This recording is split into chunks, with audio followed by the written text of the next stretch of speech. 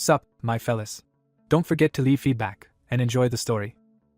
A boy spent 30 years in this world, but remained a simple old man with a sword. He had an imbalanced skill, which allowed him to absorb magical artifacts. But when he finally mastered it, it was too late to become a hero. Shin Sang-yoon grew up in an orphanage without a family. One day, a collapse appeared in the sky, bloodthirsty creatures descended to earth. All the children in the orphanage and the teacher died. The monsters took MC's family. But a miracle happened, and a mysterious figure saved him, so he could become a hero. Shin Sang-yoon did everything he could to achieve this, but he still couldn't become strong. After clearing the dungeon again, the protagonist received a skill book as a reward. An assistant from the system appreciated his efforts, but Shin Sang-yoon didn't want to continue, as he was already too old, so he decided to break the contract. Then suddenly, the constellation returned him to the day when his powers first awakened. Now, knowing all about his future, he begins to absorb the legendary artifacts before anyone else can take them. The story jumps back to a world where dungeons and gates are still being explained to the public as the workplaces of awakened players. A corporate executive calmly frames dungeons as stepping stones for players to grow stronger. She further explains that gates connect to unknown dimensions that players must explore and pioneer. Watching this old broadcast in a small apartment, Sang-yoon realizes he has truly returned to the past. Holding one of his old weapons, he accepts that regression is real. After 4 days of orienting himself, he concludes that he has gone back 30 years. He remembers blacking out after the constellation's intervention and waking in the studio apartment of his younger days. He was no longer in his worn 55-year-old body but in his 25-year-old body, with all his future memories intact. The only explanation he can accept is that the constellation used a miracle to send him back. Still confused but unwilling to waste the chance, he decides to move immediately. He takes up the bronze-tier Venomoth's dagger, a low-rank weapon he knows hides a valuable skill. Using his future knowledge, he synchronizes with the dagger and learns that its hidden value matters more than its weak base stats. Even with a low absorption rate, he knows the hidden skill is the real prize. Mana synchronization begins, and he enters the unconscious space required to devour the artifact. Inside that strange inner realm, he braces himself for whatever form the absorption will take. To his surprise, the artifact manifests not as something grotesque but as a perfectly cooked meal. The system declares the preparation complete, leaving him stunned by how edible the process has become. The dagger is presented as a rotisserie barbecue chicken drizzled with olive oil. Relieved that the result is normal food instead of some monstrous dish, he relaxes for the first time. He immediately starts eating, and the absorption process begins in earnest. The reward comes through exactly as planned. He permanently gains agility and acquires the hidden skill Demon Bash. With its essence fully absorbed, the dagger itself disappears forever. Back in reality, he notes the loss of the weapon but considers it a trivial price for the skill he wanted. Satisfied that his first move succeeded, he decides it is time to act. He heads to dungeon number 85, where a raid team led by Yoon Daekyung is preparing to enter. At the gate, the porter leader urgently reports to Yoon Daekyung that one of the support members has dropped out. He explains that the replacement is a newcomer named Shin Sang-yoon who only joined 4 days earlier, expecting him to remain with the porter team. Instead, he is shocked to learn that Sang-yoon has been assigned directly to the player team. Yoon Daekyung makes clear that the decision was his and dares anyone to challenge it. The porter leader protests that Sang-yoon is newly awakened, untrained, and will disrupt the team's structure. Yoon cuts him off and forces him to remember his place. He coldly reminds the porter leader that contribution and party matters are not his concern. Once the porter leader backs down, Yoon privately reveals his real motive. He wants the porters silenced and sees Sang-yoon as expendable. One of Yoon's subordinates asks why he accepted such an obvious liability in the first place. Yoon answers with cruel confidence that if anyone dies, it will be the rookie, and that outcome would conveniently preserve the player's status. Sang-yoon overhears enough to understand exactly what kind of men he has joined. Even so, he introduces himself cheerfully and announces that he will be working as a player from today onward. The porters immediately realize he has crossed into a hostile hierarchy that will not welcome him. Yoon and his men greet him with smiles that barely hide their contempt. Sang-yoon notices how openly everyone is broadcasting their hostility, and finds it almost excessive. Yoon theatrically welcomes the newcomer while mocking the idea that he might have been late on his first day.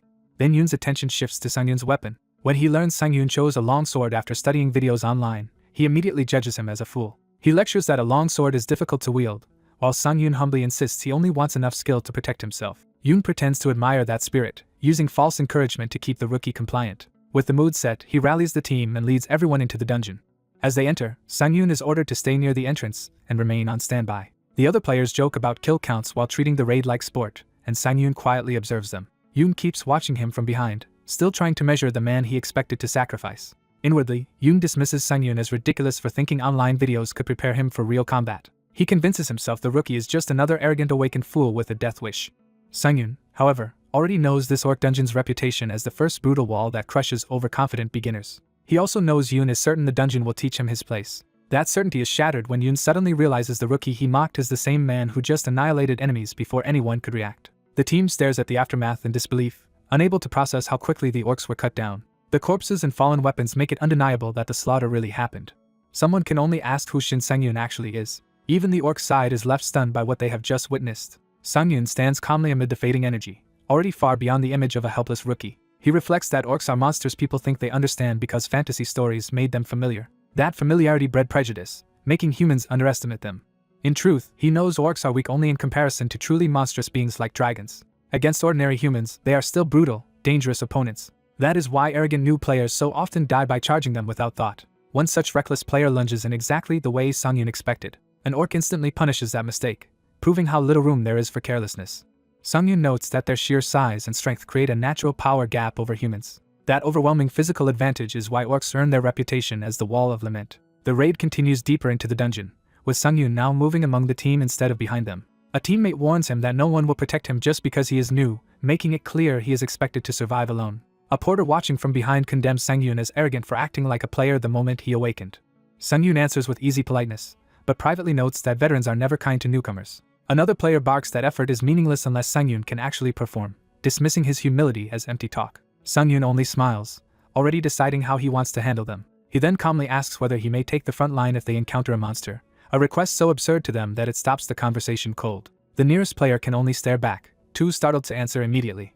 The party is caught off guard when a green orc suddenly appears in the corridor. Shin Sang-yoon, thrilled to test himself after regressing, steps forward and claims the fight. Before he can act, the team leader throws himself in front and blocks the orc's opening blow. The leader angrily calls Shin reckless, pointing out that someone this slow cannot handle a great sword in real combat. Shin insists he never asked for help, but the leader cuts him off and tells him to pay attention instead of talking. The leader keeps scolding him while holding the line against the monster. His confidence falters for a moment as something fast approaches. Another teammate crashes in and slams the orc hard enough to drive it back. The blow sends the orc sprawling into the floor, briefly turning the tide. The leader snaps at everyone to stop fooling around and focus on the battle. The group rallies behind him, praising his command while he takes charge of the fight. He meets the recovering orc head-on and absorbs its next charge with his shield. Using the opening, he drives his sword into the orc's chest and believes the vital strike should finish it. The orc staggers with the blade lodged in it, but it is clearly not dead. The others cheer too early, convinced the heart strike must have ended the fight. The orc answers with a menacing growl, proving it can still fight. It retaliates immediately, forcing the leader to realize his critical hit was not enough. As the orc attacks again, the leader curses that even a heart strike failed to kill it. Shin watches in silence, already reassessing the situation. He notes that even the highest level member here is only level 50, which means the team leader cannot land true critical damage on this monster. Unwilling to accept that, the leader throws himself back into the fight in frustration. He hacks into the orc again, desperately trying to force it down through brute persistence. This time the orc finally collapses, and the party erupts in disbelief that the leader killed one alone. The leader tries to play it off modestly while checking whether everyone is safe. The team showers him with praise and calls him dependable. Their relief vanishes when another roar echoes from deeper in the dungeon. A whole pack of stronger red orcs appears, including high orcs and armored ones. The party panics as they recognize the new enemies are far beyond what they expected. The leader immediately decides they should retreat, privately admitting he could barely handle one ordinary orc. Shin calmly asks if he can try fighting them instead. The others are stunned, and one teammate apologizes as if Shin has lost his mind from excitement after awakening. The leader starts to lecture him about getting carried away too soon. Shin ignores the warning and dashes straight toward the incoming monsters. With a single clean swing of the great sword, he bisects a high orc and casually remarks that the weapon feels good in hand. The party is left speechless that he just split a high orc in half. Shin checks his status and notes that even after that feat he is still only level 1, meaning his technique still is not at its best. The remaining monsters roar and surge at him together. Shin meets the rush without fear, saying that low level does not matter when he has enough experience. He tightens his grip and prepares to use that experience properly. His next sweeping strike tears through the charging orcs in one fluid motion. He keeps cutting through the pack while taunting them with the ease of someone who has done this countless times before. Still moving, he begins to explain that they are nothing new to him. He recalls having killed many of these monsters when he was younger in his previous life. Watching him, the party starts to believe he might actually wipe them all out himself. Shin closes in on the last survivor, already treating the outcome as decided. The final enemy turns out to be an armored orc, tougher than the rest. It charges with a roar, trying to overwhelm him with raw force. Shin slips past the attack and avoids the heavy blow. His eyes sharpen as he reads the monster's movement. He counters with a powerful slash aimed at the armored orc's body. The blade bites and only shallowly instead of cutting through. The team leader realizes the armored orc's hide is too thick for a normal finishing strike. As the monster prepares to punish the failed attack, the party fears Shin has finally overreached. Shin stays calm and tells them not to be dramatic. He activates his hidden skill, Demon Bash. The skill inflicts hindrance, freezing the armored orc in place for 2 seconds. Pleased, Shin tells the immobilized monster to stay exactly where it is. The armored orc can only roar helplessly. Shin uses the opening to decapitate it in one clean execution. The team leader can only stare, unable to process what he just witnessed. The party is shaken that someone who awakened only 3 days ago just used a hindrance skill of that caliber. They are even more stunned because the duration far exceeds what they thought was possible for new players. Now they start wondering whether Shin is also absurdly skilled with the great sword itself. The leader cannot believe a hindrance skill that strong worked even on an armored orc. He keeps staring at Shin, unable to reconcile that power with someone so newly awakened.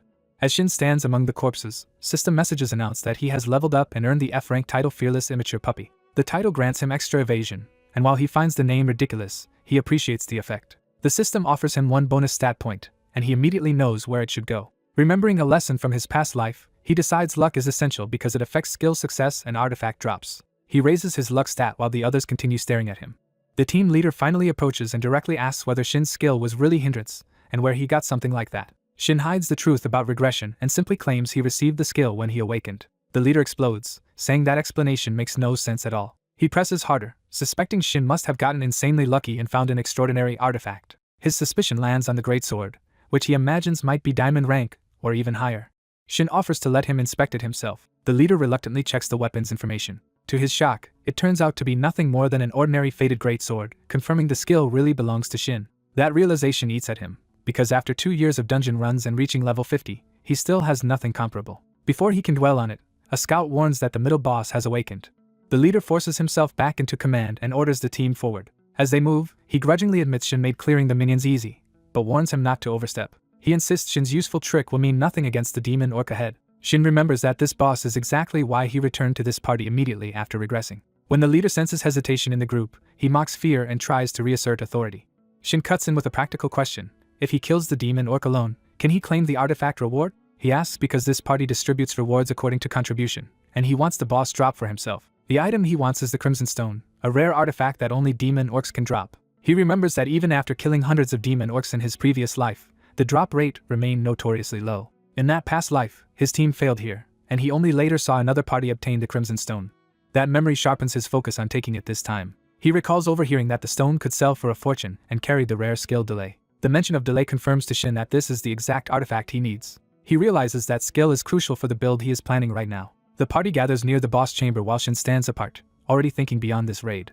He asks the leader to confirm that if he defeats the boss himself, the reward will be his without dispute. The leader hesitates, caught between greed and pride. Shin knows he needs delay for the future, but also knows no one will take a cocky level 1 seriously. As expected, the others react with disbelief and contempt at his demand. They confront him openly, saying killing a few orcs does not entitle him to talk about item distribution.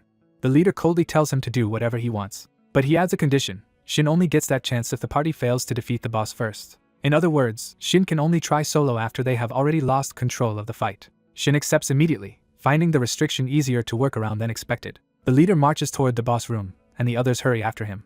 Privately, he sees at Shin's arrogance, and vows to clear the dungeon himself just to shut him up. He steels himself and pushes open the boss chamber doors. Determined to prove experience matters more than one broken skill, he leads the charge inside. For a brief moment, he thinks he still has control. Then he comes face to face with the middle boss, the bloodthirsty demon orc. The chamber trembles with the monster's presence. Its oppressive aura alone makes the room feel hostile. The boss stands chained and monstrous, with the crimson stone glowing at its chest. Even so, the leader orders everyone to prepare for battle. Relying on bad information, he claims the boss only looks dangerous, and should be easy if they circle behind it. He inwardly dismisses Shin's talk of soloing, convinced Shin will never get the chance. So he takes the lead and rushes the demon orc first. The next instant, he is smashed away before he can even understand what happened. He can only ask in confusion as he lies bloodied on the floor. Watching from the side, Shin dryly notes that their habit of charging blindly is exactly why they failed before. The demon orc advances while the party freezes, and panic spreads through the group. They realize too late that this fight could wipe them out. The leader curses the market advice that misled him into underestimating these monsters. He finally orders a retreat, deciding there is no point dying here today. Shin only smiles, because the situation has unfolded exactly as he needed. The leader stares at him in disbelief, unable to understand how anyone could stay calm now. He orders the party to flee along the boss's flank, trusting its peripheral vision to let them escape. As they move, he turns to Shin and warns that if Shin dies after staying behind, he has only himself to blame. The warning is meant as a final severing of responsibility. Shin answers with quiet confidence instead of fear. He grips his sword and tells them not to worry about him. He states plainly that he will not die today. The demon orc roars and brings its axe down in a devastating strike. Shin knows he cannot win by raw stats alone, so he relies on the experience he carried back from his previous life. Using that experience, he meets the attack with perfect timing rather than force. The demon orc senses resistance and reacts in surprise. The party hears the clash and realizes Shin actually deflected the boss's axe. Shin admits the impact still hurts, but concludes that deflecting the boss's attacks is within his limits. As the crimson stone glows on the demon orc's chest, Shin fixes his attention on it. He reminds himself that the crimson stone is the key to the combination he has been chasing. By combining delay with his own demon bash, he believes he can create a far stronger control effect. His Devour artifact skill lets him merge skill effects, and he imagines stacking demon bash into repeated stuns. With delay, that dream of an almost endless stun lock could become real, so he provokes the boss to keep coming. The demon orc growls and commits to another attack. Shin slips aside again, drawing the boss into the exact movement he wanted. Satisfied, he says this is the pattern he needed to see. He strikes into the boss's vulnerable opening, proving he can identify its weak points. The demon orc's axe crashes into the floor as Shin stays just outside its killing line. Shin activates Demon Bash, and this time the skill successfully stuns even the middle boss for 2 full seconds. Watching from a distance, the team leader is horrified and amazed that Shin's supposedly broken skill works on a middle boss at all. Shin Sang-yoon realizes the demon orc is far less straightforward than he assumed. That realization hits him just as danger closes in. The demon orc launches a brutal counterattack before he can finish thinking. Sang-yoon barely blocks the blow with his great sword and is driven back by the force. He grimly remembers the monster can recover from damage. The demon orc's self-regeneration breaks free of the earlier stun far sooner than expected. Sang-yoon calculates that he needs 15 more seconds to reapply stun, so all he can do is buy time. He decides that if stun is no longer reliable, he will simply have to kill the monster outright. Even while dodging the orc's attacks, he treats that impossible plan as the simplest answer. The rest of the party watches in panic and urges their leader to retreat before they are all wiped out. They cannot understand why Sang-yoon's stun is failing now when it had carried them this far. From their perspective, his skill is ineffective and his stats are nowhere near the demon orcs. Yet Sang-yoon keeps smiling, which makes the others question whether he is really just a beginner. He draws on hard-earned experience from his previous life instead of fear. Knowing he lacks the power to cut the monster down normally, he narrows his focus to a single decisive point. Rather than contest the orc's raw strength, he prepares to turn that strength against it. His true aim is not to slash but to pierce straight through. The plan works, and a system notice declares the demon orc defeated. As the monster collapses, Sang-yoon is rewarded with multiple level-ups. He also earns the E-rank title Demon Hunter, which greatly boosts health regeneration against middle bosses and stronger foes. Sang-yoon is amused that he has already collected 2 titles simply by advancing alone. Then he notices the surviving party members approaching him. The leader and his men are left speechless by what they have just witnessed. Sang-yoon immediately starts thinking about how to avoid future misunderstandings like this. Before anyone can question him, he loudly pretends the party leader dealt the real damage and saved everyone. The leader is baffled because he knows he never harmed the demon orc at all. He can only stare at Sang-yoon and wonder what kind of person he is dealing with. Sang-yoon calmly holds his ground and lets the leader process the offer. He makes it clear that the man is not foolish and gives him a chance to keep his pride. The demon orc's reward item rises between them, silently confirming the battle's end. The leader understands that Sang-yoon is handing him a graceful way to accept total defeat without humiliation, so he immediately reasserts command, announces the middle boss is down, and orders everyone to prepare for the final boss. As the others leave, they convince themselves Sang-yoon could not possibly have beaten the demon orc alone, and reduce his role to a stun specialist. Once the audience is gone, Sang-yoon drops the act and turns his attention to the loot. He decides to consume the Crimson Stone instead of merely equipping it. That choice triggers a strange unconscious interval, and he is pulled into the artifact absorption process. The system absurdly presents the absorption like a dish being served to him. Sang-yoon accepts the bizarre ritual anyway because it means he can absorb the Crimson Stone's power. The absorption begins in earnest. He gains small increases to strength and health and, more importantly, acquires the special effect delay. The system explains that delay can now be attached to one of his skills, which makes him uneasy with anticipation. He chooses to bind delay to Demon Bash. That combination upgrades Demon Bash so a hit during the first stun can guarantee a second stun state. Further consecutive uses can keep extending the stun with decreasing odds, turning the skill into a potential chain lock. Sang-yoon is stunned by the result because what he thought was only a theory has become a real 4-second guaranteed stun. While he studies the new effect, the party leader cautiously approaches to speak with him. The leader explains that the final boss ahead is an orc berserker and asks whether Sang-yoon intends to join the fight later. Sang-yoon refuses that assumption. Instead, the leader openly admits he would be a poor commander if he failed to use someone as valuable as Sang-yoon. They agree to cooperate, though Sang-yoon reminds him that his own conditions have not changed.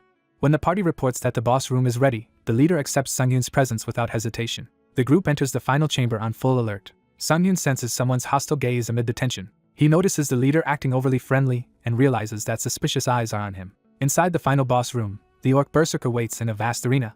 The monster's murderous aura announces itself before it even fully rises. The final boss reveals itself as an orc berserker wrapped in violent red energy. Its presence alone rattles the party. The leader tries to take the front line and tells Sang-yoon he will go first. Sang-yoon cuts him off and tells him to stay close instead. He has already judged that berserkers resist skills less than demon orcs, so stunning this one should be easier if he stays composed. Trusting that analysis, he moves in without hesitation. Even as the berserker roars and attacks, Sang-yoon is struck by how naturally confidence now comes to him. He remembers a past life spent in fear and weakness. He remembers how adulthood became nothing but a struggle to survive and vows not to repeat it. That resolve drives him straight at the boss. He decides this fight will mark the break from both his powerless past and the future that once trapped him. To do that, he must prove his change through action. He intends to prove it in front of everyone watching. The leader can only stare at him as if he is seeing a monster in human form. Sang-yoon slams the orc berserker with Demon Bash and overwhelms it in a single exchange. The skill activates exactly as planned, locking the boss into a 4-second stun. He immediately orders the rest of the party to rush in and unload everything while the opening lasts. The berserker can only snarl helplessly under the effect. The party's combined assault tears through the immobilized boss before it can recover. The final boss falls, the dungeon is cleared, and the others are left thinking the whole run was absurdly easy because of stun. Some of the porters even start wondering whether attaching themselves to Sang-yoon would be profitable. Sang-yoon notices how quickly people change once they smell advantage and decides he owes them nothing. More level-ups arrive, along with a new D-rank title that extends the duration of his status effects. He is pleased by the haul and notes that his stun has now become even more broken than before. Even so, he knows this progress is still insignificant compared with the swordsman he truly wants to surpass. He thinks of Gyungsu, the famed Ghost Blade, a title-rich prodigy who became Korea's strongest swordsman. In his previous life, Gyungsu was someone he could only admire from afar, but now Sang-yoon dares to imagine catching up. That possibility hardens his resolve to accelerate his growth from this point on. The leader catches him psyching himself up and mistakes it for odd stretching.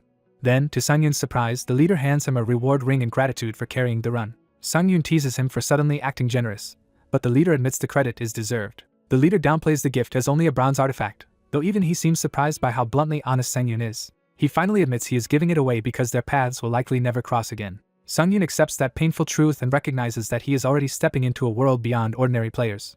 One of the other party members watches this exchange with growing resentment. That man fumes that years of loyalty mean less to the leader than Sang-yoon's brief display of talent. Consumed by jealousy, he secretly calls someone and asks for the whole group to be killed. Later, back at home, Sang-yoon basks in the fact that being a player has already transformed his life. He celebrates the freedom and possibility that now belong to him. Checking his account, he sees a 6 million won deposit from Yoon Daekyung, far more than a porter's normal pay. The money and the bonus artifact make the run feel even more rewarding. He examines the gift and learns it is the Berserker Ring, a bronze artifact that grants lighten and boosts strength. Even though it is only bronze rank, he is thrilled to receive an artifact with a useful support effect for free. After reading the details, he understands why it is low rank. Most players would burn through mana before getting any real use from it. But he reminds himself that he is not most players. From his previous life, he already knows how to exploit mana-consuming artifacts because he spent decades studying them after discovering his own ability too late. That research taught him a shocking truth about devouring artifacts. Artifacts that normally consume mana lose that cost after being devoured, though their special effects are weakened as a penalty. So he synchronizes with the Berserker Ring without hesitation, deciding that more skills matter more than perfect efficiency. Elsewhere, the jealous subordinate reports Sang-yoon's 4-second stun to dangerous people in a private club. He insists the ability is real and not drunken exaggeration. The gang leader coolly forces him to calm down and explain himself properly. When asked what he wants, the subordinate denies seeking revenge even though that is exactly what he is after. He frames it as business, claiming Sang-yoon is protected by Yoon Daekyung and therefore worth targeting. The scarred swordsman in the room immediately sees through him and mocks how little standing he actually has. Before the subordinate can respond, the gang mutilates him to remind him of his place. The hyena pack makes clear they are not hired servants and will punish disrespect first. They continue the lesson by taking his ear as the price for wasting their time. Only after that do they agree to hear him out, and they ask where Sang-yoon can be found. Sometime later, Sang-yoon heads to the Jamsil training grounds to test his new setup. He is still sore from overtraining but keeps going anyway. The Berserker Ring's devoured effect manifests in a ridiculous way, producing cold cucumber soup from the ring, and he is baffled by how uselessly specific it seems. The absurd side effect leaves his stomach unsettled rather than satisfied. Still, he refuses to dwell on the nonsense and chooses to focus on the practical upside. He tosses the great sword into the air to test the new weight reduction. For a moment he risks losing control of the weapon entirely. When he catches it, he confirms the sword has become dramatically lighter, and the system names the altered effect lightweight. He decides to rely only on the great sword for now until he can trust the new balance. Satisfied with that improvement, he opens his status to review the rest of his gains. At level 7, with 3 consumed artifacts and no spare points left, he sees steady growth but knows it is still only a beginning. His next priority becomes clear. He must start attracting the attention of a constellation, because each player can only bind to one. If possible, he wants a constellation that synergizes with his unusually high luck. For now though, he admits he still lacks the presence to interest one and must keep building himself first. So he returns to the only answer available to him at the moment: relentless training. That routine is interrupted by a car arriving fast nearby. Sang-yoon startles, realizing how close he came to being hit. After days of non-stop training and driving, he is exhausted, but at least he has earned a new passive skill for ambidextrous sword training. Then he notices a newly opened solo player dungeon and recognizes the rare opportunity immediately. He reminds himself that solo dungeons normally require months of waiting, so being able to drive straight to one is a huge stroke of luck. Even so, something about the situation feels off to him. Looking back, he spots another car hidden among the trees. He realizes someone has followed him through the forest, though he still does not know why. Deciding the answer can be dealt with inside the dungeon, he enters anyway. The portal accepts him, but others slip in right behind him. A full-armed group emerges after him, led by the scarred swordsman from the club. Sang-yoon is stunned because a solo-player dungeon should never allow a party to enter together. He turns to face them in the darkness, already understanding this is no accident. When the scarred man suggests Sang-yoon must have entered the wrong dungeon, Sang-yoon rejects the lie and claims the place as his. The intruders mock him openly and make it clear they came here on purpose. Sang-yoon quickly judges that they are far too organized and well-armed to be ordinary raiders, so he offers not to report them if they leave now. But his own analysis tells him they abandoned healers and mages because they were never planning a normal dungeon clear in the first place. He identifies them as the Hyena Pack, a party built specifically to hunt other humans. The gang laughs at his confidence and warns that if he dies here, no one will even recover his body. Sang-yoon remembers that the Players Association once kept groups like this under control, but with that surveillance gone, he knows exactly what kind of threat now stands in front of him. The group recognizes that archers are the biggest threat in a fight like this, so they decide to finish the confrontation quickly. The enemy reveals he had been waiting for all four of them to gather, leaving the others momentarily confused. The black-haired swordsman makes his intent plain by saying this dungeon is the perfect place to dispose of 4 bodies. Realizing they were lured into an ambush, the thugs erupt in fury and draw their weapons. Their scarred leader tries to steady the group by proposing they handle the situation the simple way. But the big thug immediately sees that facing this man is anything but simple and feels his confidence crack. The swordsman mocks their chain of command and dares them to stop hesitating and attack together. That taunt finally pushes the biggest thug over the edge. He charges in screaming, determined to silence the swordsman by force. As the attack comes, the swordsman recalls the brutal rule of dungeons: only the strong survive.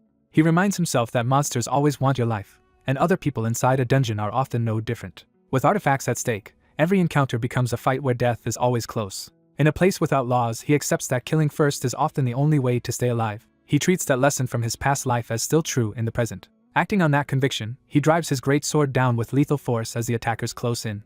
To him, what happens next is not murder but self-defense, and he coldly invites the rest to come at him too. The surviving 3 instantly scatter and rush to reposition instead of meeting him head-on. Their scarred leader orders everyone to keep their distance and form a proper setup before engaging again. The archer obeys, but panic spreads when he realizes their strongest frontliner, Sango, has already been killed. Even while retreating, the archer understands how abnormal this is for a newly awakened player who should not be this strong. The swordsman stops their escape by spinning his massive blade and cutting off their movement. The archer lashes out in terror, calling him a monster as he tries to attack from range. The swordsman remains unnervingly calm, reading the battlefield without flinching. The archer is stunned to see his shots reflected in the swordsman's eyes, as if every trajectory is already being tracked. Instead of guarding, the swordsman hurls his great sword like a projectile and turns the weapon itself into an attack.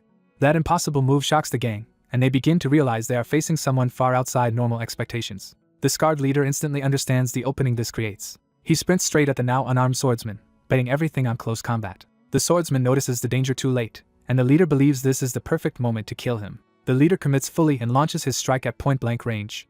But the thrown greatsword lands by impaling another thug instead, turning the battlefield even more chaotic. In a single exchange, 1 man is dead, the others are mid-charge, and the swordsman is still moving to seize control. He twists through the chaos, and uses the embedded sword as a pivot rather than trying to recover it normally. That sudden movement catches the attackers off guard. As both remaining melee fighters dive in to finish him, he uses the planted sword to redirect himself between their attacks. Their own momentum carries them into a disastrous collision that tears through stone and flesh. The orange-haired thug can barely process what just happened. The swordsman hangs off the sword and casually notes how close that had been, making the survivors even more unnerved. From below, the scarred leader can only conclude that the man they attacked is insane. Blood splashes again as the melee collapses into another fatal wound. The scarred leader suddenly grabs the orange-haired thug from behind, and his ally cannot understand why. Instead of helping, the leader uses him as a shield and hostage in a desperate bid to survive. The swordsman answers that betrayal with a single brutal slash that cuts through both men at once. The leader's fingers dig into his subordinate's face even as both are struck, exposing how little loyalty ever existed between them. Landing from the attack, the swordsman openly identifies them as organ dealers and forces the leader to confront the truth of what they are. He reasons that men like this would never truly trust one another, and he deduces that their real goal was awakening mana stones through organ transplants. The scarred leader laughs off being understood, insisting that the truth no longer matters. He throws himself into one last furious attack, enraged that his crimes have been seen through. The swordsman sidesteps the outburst with contempt, and activates Demon Bash to end the fight decisively. The skill lands, and the system announces that the player has been stunned for 4.4 seconds. The leader is horrified to realize he has been stunned and cannot understand how such a thing happened. He finally grasps that the tiny cuts from earlier were enough to trigger the effect, and the realization breaks his confidence. The swordsman tells him the fight is already over while the leader still cannot see why. For the first time, the predator faces death himself and refuses to accept it. That terror drags him into a memory of when he once believed in his comrades and thought they could do anything together. He remembers one of them smiling and telling him he was trusted. The memory curdles into betrayal and blood, leaving only the question of why. He recalls begging for his life after being maimed, only to learn what role he truly held in that world. The answer was simple and cruel. He had never been prey by accident, because he had always chosen to be the predator. Now the swordsman throws that truth back at him and asks whether he is afraid now that the roles have reversed. The scene shifts to the aftermath, where blood spreads through the dungeon water. Cleaning his blade, the swordsman exhales and admits he should not get comfortable with killing, even if he has slipped back into old habits. He briefly worries that this violence might disqualify him from becoming a constellation, then dismisses the thought as self-defense anyway. His attention turns from the corpses to the loot left behind. The system confirms he has obtained 8 artifacts from the dungeon, and he happily claims them all as his. Checking his status, he sees that Devouring artifacts has already pushed his growth far beyond what his level should suggest. The stat gains are so large that he decides the bloody risk was absolutely worth it. He realizes his raw numbers now rival players around level 50 despite having only recently returned. Then he remembers there is still one more useful item to examine. He picks up a ring from the spoils. The ring turns out to be a recovery ring that can cleanse status abnormalities in exchange for mana. That makes him realize the thug who rushed him at the start had unknowingly carried the perfect counter to his stun strategy. He understands how badly things could have gone if he had relied only on that one trick, and he resolves to be more careful next time. He begins synchronizing with the recovery ring while moving deeper into the dungeon. The path ahead leads into Dungeon 101's internal access road, where goblins patrol the mine tracks.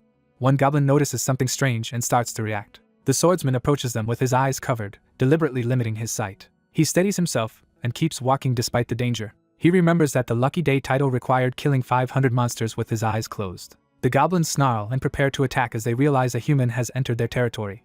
One of them spots him clearly and raises the alarm. The swordsman welcomes the attack, curious whether he can sense enemies without seeing them. The goblins answer with hungry excitement. He begins to notice their presence through sound and movement in the air rather than sight. Remembering old instincts, he tells himself to read the airflow and listen to everything. He forces himself into a heightened state of concentration and tries to hold it. In that focus, the battlefield becomes a pattern of ripples and disturbances. His awareness sharpens until he can track motion around him almost naturally. He moves within that sensory field as if the darkness itself is guiding him. Convinced he can do it, he commits to the test. A goblin swings first, expecting an easy hit. Instead, the swordsman explodes into motion and cuts through multiple goblins in one sweeping counterattack. When the blood settles, he is standing amid dismembered bodies, proving the method works. The success thrills him more than he expected. Another attack comes from range, forcing him to react without hesitation.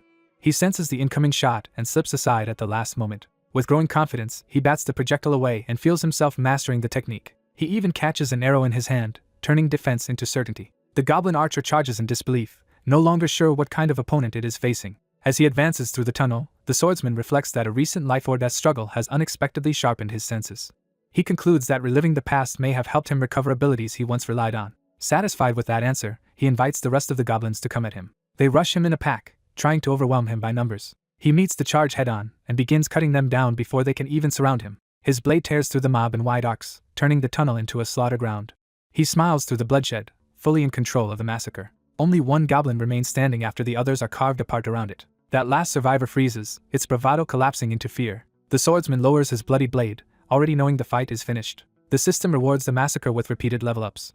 It also grants him the D-rank Lucky Day title, confirming he met the absurd requirement. The title massively boosts his luck and can keep increasing it against the same monster type, making it far more valuable than he expected. Even the goblins that remain can only tremble before him now. One burdened goblin hesitates among the corpses, too frightened to flee and too terrified to fight. Seeing easy prey and easy gains, the swordsman decides to use the opportunity to farm even more stats. His updated status shows his luck has surged and he has more points to spend. That sight leaves him quietly delighted. Then the delight bursts into laughter when he realizes a single title has raised his luck by 30, rivaling rewards far above its rank. He is already calculating how much a title like this would be worth in money when a new phenomenon interrupts him. The dungeon begins to fade, and he thinks he has finally become rich just before the system signals something far more important. He suddenly understands what is happening and goes still. 3 constellations descend at once, each showing interest in him for different reasons, including the goddess of luck herself. Their presence manifests before him, with the goddess taking the most direct and radiant form. The system confirms that 3 constellations have formally entered his space. He is stunned by how quickly this happened and by the fact that 3 of them came at all, but he still tries to play it cool. The goddess of luck personally approaches him, leaving him genuinely startled. He wonders if he got too full of himself, then reminds himself this situation never happened in his previous life. When the system says the goddess of luck is interested in him, his confusion only deepens. She is fascinated by the contradiction of a swordsman whose defining trait is luck, and he awkwardly jokes that he has always been pretty lucky. Relieved that all 3 seem open to a contract, he decides to evaluate them carefully instead of rushing. He identifies the cleaner of a fallen dimension as a Slayer-type constellation and assumes it noticed how efficiently he butchered the goblins. The Pilgrim of Grand Space is harder to explain, since that constellation usually appears only to players suited to become saints. That makes him suspect the pilgrim may have shown up because of the goddess of luck's presence. He recalls that the goddess is influential even among other constellations, which would explain why the others followed her lead. The goddess reacts sharply, as if she has just noticed the implication in his thoughts.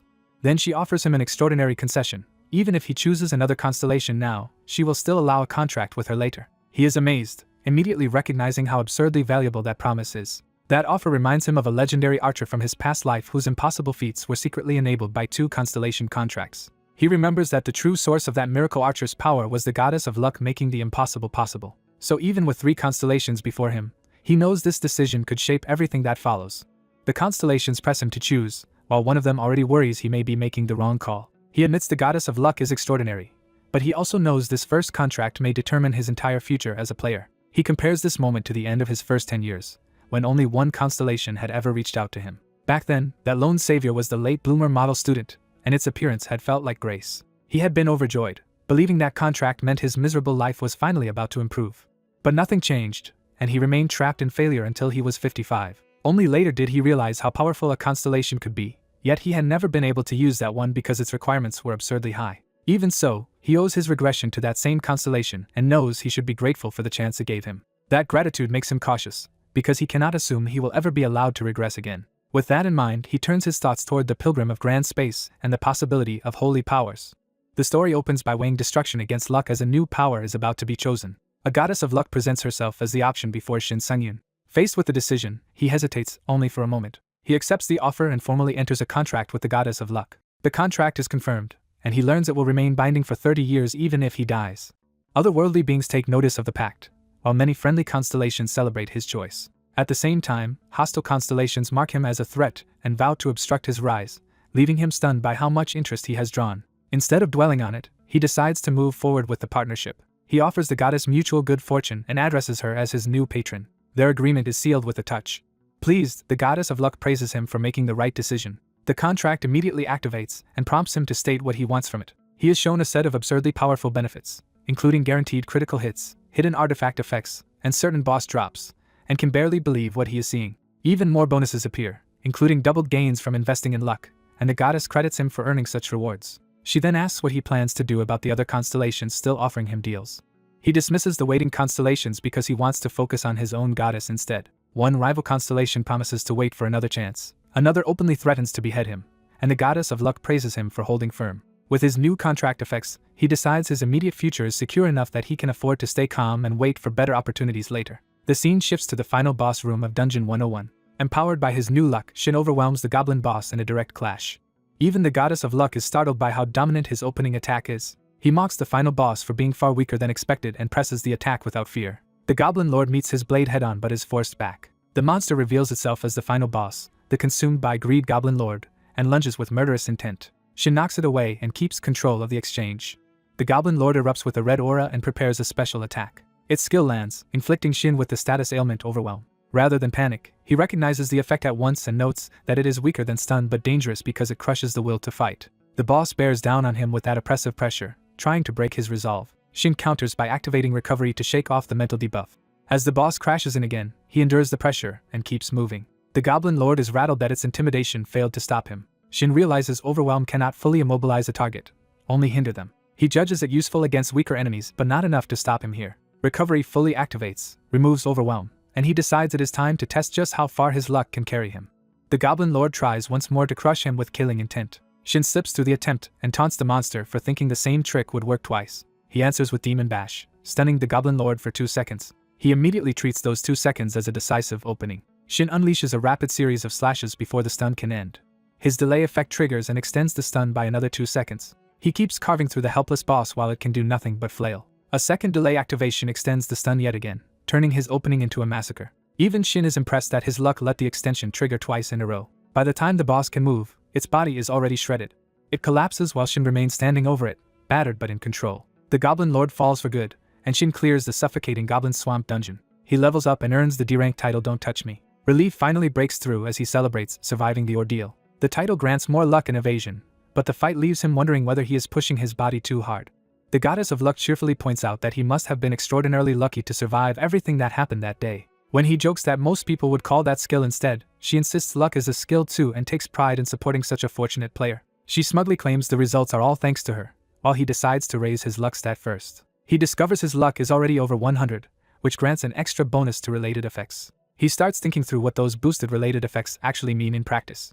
His luck leads him to a silver artifact drop, the Shield of Kudnis, which can convert damage into health regeneration at the cost of mana. He notes that the guaranteed drop came from the goddess anyway, but now wonders whether higher luck can also improve the rank of those drops. That thought pushes him to test the shield immediately. He begins synchronizing mana with the shield while the goddess clings to him affectionately, and he resigns himself to her becoming more troublesome than his old system guide. Later, the story moves to the quest area near Jamsil Station.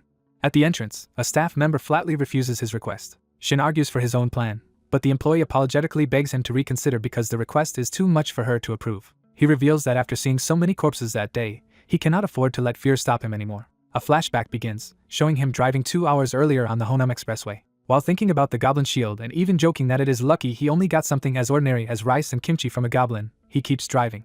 Then his car suddenly starts malfunctioning. Warning lights flood the dashboard, leaving him baffled by the timing. He realizes the car is failing too and starts thinking he may need both a new vehicle and a new place to live. He concludes that his current circumstances make him too likely to get dragged into more crimes and danger, so he needs the safety of a player district under constant surveillance. Since he also needs more equipment and artifacts, he starts planning how to buy used gear cheaply.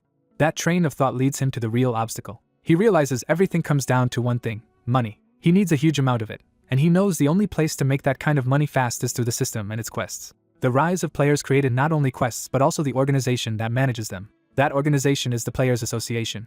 He decides that if the Players Association controls the system's quest structure, then he can use it to get what he needs. With that resolve, he races toward the quest arena. Back in the present, he is still being denied entry because he is trying to take on a level 100 dungeon without even having an official rank yet. He insists that low-level areas would only waste his time and swears he can handle the higher quest. The employee tearfully explains that she has heard the same reckless confidence before from people who later died, though Shin understands her concern. Even so, he forces himself to stay firm and refuses to back down. At that moment, a new voice interrupts the argument. Kim Miso of the Eden Guild arrives, a level 100 player ranked A+, instantly changing the atmosphere. Shin recognizes her at once as the famed marksman of devastation. She is renowned not only for being the first player to reach level 100 but also for being the daughter of a powerful biotech chairman.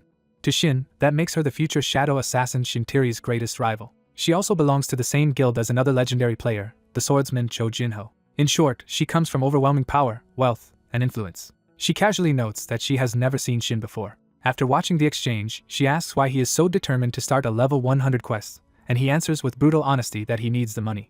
The surrounding players gossip in disbelief, while Shin hears every insult and silently fumes. Kim warns him again that the quest will be difficult, and he calmly says he already knows that. He sums up his mindset as high risk, high return, making clear that this is about necessity, not personal feelings toward her. He even reminds himself that although she rejected his party request before his regression, he is not acting out of resentment. Kim points out a practical problem he overlooked: solo entry is not allowed for this quest. That makes him realize he forgot a rule that will not be changed for another 4 years. He covers the mistake with awkward laughter and pretends he simply misread the notice. Kim sees through the act and decides to press the situation. She unexpectedly offers to accompany him. The bystanders explode with jealousy and disbelief at the idea of her going with him. Shin immediately suspects she has an ulterior motive and asks what condition comes with the offer. Kim claims she is only helping a fellow player, but Shin openly admits he does not trust people that easily. She says she has no conditions, only a promise she wants from him. That promise is simple and threatening: if he disappoints her, he will pay for it. Shin understands that she is really testing him and accepts the implication. He correctly reads her interest as a trial of his worth. He recalls that Kim Miso's influence is so great that once she marks someone as an overconfident fraud, their player career is effectively finished. Instead of shrinking back, he leans into the challenge and decides this could become interesting. Outside, Kim tells her attendant to wait because she may be gone for a while. She notes that most of her usual guild members are busy, so she needs temporary party members anyway. A staffer arrives with her level badge, and it becomes clear that by coincidence she genuinely did need someone to fill out a party. The same party size regulations that blocked Shin are also inconveniencing Kim. Because she encountered a player bold enough to insist on the impossible, her curiosity about him deepens. That curiosity turns into real interest as she studies him more closely. She asks the employee to pull up the exact quest Shin had been trying to enter. When she sees it as a defense quest involving 300 wolf-type monsters and a guardian tower, she is visibly surprised. She realizes he did not choose a simpler fetch or raid mission but one of the most punishing quest types instead. Defense quests can only be cleared by defeating every monster before they destroy the tower core. That is why they normally require at least a 4-person party with ranged support, making Shin's solo plan seem insane. Kim bluntly calls it a suicide mission and asks if he is finally nervous. She is startled when he does not flinch and instead seems amused by the question. Trying to be reasonable, she offers to wait for more party members, suggesting a tank or another ranged attacker. Before she can finish, Shin abruptly grabs her and cuts off the suggestion. He refuses any extra help, and before he can be argued down, Kim accepts the quest and triggers their relocation. The two of them are teleported into the quest area in a burst of energy. Left behind, the employee can only pray that nothing disastrous happens and desperately distance herself from responsibility. The onlookers still doubt a level 17 rookie can possibly clear a level 100 dungeon. But one of them points out that Kim Miso must have seen something worth testing, because someone with her judgment would not act blindly. They begin discussing the Players Association's newer ranking system, which was created because level alone was not enough to measure strength. The system judges players by both dungeon clear records and combat sense. That second criterion explains why raw battle instinct can matter as much as experience. Kim Miso earned her A+ rank purely through battle sense, which makes Shin wonder what kind of monsters exist above even her level. The answer is grim. A+ means there are threats even stronger than Kim Miso. The spectators decide that the real issue is not the quest itself but the fact that Shin entered it with Kim Miso. Their envy overwhelms every other concern. Inside the quest, night falls over a city bridge as the Age of the Night and Wolves begins. Kim takes position with her bow, ready to intervene if needed. She resolves to take responsibility for bringing him here and to help if he gets into real danger. Shin, however, remains completely composed. Kim hopes the experience will teach him a hard lesson about reckless confidence. A short while earlier, Shin had already laid out his own terms. She was not to interfere unless he asked, and if she only supported him, she would receive 5% of the reward. Kim had been so surprised by his audacity that she needed him to repeat himself. Shin made clear that his offer was not a negotiation tactic but a statement of what he believed she could realistically contribute against 300 enemies. Kim started to object that the quest was difficult even for her. Then she stopped, realizing he was utterly serious. Shin answered her doubt with quiet confidence and told her to watch. Kim finally accepted a wager instead, saying her cut would increase by 1% for every monster he failed to kill, and that he would get nothing if he let 95 through. The first wolf arrives, announcing the start of the real test. More blue wolves emerge behind it, snarling as the pack begins its charge. Shin meets the oncoming horde with absolute certainty, declaring that there is no chance of them reaching their goal. A pack of blue wolves closes in with murderous intent. The young swordsman calmly takes responsibility for wiping them all out. The wolves rush him at once, trying to overwhelm him by numbers. Watching from above, the pink-haired archer is caught off guard by his confidence. He answers the charge with precise, sweeping cuts that tear through several wolves in one motion. Without wasting a step, he keeps moving through the pack and carves a clean path around himself. He even enjoys the sound of monsters dying, revealing a disturbingly casual cruelty. The archer realizes he is far more skilled than the arrogant amateur she assumed he was. She studies his stance and recognizes the ideal balance of reach, offense, and defense that a veteran warrior once described. She notices that every movement is efficient, and every swing is arranged to kill multiple enemies at once.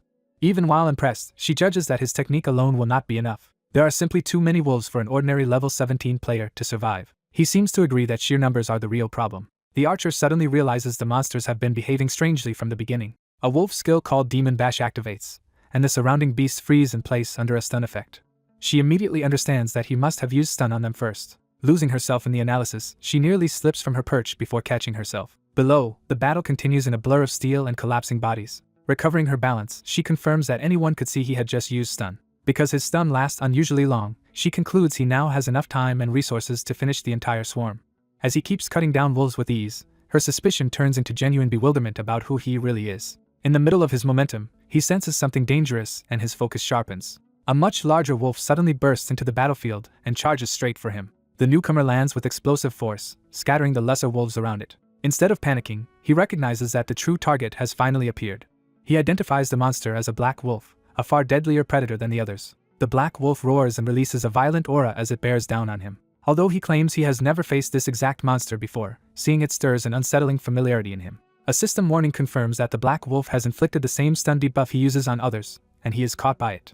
Purple lightning-like energy spreads across the battlefield as the debuff locks him in place. The archer is spared only because one of her artifacts automatically blocks the stun. She remembers too late that the black wolf can use stun as well. Ashamed of criticizing him while he was in real danger, she prepares to help. She assumes he may be able to inflict stun, but there should be no way for someone at his level to remove it from himself. To her shock, he instantly breaks free as a recovery effect cancels the debuff. She can hardly believe that he combines elite swordsmanship, an abnormally long stun, and a way to purge debuffs. The more she sees, the less sense it makes for a mere level 17 player. The black wolf charges again, and he runs straight to meet it instead of retreating. The beast is briefly thrown off because prey that should still be stunned has started moving again. That tiny hesitation gives him the opening he needs. His blade bites into the monster before it can fully recover. He turns that instant into a decisive follow-up, driving the attack home. The black wolf falters, and the archer realizes something impossible about what she is seeing. Even as it collapses, she understands the monster was still under stun when he finished it. Standing over the corpse, he complains more about getting filthy than about nearly dying. Now that he is already covered in blood, he decides he might as well enjoy himself. From the rooftop, the archer watches the battlefield settle under drifting light and debris. Her fear gives way to fascination as she wonders who this man really is. A quest display reveals he has killed 299 of the required 300 wolf-type monsters, leaving only one target. He levels up repeatedly from the slaughter and earns a new title, No Fear, which nullifies status debuffs from wolf-type monsters other than bosses. As he turns, he senses movement behind him. The archer remains high above, still watching the aftermath. He notices that her contempt has shifted into belief, and he quietly enjoys that change. Though his body aches, he decides to keep performing until the stage is truly over. A far larger presence emerges from the darkness, announcing the real finale. He greets the coming fight with a confident challenge. The final boss reveals itself as the full moon Wolf Lord. The Wolf Lord crashes down with overwhelming force to begin the last battle. He immediately recalls the boss's trademark irregular attack style and treats the fight like a familiar puzzle. Drawing on knowledge gathered over countless past encounters, he decides the Wolf Lord's supposedly irregular patterns are no longer unpredictable to him. He counters one of the boss's opening attacks cleanly, already moving as if he knew it in advance. The Wolf Lord strike tears past where he had already chosen not to be. When he tries to trigger Demon Bash, the system informs him the level 100 boss resists it completely. The archer can only conclude that he is insane, because even his failed plan becomes part of a larger strategy. She keeps cataloging his absurd qualities, including the way he swings a massive sword as lightly as if it were nothing. The Wolf Lord lunges in close, trying to crush him with brute force. He slips under the jaws at the last instant, and keeps his footing. The boss tracks him sharply, proving it is no mindless beast. It unleashes another savage rush, trying to catch him before he can reset. He meets the blow head-on with his great sword and barely holds it back. The Wolf Lord is startled that he can keep up at all. Even while defending, he continues reading and answering every irregular pattern the boss throws at him. He tells himself he already knows everything this monster can do because he has repeated this fight countless times before. The archer realizes the most unsettling thing is not his power, but the strange certainty behind it. She starts to suspect that his constant swagger is partly aimed at proving himself to her. Unable to contain her curiosity any longer, she directly asks who he really is. The battle surges across the bridge in a storm of impacts and sparks. He admits to himself that the fight is dragging on longer than expected. Worse, he has run out of flashy tricks to impress Kim Miso and can only hope the boss tires first. Instead, the Wolf Lord keeps attacking with relentless energy and refuses to slow down. His health drops to a critical level, and he realizes he may collapse before the boss does. Then a sudden idea strikes him. As the Wolf Lord launches a familiar pattern, he recognizes the setup for its deadliest signature attack. He sees that the boss is using a heavy strike as bait to create an opening for a piercing follow-up. The true danger, he remembers, is the thrust and kill move that comes immediately after. That signature pattern is the one that has slaughtered countless players in the past. Driven into desperation, he decides to gamble on a power he has never used in actual combat. He slashes upward to force the boss into the exact line of attack he wants. The Wolf Lord commits to the finishing thrust anyway, convinced it has him cornered. From above, Kim Miso can only stare, unable to understand what he is attempting. The boss's attack tears straight through his body in what should be a fatal hit. Kim Miso drops to her knees in horror. Certain she has just watched Sungyun die, she blames herself for letting her guard down. She realizes too late that his brilliance in battle did not stop this disaster from happening. As she apologizes to him in despair, a brilliant green light suddenly erupts. She stares at the light, unable to process what it means. A system notice reveals that the absorbed shield of Kudnis has been destroyed forever. In exchange, he gains a special effect called Sacrifice that converts damage to a chosen body part into healing, and can fully restore him if the damage would have killed him. He instantly understands that this conditional healing skill is still usable even after absorption, though it requires choosing a specific body part in advance. The system forces him to select exactly where Sacrifice will apply on his body. He is irritated by how absurdly specific the choice is and starts calculating the safest option. He rejects his back as too inefficient because it is split into too many separate zones. Betting on the front of his body, he triggers the effect and is restored to full health the moment the fatal strike lands. Now alive and fully healed, he tells the stunned boss that one lucky guess solved both his survival problem and the fight itself. He immediately activates Demon Bash again, and this time the Wolf Lord is vulnerable. By severing the boss's right arm, he discovers that the injury bypasses its resistance and finally inflicts stun. With the monster frozen, he raises his sword and decides to trust his luck one more time. Kim Miso steps down into the blood-soaked battlefield, drawn closer by the end of the fight. He notes that his stun only worked on the third attempt, but accepts that as enough. As Kim Miso approaches, he stands before the kneeling boss and prepares to finish things. He notices her arrival and acknowledges that she has finally come down. He addresses her politely by name, catching her attention. She scolds him for not warning her that he had a healing skill and admits she truly thought he was dead. Then she half-jokingly asks if he is somehow living a second life, because his knowledge of the Wolf Lord's patterns is impossible to explain. She admits she has met many players, but none have ever confused her like he does. As she trails off, she struggles to put into words what he feels like to her. He braces himself, worried she might be about to guess the truth. Instead, she simply leaves the thought hanging while the boss remains helpless between them. She says the pressure around him felt extraordinary, and tries to explain the impression he gave off. What she finally says is that watching him felt like watching a rancor, which catches him off guard for a different reason.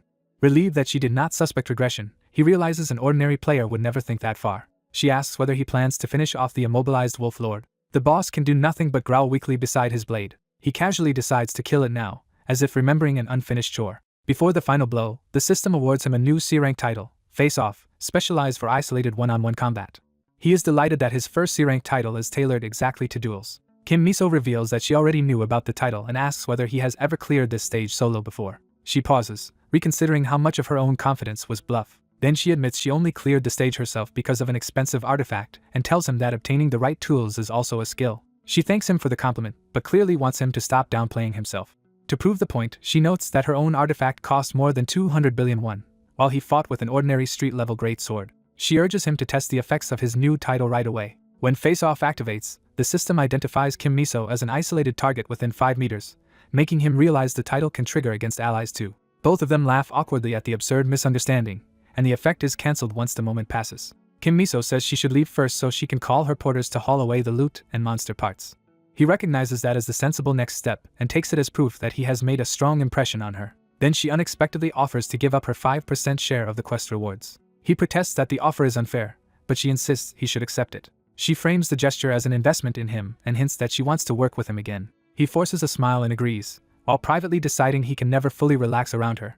Once she is gone, he confirms the coast is clear and turns to the real prize. The boss reward appears as a blue moonstone, a platinum accessory that boosts health, mana, and luck. Seeing the artifact, he trembles with excitement. He erupts in joy because he has finally obtained a platinum rank artifact. Already imagining the fortune it could bring, he clutches it like treasure and dreams of finally affording a soul apartment. The goddess of luck appears, smugly asking whether he believes in her now that his luck has paid off so spectacularly. Another constellation, the one with ripped lips, objects to his unfair luck, and the player's system immediately proposes banishing the goddess of luck. The goddess counters by forcing a vote on banishing the complaining constellation instead, and the tally rapidly swings in her favor. The vote ends unanimously, stripping the one with ripped lips of its status as a constellation, while the goddess strolls away satisfied. Watching the absurd divine politics unfold over his new treasure, he dryly wonders whether this outcome is really acceptable.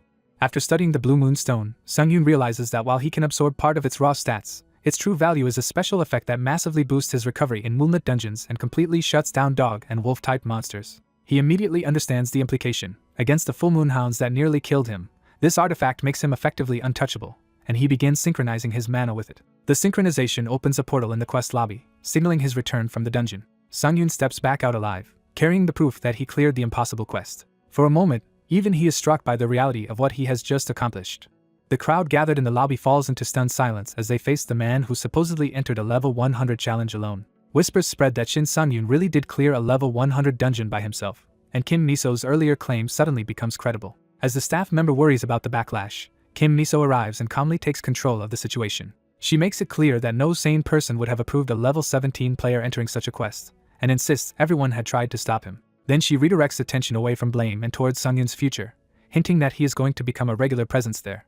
Sungyun, relieved to be spared the immediate mess, briefly feels sorry for the worker who had been caught in the middle. That respite lasts only seconds before guild recruiters swarm him, led by the Guardian Guild's recruitment chief, all trying to sign him on the spot with promises of status and benefits. Kim Miso cuts through the mob by claiming Sungyun already has business with her, and pulls him away before anyone else can secure him. The recruiters instantly suspect Eden Guild has made the first move. Sungyun goes along with her rescue, though he remains wary and wonders what she actually wants from him. She takes him away in a private car, making it clear this is no casual favor. On the ride, Sungyun receives the quest payout and is stunned to see 500 million won deposited into his account. The speed of the payment alone reminds him how differently the world treats someone who has suddenly become valuable. When he marvels at how quickly the money arrived, Kim Miso explains that her influence helped push the process through. He thanks her for handling everything, still half-dazed by the scale of the reward.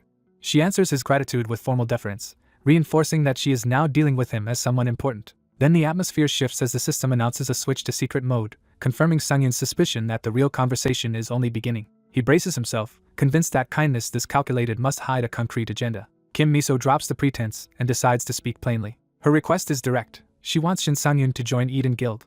The bluntness of the offer catches him off guard. He notes that her confidence says more than her words do, and she proudly leans into Eden's reputation as the most desirable place a player could end up.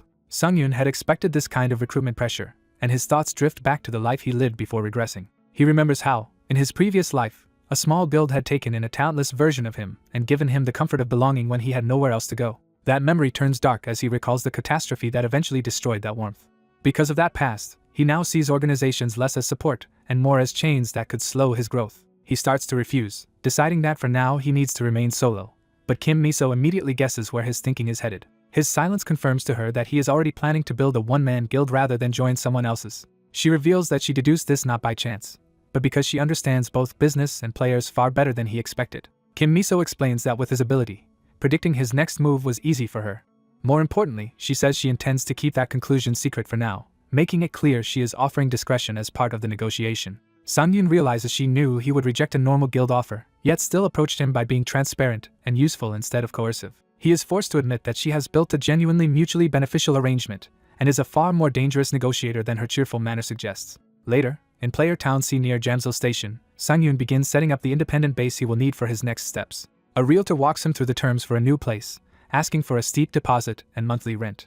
Even while joking about the price, Sungyun is told that the property is in high demand and that he is still getting a favorable deal. He signs off on it, and the realtor leaves, offering future help if he needs anything. Once alone, Sungyun is surprised by how quickly everything has fallen into place and wonders whether fortune is still pushing events in his favor. His sparse belongings in the new home underline how abruptly his life has changed. Standing by the window, he takes in the new space as the first real foothold of the life he is trying to build. He reflects that only a short time has passed, yet everything around him has already been overturned. The regression itself, the confusion that followed, and the constant upheaval had left him mentally adrift. At first he had spent his days simply trying to understand what had happened to him, with no clear answers. He had no idea how to move forward until something inside him changed. What returned was a sensation he had forgotten. Even before acting, he could feel blood racing through his body with a vitality he had not known in years. He recognizes that what has come back to him is youth itself. That recovered youth, and the memory of the giant enemy he once faced, refused to let him remain passive. The terror and helplessness of his old life become the reason he can no longer tolerate standing still. Fleeting memories of people from that lost future sharpen his resolve rather than soften it.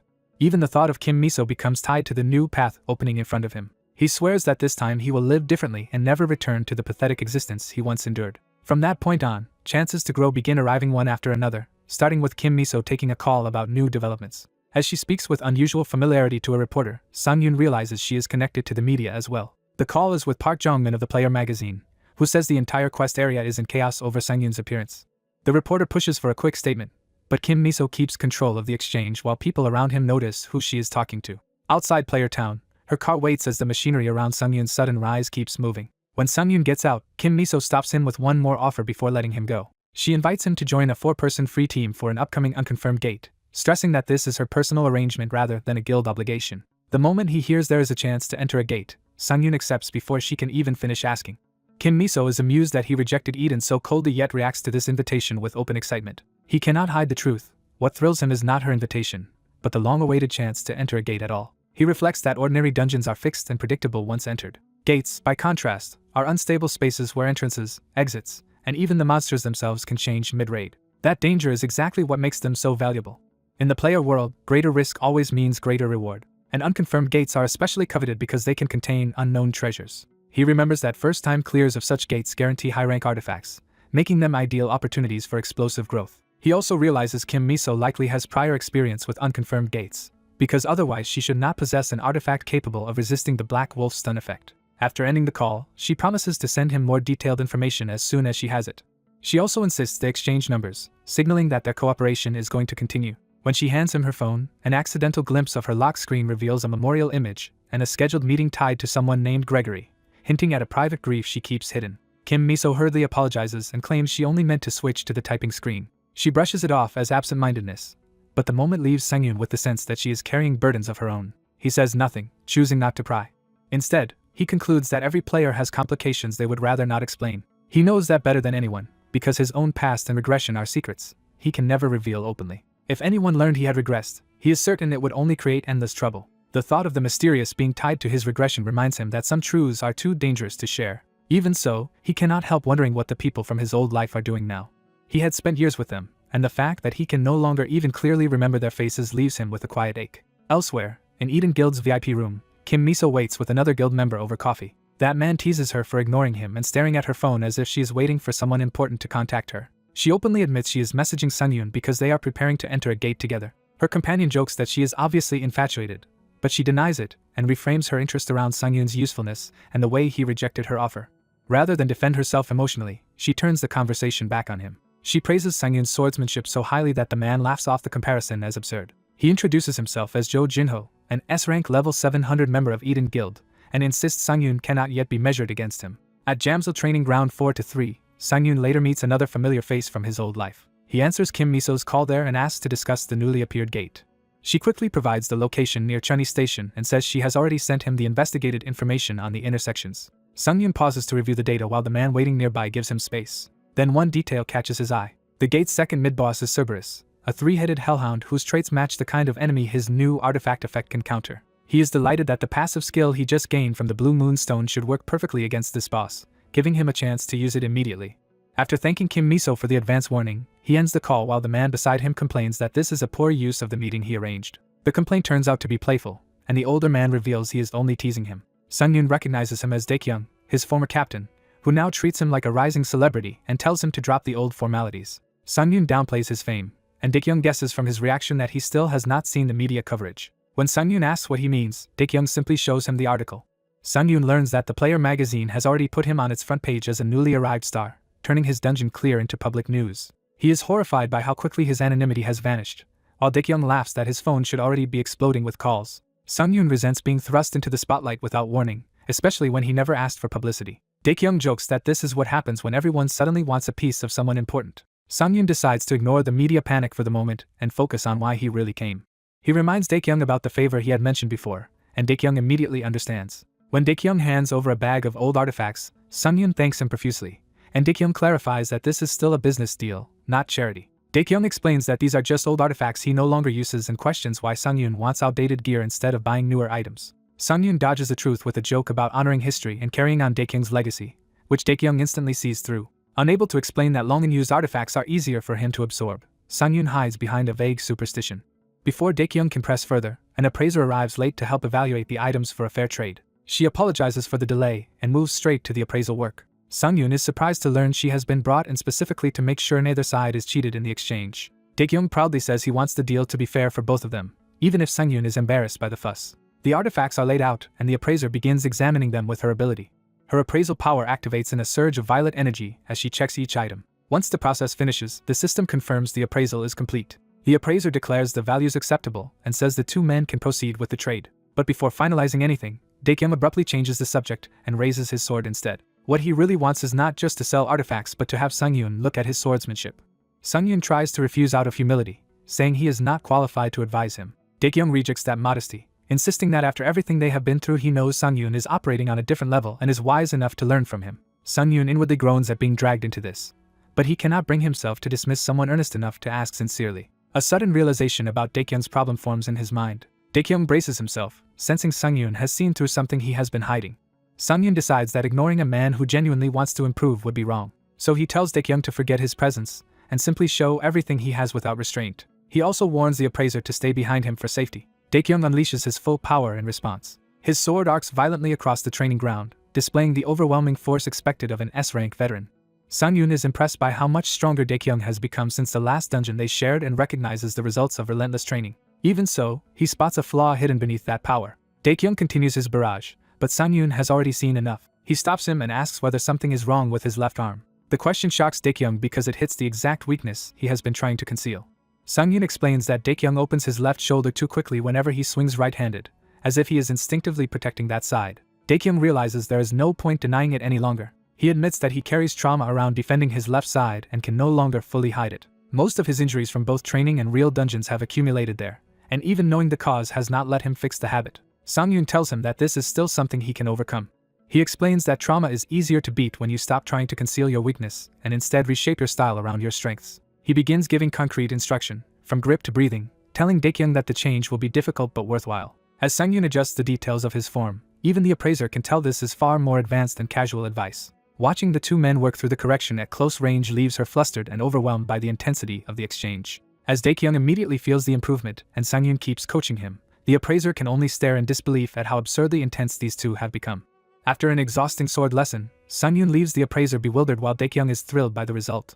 Daekyung can barely believe what he just witnessed from Sang-yoon. Once home, the shaken appraiser obsessively searches up players, reports, sword poses, and even romance, trying to process Sang-yoon. Meanwhile, Sang-yoon drives off with his new purchases. He decides spending over 400 million won was worth it because the artifacts should repay him far beyond their cost.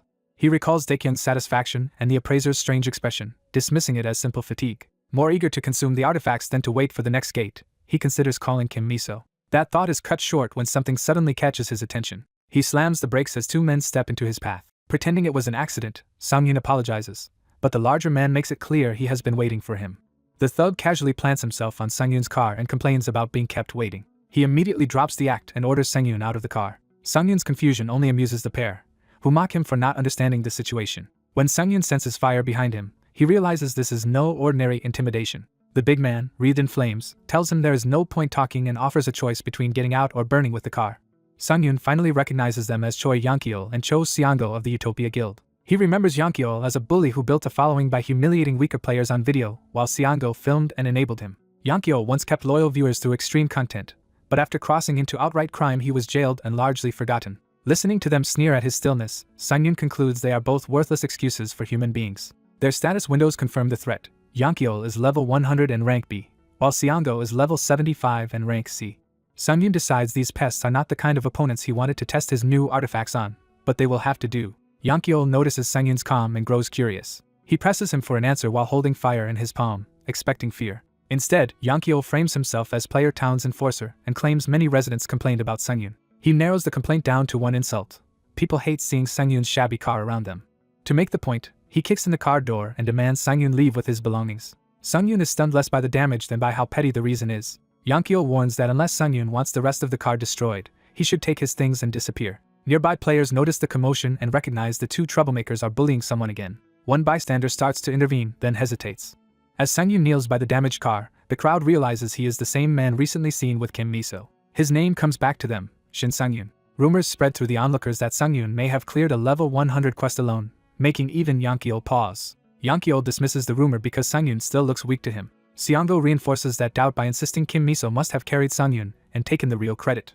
The two immediately turn the situation into content, already brainstorming a humiliating title for their next video. With the camera rolling, Yonkyul promises mercy while setting Sang-yoon up as the latest newbie to be taught a lesson. Seongo proposes a one-on-one spar in training mode, with the loser forced to leave Player Town. Sang-yoon raises the stakes by demanding that if he wins, they stay away from him for good. Yonkyul eagerly accepts, thinking Sang-yoon has finally played into his hands.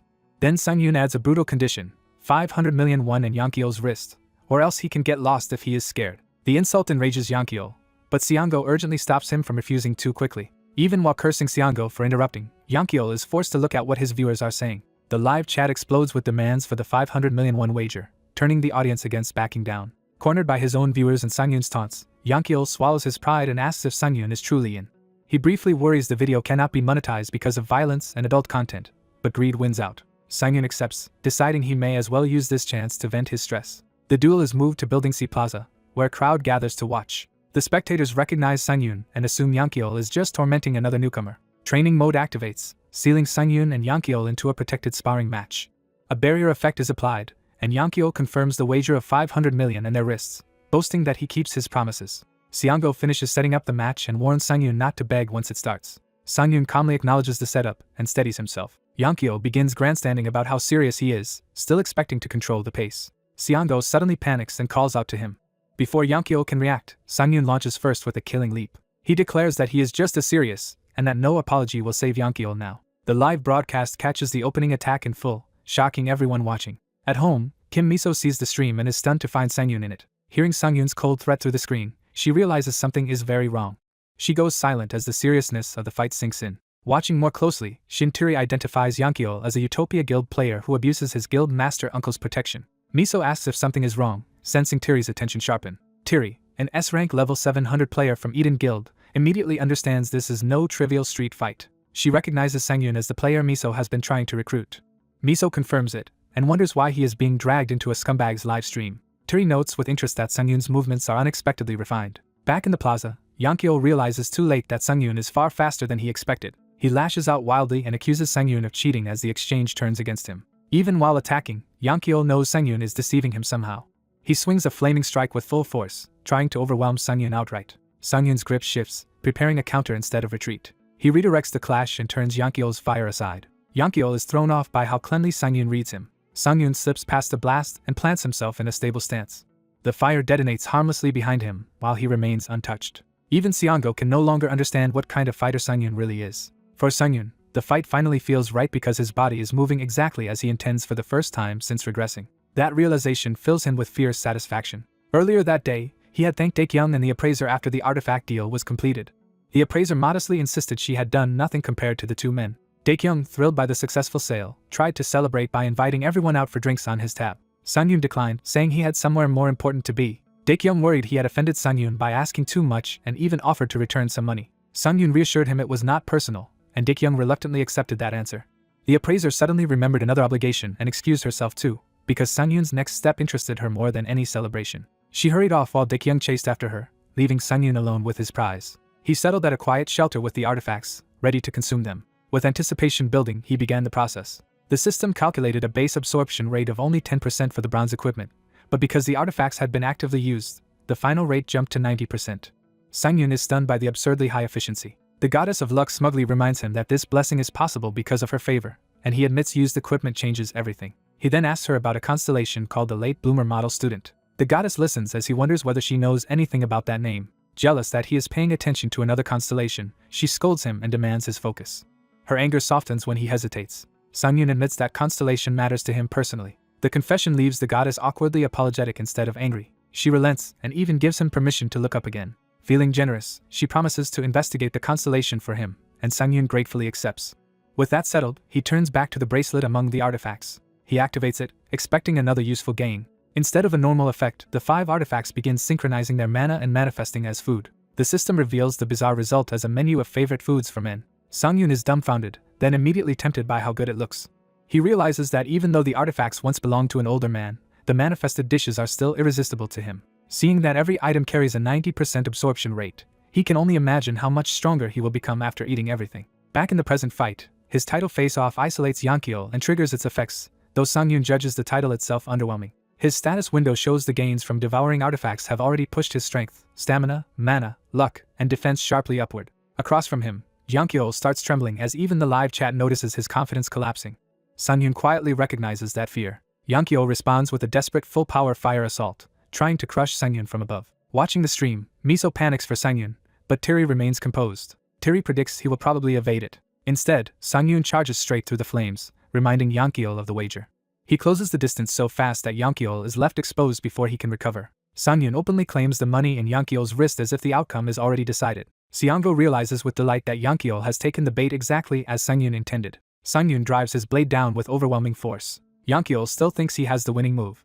Sangyun reveals the opposite, coldly declaring that victory is his. A hidden condition is met, and force freezing activates on Sangyun, coating him in ice. For a moment he is caught by the sudden freeze and even he is surprised. Watching from home, Tiri realizes Yankyo can use magic beyond fire and sees a possible opening. Miso bursts into laughter, startling Tiri, because she has figured something out first.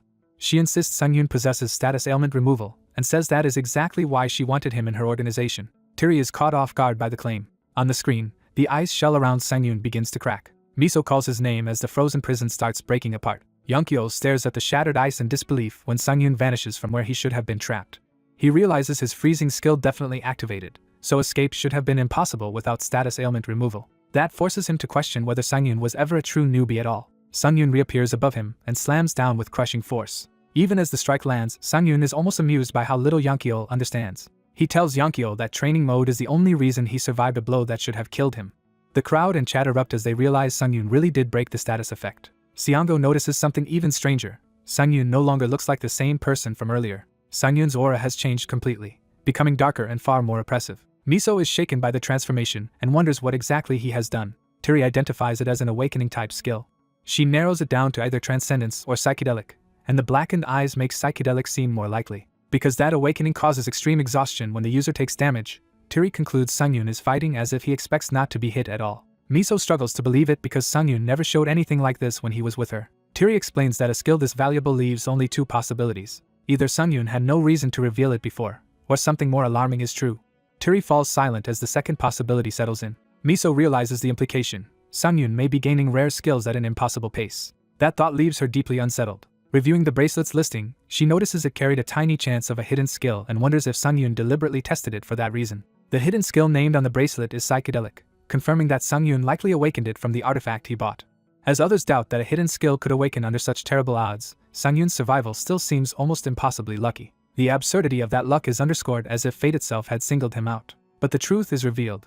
His hidden skill psychedelic restored him, pushed him into a brief awakened state, and left a brutal crash afterward, while he calmly turns back to the wager. His opponent, Choi Young-kyo, is shaken enough to suggest dropping training mode and restarting under real conditions. Instead, Choi lashes out, realizing too late that the rookie he underestimated is far stronger than expected.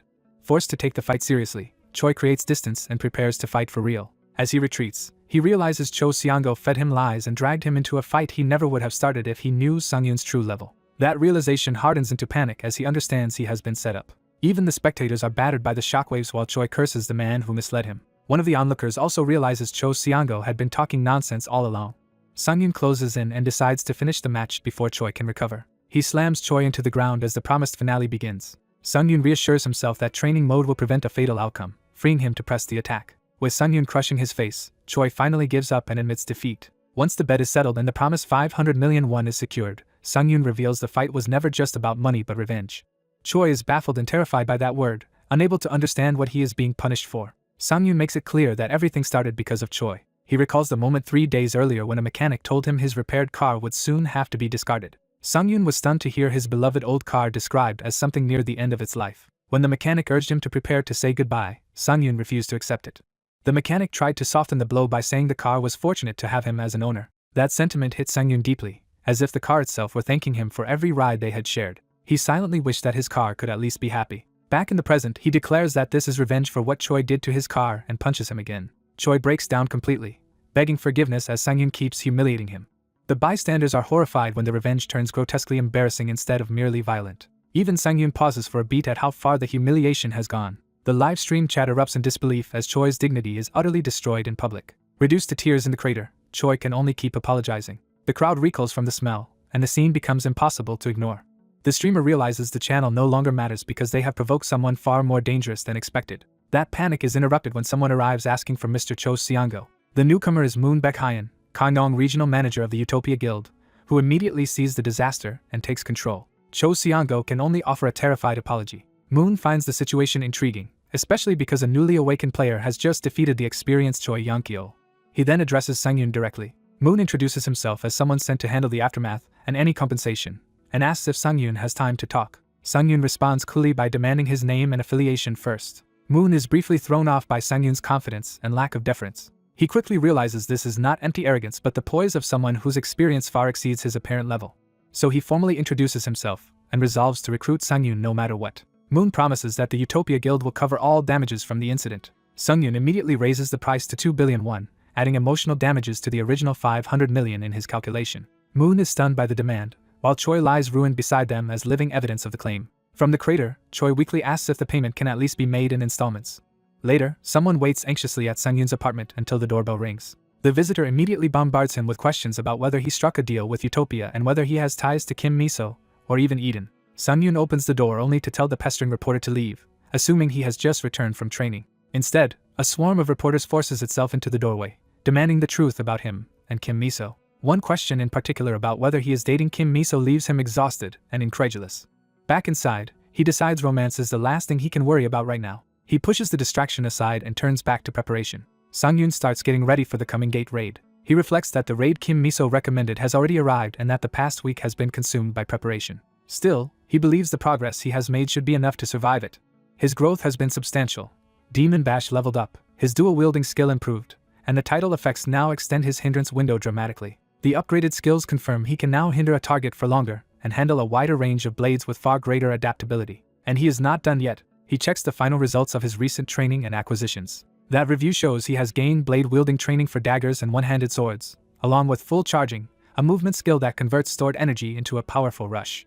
With those additions, he finally feels equipped enough for the raid and even has a backup plan. Even so, he admits his last battles exposed major weaknesses. Against the Wolf Lord, he had to gamble because his combat options were too limited. Against Choi, his lack of a movement skill nearly got him trapped and killed. He realizes that if either opponent had been slightly stronger, he would have died.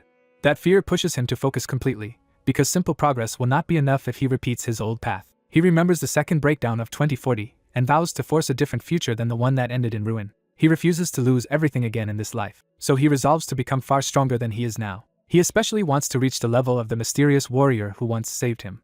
That vow is interrupted by an incoming call. The caller is reporter Park Jong-min, reminding him about the interview they had arranged. Sang-yoon is horrified to realize he completely forgot. He hurriedly pretends everything is fine and agrees to meet at the cafe they discussed. He quickly calculates that the interview is at 2 while the gate raid is at 7, so the schedule is still manageable. Then he checks the time and realizes he is already cutting it close. When he arrives, the reporters are already waiting and immediately try to drag him back into gossip about Kim Miso. Fed up, he enters with weapons drawn and an aura blazing, instantly silencing the room. He orders everyone to get back as psychedelic activates again and sharpens his body for speed. Elsewhere, the reporter waits at the cafe, unaware of the chaos Sang-yoon is causing on the way. The reporter answers a call, expecting his guest, and is startled by what he hears. He spots Sang-yoon arriving in full battle gear and awkwardly waves him over despite the obvious mismatch with the setting. Nervous but trying to stay polite, he asks Sang-yoon to sit. The reporter can only call Sang-yoon interesting, while Sang-yoon struggles to act normal despite looking like he came straight from war. When asked if he had been in a dungeon, Sang-yoon denies it aloud while privately thinking getting here was even harder.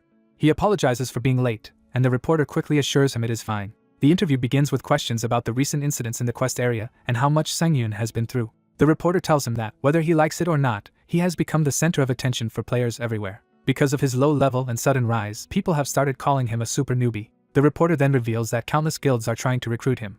Sang-yoon assumes this means domestic guilds like Eden, but the reporter hints the interest goes far beyond that. When Sang-yoon asks what he means, the answer catches him off guard. The reporter explains that even foreign guilds are now watching him. In fact, 5 overseas guilds have already formally asked the Korean Player Association to verify his identity. That level of foreign interest in a newbie-level player is unprecedented, so the reporter warns Sang-yoon to stay cautious. By the time night falls at the Chuni Station back alley's gate site, those words still weigh on him. He had hoped to remain a one-man guild, but foreign attention makes him wonder just how much bigger the game around him really is. He bitterly reflects on how much he must have suffered in his previous life for all of this to feel familiar. Then Kim Miso arrives and greets him warmly before the raid. Sang-yoon is surprised when she says there is still time before the gate appears. The reason soon becomes clear when another woman steps forward behind her. Sang-yoon finds himself facing 2 members of Eden. Kim Miso explains that her sister has been wanting to meet him, so she brought her along before the raid. She introduces the woman as Shintiri, another member of Eden. Tiri studies him in silence before deciding how to approach him. She formally introduces herself, and Sang-yoon returns the greeting. But inwardly he is stunned, because Shintiri is already famous enough that every player in Korea knows her name. Known as the Shadow Assassin, Tiri is one of Korea's greatest players and a major reason Eden holds such influence even internationally. Sang-yoon can only think that his luck after regressing keeps throwing him into the path of top-ranked players. Then Tiri unexpectedly asks him for a favor. She downplays it as something small. What she actually wants is a fight between the two of them. Kim Miso protests that this is an outrageous request to make of someone she just met, but Tiri insists she already mentioned it on the way. It becomes clear Tiri has wanted to test him ever since Miso argued he was worth recruiting. Miso apologizes for her sister's habit of challenging people for fun. To their surprise, Sang-yoon says he does not mind. He immediately accepts and asks to begin at once. For him, a chance to cross blades with a nationally top-ranked player is too valuable to refuse. Tiri praises Miso's eye for talent and apologizes for how casually she handled the request. She proposes a brief exchange of only 5 moves and tells him to signal when he is ready. Sang-yoon knows he has almost no chance of winning, but he sees this as the perfect test of his growth and his remaining flaws. The moment Tiri merely manifests her weapon, he realizes her aura alone is on a completely different level. Even so, he refuses to hesitate and prepares himself. He activates Psychedelic again and decides to fight at full power from the very first move. Miso can barely understand how quickly the mood has shifted from conversation to a serious duel. Tiri calmly takes the initiative and launches the first attack. Her opening movement distorts the air itself, showing speed beyond what Miso can even track. Sang-yoon instantly realizes he has made a mistake by trying to read her with ordinary reactions. He admits that at his current physical level, he cannot rely on raw reaction time to answer her. Even so, he barely manages to intercept the first strike instead of being cut down outright. He understands that from here on, every motion must be predicted before it happens. Turi notices his adjustment with interest. Sungyun follows through with a counter before she can fully reset. Turi praises his technique and decides to put in a little more effort as she leaps away, leaving Miso stunned. Still smiling, Turi reminds him that he has only survived one move and 4 remain. She responds by filling the space with a web of impossible slashes that seem to close off every escape. Sungyun recognizes that she is a monster, and that she is accelerating even further. Faced with that overwhelming pressure, he makes a desperate decision. He recalls the blindfolded swordsman who once saved him and the lesson hidden in that memory. He shuts out his sight entirely and tries to read Turi through instinct alone, even though doing so against someone like her is far harder. Miso is shocked to see him close his eyes despite the absurd gap between them. She can only conclude that he has gone mad. Yet Sungyun commits fully to the gamble and moves through the storm of attacks without looking. Turi, still composed, watches to see whether his recklessness hides something real. At the exact opening he senses, Sungyun strikes back and collides with her blade again. Turi is genuinely impressed that he not only endured the second exchange, but blocked the follow-up as well. She tells him that this kind of focus is something most swordsmen never reach. Then she reveals why his concentration feels so unusual. It is supported by experience that should not exist at his level. That insight leaves Sungyun shaken, because it feels as though she has seen through him and recognized the bearing of a veteran player. With 3 moves still remaining, Turi asks for a favor of her own, signaling that this test is about more than simple curiosity. The black-haired swordsman calmly accepts the challenge and thanks her for agreeing. He proposes skipping the formal limit and ending things with her fighting at full power instead. The white-haired woman is caught off guard by how boldly he pushes her. He admits the request is arrogant, but insists this may be his only chance to test himself against her properly. He asks for one final exchange before they part. Privately, he admits he truly needs to witness her real strength, or the uncertainty will keep bothering him in training. While Miso tries to stop it, the white-haired woman agrees to indulge him. She warns that without her restraint mode, she cannot hold back completely, but promises to show him her full speed capability. He accepts immediately, deciding that merely keeping up with Shintiri at full speed would already count as success. Shintiri crouches to launch, and he steels himself as if this were a real life-or-death fight. The moment she commits, he realizes that if he fails to respond instantly, he dies. He understands he has no time to prepare once she starts moving. That realization pushes him to abandon passive defense. Instead of waiting for her blade, he decides to strike the place she is about to reach. He attacks the empty space ahead of her path before she arrives. He commits fully to intercepting her movement rather than reacting to her body. For a split second, Shintiri notices what he is trying to do. She instantly activates Shadow Illusion and slips past his prediction. He is shocked when his read fails at the last moment. Before he can recover, she lightly smacks him in the face with the flat of her blade and ends the duel. The hit is gentle enough to spare him, and she immediately checks whether he is alright. He assures her he is fine, though he had not expected her to use a skill. As the pain sets in, he kneels and wonders if his nose is broken. He confirms the damage is minor but still stings badly. Shintiri apologizes, explaining that using the skill was an instinctive reflex rather than deliberate cruelty. She offers him a hand to help him back up. He accepts, thanks her for taking the match seriously, and she says the pleasure was hers. Once he is standing, she asks for something from him next time they meet. Rather than another spar, she wants a serious conversation with him. He agrees at once, and she says she will contact him later, leaving Miso silently baffled by the sudden intimacy. Miso finally cuts in and reminds her sister that they are almost late for their raid. Before leaving, Miso adds that there is still another matter to settle. She orders her sister to write a full report on today because her reckless actions could have caused a dangerous incident. Chastened, Shintiri apologizes, wishes Miso luck on the raid, and tells Sungyun to get home safely before walking away. Watching her leave, Sungyun accepts this as his first defeat since regressing and realizes she would have crushed him even harder if she had gone all out from the start. Even so, the unexpected meeting gives him a new benchmark he now wants to surpass. As she departs, Shintiri seems to sense his determination. She leaves with a faint, knowing smile. He recalls her attitude as a challenge and takes it as motivation to keep pushing forward. The focus shifts to Chunri Station, where an unidentified gate numbered 727 opens in the middle of the city. Miso gathers herself and starts organizing the raid party. She introduces 2 new teammates who will be joining their group. Sungyun politely introduces himself, and the armored man responds that they already know him as the rising wonder boy from the news. The man identifies himself as Park Tae-suk, an A-rank level 120 mage who specializes in the Ignite skill line. When Sungyun compares Ignite to the pyromancy used by Choi Yonkyol, Tae-suk confirms they are related schools of magic.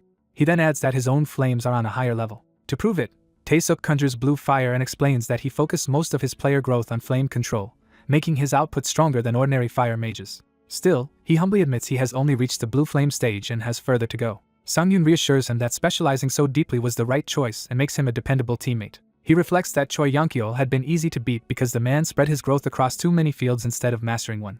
In Sungyun's eyes, Choi's versatility had really been a weakness born from lack of focus. Miso moves on to introduce the final member. The shy blue-haired woman is Kang Juhee, an A-rank level 110 mage who specializes in space connection abilities as a space wielder. Trying to demonstrate her power, Juhi nervously starts opening a spatial effect before Miso can stop her. The sudden blast of force buffets Miso, and Sungyun dryly notes the chaos.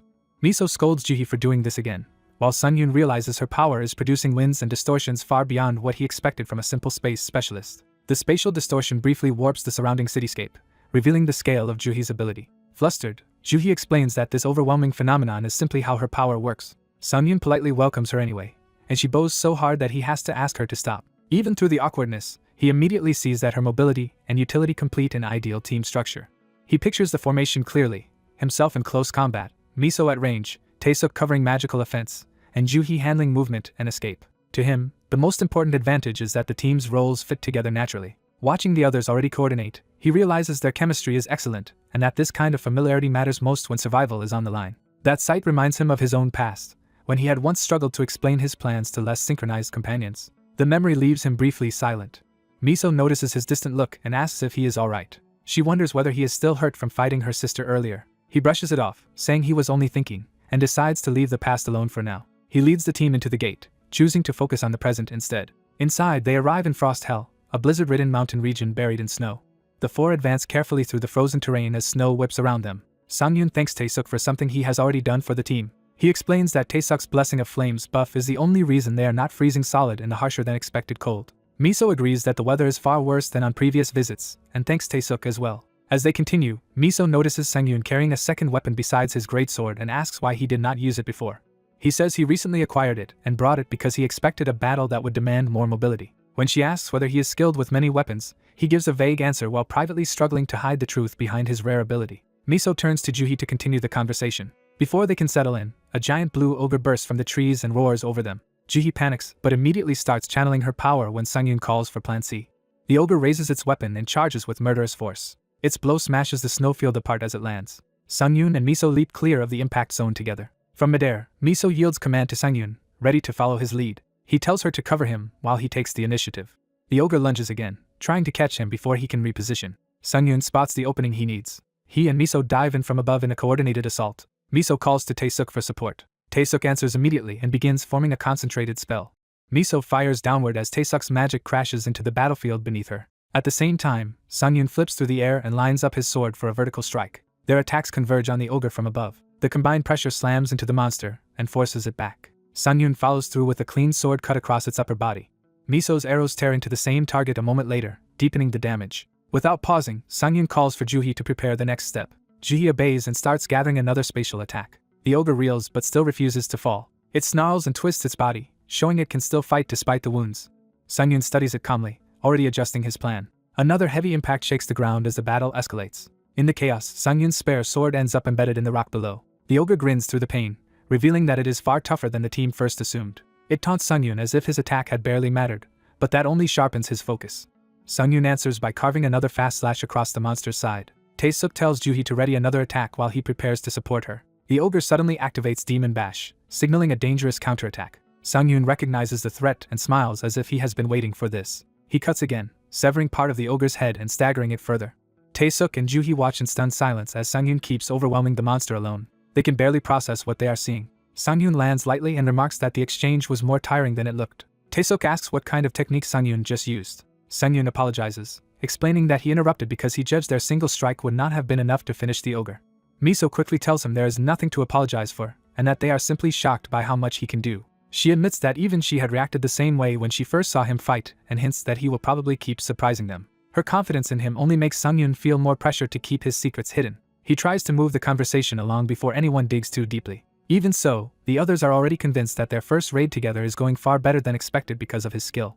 Sungyun feels encouraged by how naturally the team is coming together. Then he spots a second wave approaching and dryly announces the start of round 2. The snowfield ahead is already littered with dead monsters, but more enemies keep pouring in. Taesuk openly praises Sungyun as the best swordsman he has ever fought beside. Sungyun thanks him, and Miso jokes that he has just made Taesuk very happy.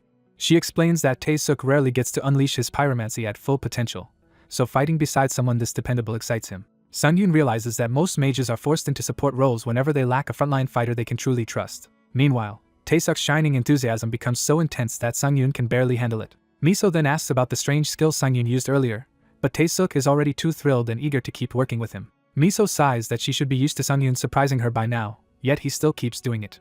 Before they can talk further, a fresh eruption of violence from the forest cuts the moment short. Taesuk and Miso immediately unleash magic and arrows to thin the incoming monsters. Miso suddenly notices a new threat and snaps to attention. An armored demon ogre appears at the front of the horde, forcing the team to reassess the fight.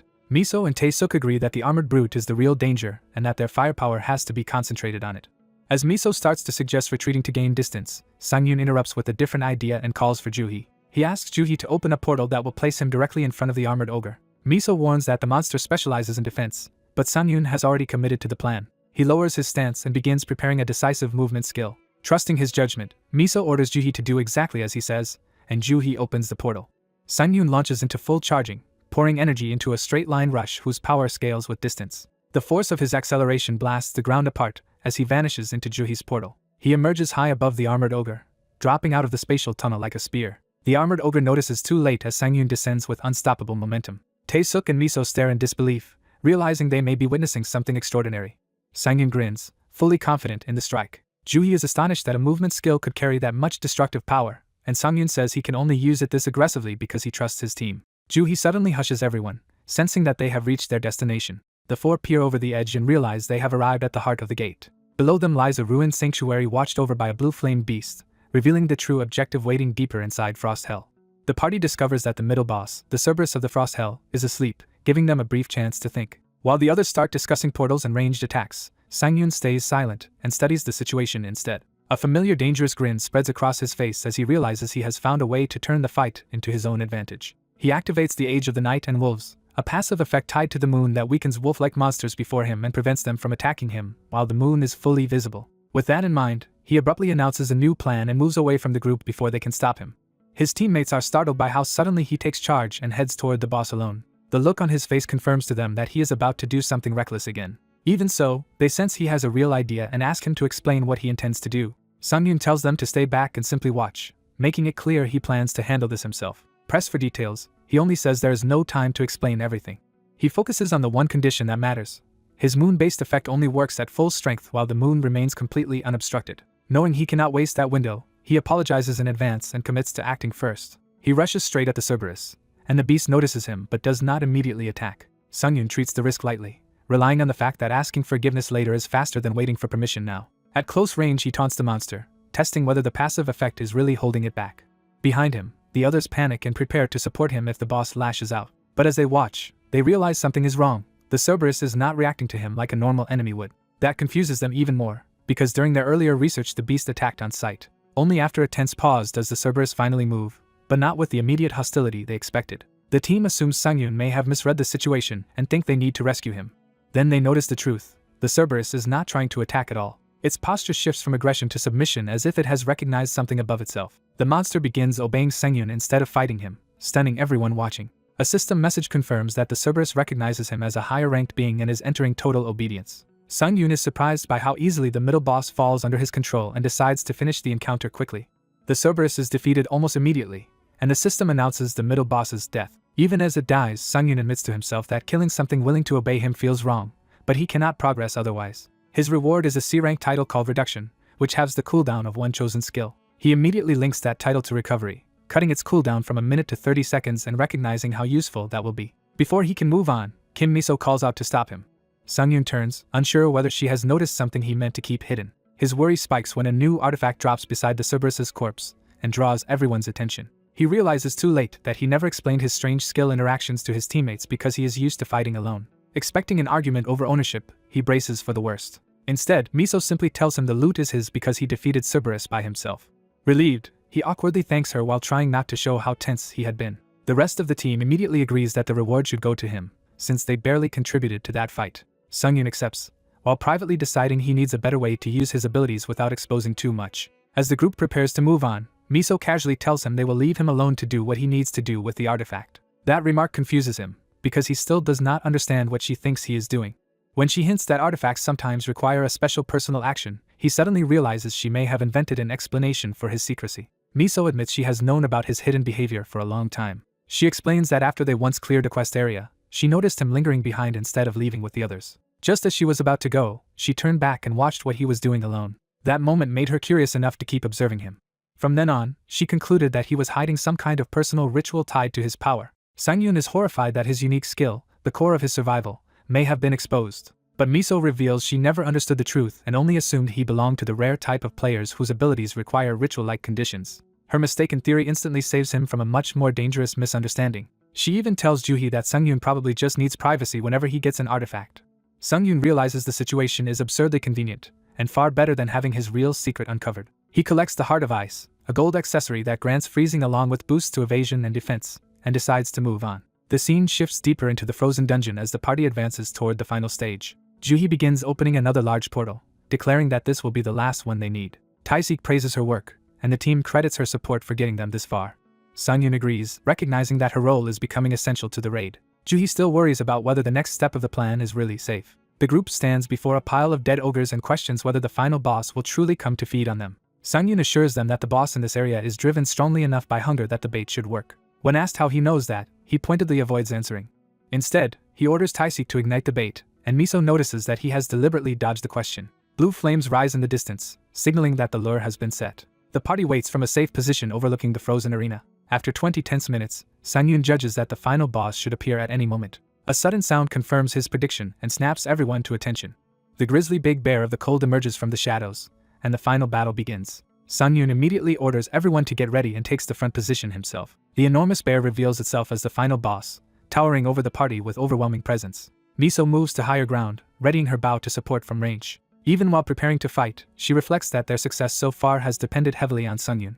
But she also sees the cost of that dependence as he draws the boss's full attention alone. The bear roars and charges him with a level of force far beyond the earlier fights. Sangyun instantly realizes the situation is much more dangerous than he had hoped. Already bloodied, he admits to himself that this fight could genuinely kill him. A brief flashback explains how he set this plan in motion only minutes earlier. When Miso questioned his orders, he insisted that he had already made the plan clear. He told them there was no better option than using himself as bait, because it was the fastest and safest way for the rest of the team to clear the raid. He explained that giant monsters like this one enter a special phase once their health drops past a threshold. That phase is called gluttony, and it makes them tougher and far more violent. In that state, the boss tries to devour everything nearby, which is why they stacked ogre corpses as substitute prey.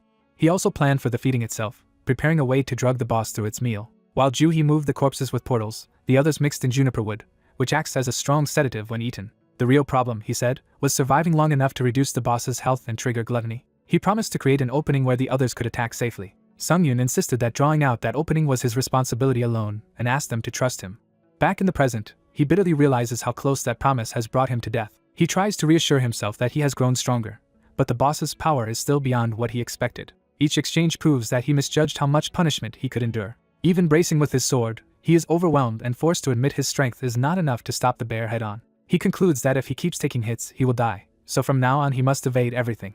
The boss slams the ground again, shattering the ice and forcing him into desperate movement. Sangyun uses the rebound from the broken terrain to launch himself upward and redirect the fight. He rises above the bear, trying to turn its own momentum against it. But the monster tracks him instantly, proving it can react even in mid-assault. That speed tells him his aerial gamble may have been a mistake.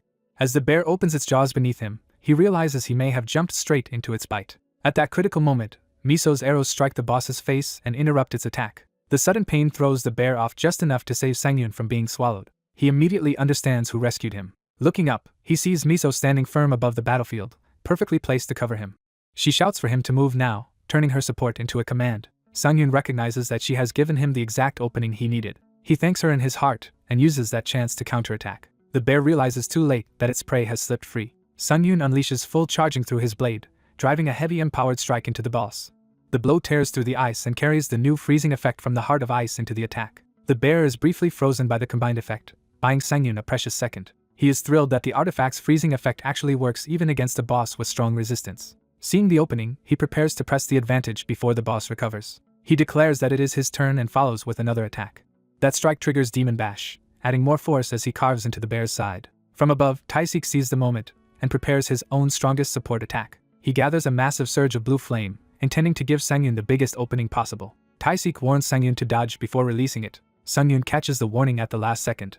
A pillar of blue fire crashes down onto the boss, engulfing it in a blast far stronger than Sangyun expected. The explosion hurls the bear through shattered ice and stone, and even Sangyun is stunned by the power. He realizes that this attack may have lowered the boss's health to the exact threshold they needed. The damage is enough to push the bear into the next phase. A system warning announces that the energy of the grizzly big bear is changing. The boss's body twists, and its savagery intensifies as the transformation begins. For a brief moment Sungyun thinks they have done it, and that the plan is proceeding correctly. The system confirms that the grizzly big bear has entered gluttony, exactly as Sungyun intended. Miso senses his confidence but remains uneasy about what comes next. Another warning reveals the real danger. In this state the boss will devour everything around it, not just the bait. Sungyun is startled by how monstrous and malicious the transformed bear has become, but he knows the next step depends on Juhi. Taisik realizes the boss is now practically a different creature, far more dangerous than before. Miso asks about Juhi, and Taisik sees that she is still moving into position. Juhi continues preparing a large-scale portal, but she is not finished yet. She expands the warp field around herself, building the structure needed to redirect the boss's feeding. The strain is obvious as she concentrates under pressure. Miso worries whether Juhi can finish in time, but Taisik points out that Sungyun surviving until then is the more immediate problem. Below them, Sungyun keeps barely escaping the transformed bear's attacks as the window narrows. He panics that if Juhi is not ready soon, he will die before the raid can succeed. A sudden shift in the boss's movement tells him another lethal strike is already coming. The transformed bear lunges with terrifying speed, its hunger now focused directly on him. Sungyun realizes he cannot evade this one and prepares to meet it head-on instead. He activates Psychedelic, forcing out one more desperate burst of power to survive the collision. At the same time, Juhi's portal finally stabilizes into a complete warp. Despite the blood on her face and the mana drain, she announces that her preparations are complete and starts the warp. Sungyun holds the boss in place for a final instant, gambling everything on her timing. The completed portal opens directly in the path of the transformed bear's feeding charge. The warp locks into place, and Sungyun realizes the trap has finally been set. Taisik and Miso rush to Juhi as the strain of the spell drops her to her knees. From below, Sungyun is relieved to hear that she is alive, though exhausted from spending too much mana. He looks back at the boss and realizes how close he came to being devoured if her timing had slipped. The plan succeeds at last as the boss consumes the prepared bait, and the juniper takes effect, putting it into a strong sedated state. Sungyun can only laugh weakly in relief after surviving by the narrowest margin. The others celebrate Juhi's success and cling to her in gratitude, believing the worst is finally over. But the sedated bear is still alive, trembling and growling through blood and drool, leaving the danger not quite finished yet. The party faces the wounded final boss, a gigantic grizzly bear, and prepares for the last exchange. The monster finally gives out, its body failing as the battle reaches its end. A system notice confirms that the final boss, Grizzly Big Bear, has been defeated. With the bear collapsing in a violent burst, the gate itself is officially cleared. As the danger passes, the archer thanks Sungyun for carrying so much of the burden, and he brushes it off as his own reckless plan. The system rewards Sungyun with a major level increase, though he admits this dungeon pushed him to the brink repeatedly. A blue-haired teammate arrives late through a portal, apologizing for not helping finish the fight, and Sungyun still praises her contribution. He reassures her that agreeing to his last-minute strategy mattered, because it let him test the limits of his own ability. Sungyun sincerely hopes they can work together again, grateful that the whole team trusted his dangerous calls. Even so, he admits to himself that if they had refused, he would have forced the issue anyway. That thought brings back the grim truth of his past, where gate raids so often ended in tragedy. Even high-reward gates usually had strong survival odds, since experienced teams handled them. But for him, memories of desperate cries for help still define what those raids became. He remembers that despite the statistics, disaster always seemed to find his side. That lingering 10% chance of death was enough to destroy lives in front of him. He could only call it cruel coincidence that he was so often the one left alive to witness it. Those memories harden into a new resolve as he reflects that strength alone is not enough. He quietly settles on a more personal purpose. What he wants now is simple: to prevent deaths that never needed to happen, even as his teammates fuss over one another. Putting that vow aside for the moment, he invites the group to inspect the reward they earned together. A first clear bonus appears as the gate's final reward, rising before them like a new treasure. Sungyun realizes this is the special bonus he was aiming for, one that grants each member a fitting reward. He reaches toward the reward first, ready to claim what he has been waiting for. Before he can touch it alone, another hand joins his. The goddess of luck intervenes directly and insists on showing him the truth behind her power. Rather than hesitate, Sungyun accepts the challenge with eager confidence. He commits himself to seeing what this hidden favor will bring. The system reveals a list of unique rank artifacts and allows Sungyun to choose one. Seeing an entire selection of unique items confirms just how extraordinary the first clear bonus really is. He notices the goddess acting smug, as if she has prepared something more than a simple choice. Her authority unlocks a hidden effect normally reserved for artifacts above unique rank. Sungyun remembers too late that this extra favor came with a condition from their contract. The goddess openly demands proper gratitude for the effort she just spent on him. While the others are distracted by their own rewards, Sungyun hopes none of them can see what is happening between him and the goddess. He decides to stop stalling and finally pick the artifact he came here for. Without hesitation, he selects the Great Sword of Fighting Spirit. It is exactly the weapon he had planned to take from the start. The Great Sword appears, revealing overwhelming stats and a hidden knockback effect that make it a perfect prize for him. Its power lives up to the reputation of a unique artifact, confirming his choice was right. He reaches out to claim the weapon as his own. He even greets it like a prized partner he intends to rely on from now on. The moment he grabs it, the sword's weight slams down so hard it nearly drags him into the ground. He is stunned to find the weapon absurdly heavy, because the lighten effect on his gear has been weakened by the penalty attached to devour artifacts. Reading the details, he realizes the system quietly saddled him with a hidden drawback. He fumes at what feels like a scam, since every equipped artifact now effectively weighs 100 kilograms. When his teammate asks if something is wrong, he forces a casual answer and hides his frustration. He turns back to the group before his irritation shows too clearly. The others proudly reveal that they all received class-appropriate artifacts and credit Sang-yoon for making it possible. He tries to deflect the praise, but they refuse to let him downplay his role. The archer reminds him that they already discussed how to divide the spoils fairly. They offer him the boss carcass and the dropped magic stones as his share, recognizing that he contributed the most. Sang-yoon initially declines, but the team insists on settling the matter according to the numbers they calculated. He pretends to be overwhelmed by their generosity. In truth, he is thrilled because their offer is worth an enormous fortune. He struggles not to laugh out loud at how profitable this run has become for him. Afterward, the group emerges from the cleared Frost Hell Gate back onto the street. When the archer suggests celebrating together, Sang-yoon declines for now because he wants to appraise the loot first. They part on good terms, promising to meet again soon and thanking him sincerely. As they start to leave, the archer hesitates, as if she still has something personal to say. She asks shyly whether she can call him whenever she wants. Though his first instinct is to reject the familiarity, he swallows it and agrees. Her quiet satisfaction makes it clear the answer meant a lot to her. She leaves with a bright promise that they will see each other again soon. Sang-yoon is left momentarily stunned by how unexpectedly intimate the exchange felt. He sends her off with a smile, privately surprised to have seen that side of her. Watching the three teammates walk away together, he senses that something delicate had begun between them. He reflects that it has been a very long time since anyone spoke to him with such warmth. Once alone in a back alley, he immediately begins dealing with the burden of his new equipment. He absorbs an old faded great sword to feed his devour artifact skill. That restores the conditions for lighten, reactivating the effect, though the absorbed weapon gives him little besides a small comfort reward. With the cleanup done, he turns to reviewing everything he gained from the raid. He opens his status and confirms he has reached level 51, with the goddess of luck still bound to him and 25 artifacts already consumed. His status gains from the new sword are massive, and he also reviews the hidden knockback skill and a stamina restoring title. The sheer jump in power leaves him giddy. He realizes that simply swapping to this one great sword has transformed his combat potential and made the gate a treasure trove. He pushes his luck stat past 200, triggering a recalibration of his critical hit range. A possible 600% critical hit confirms he is advancing far faster than he ever did in his previous life. Encouraged, he vows to keep accelerating until he can catch up to the monsters who once stood far above him. That triumphant mood is interrupted when the atmosphere around him suddenly turns ominous. He instantly recognizes the pattern as a sign that new constellations are approaching. Several constellations appear at once, with the Lion King and the owner of a beautiful beard praising his swordsmanship and fighting spirit. A far more sinister figure also arrives, the Dark Hunter, who questions why someone like him exists in this world at all. The goddess of luck treats the whole lineup like a market surge in his value, which only deepens his unease. The visiting constellations fully manifest before him, making the encounter impossible to ignore. Sang-yoon notes that constellations are taking interest in him again much sooner than expected. He blames part of that on his explosive growth, but mostly on the goddess of luck being too socially active on his behalf. Resigned, he decides to identify exactly who has come this time. He recognizes the Lion King and the owner of a beautiful beard as famous hero constellations born from real-world legends. Even so, their presence makes him tense rather than honored. The bearded hero studies him closely and seems to notice something unusual.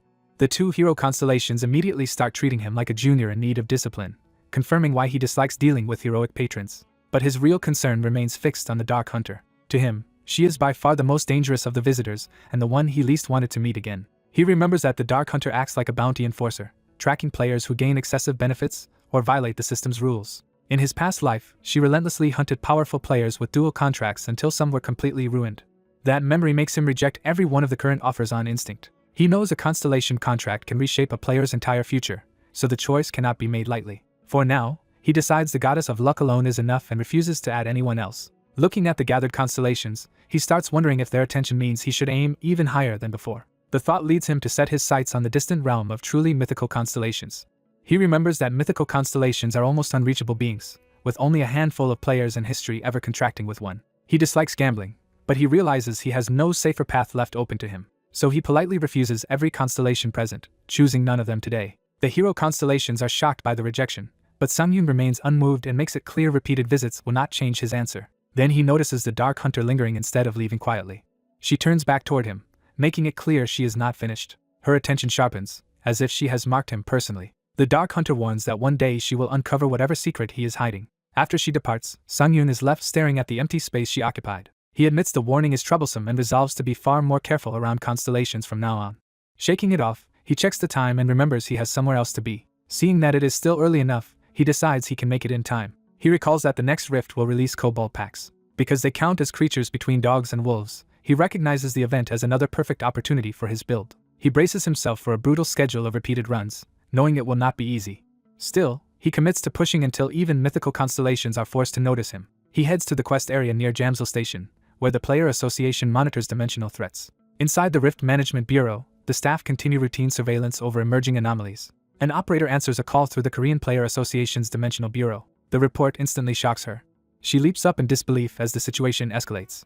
A rift has appeared at Exit 1 of Bupyeong Station, and all available combatants are ordered to mobilize. As the Bureau confirms the emergency and prepares to request reinforcements, a witness adds that someone is already fighting there. The operator can barely process what she just heard. The caller insists that a lone player is battling the monsters by himself.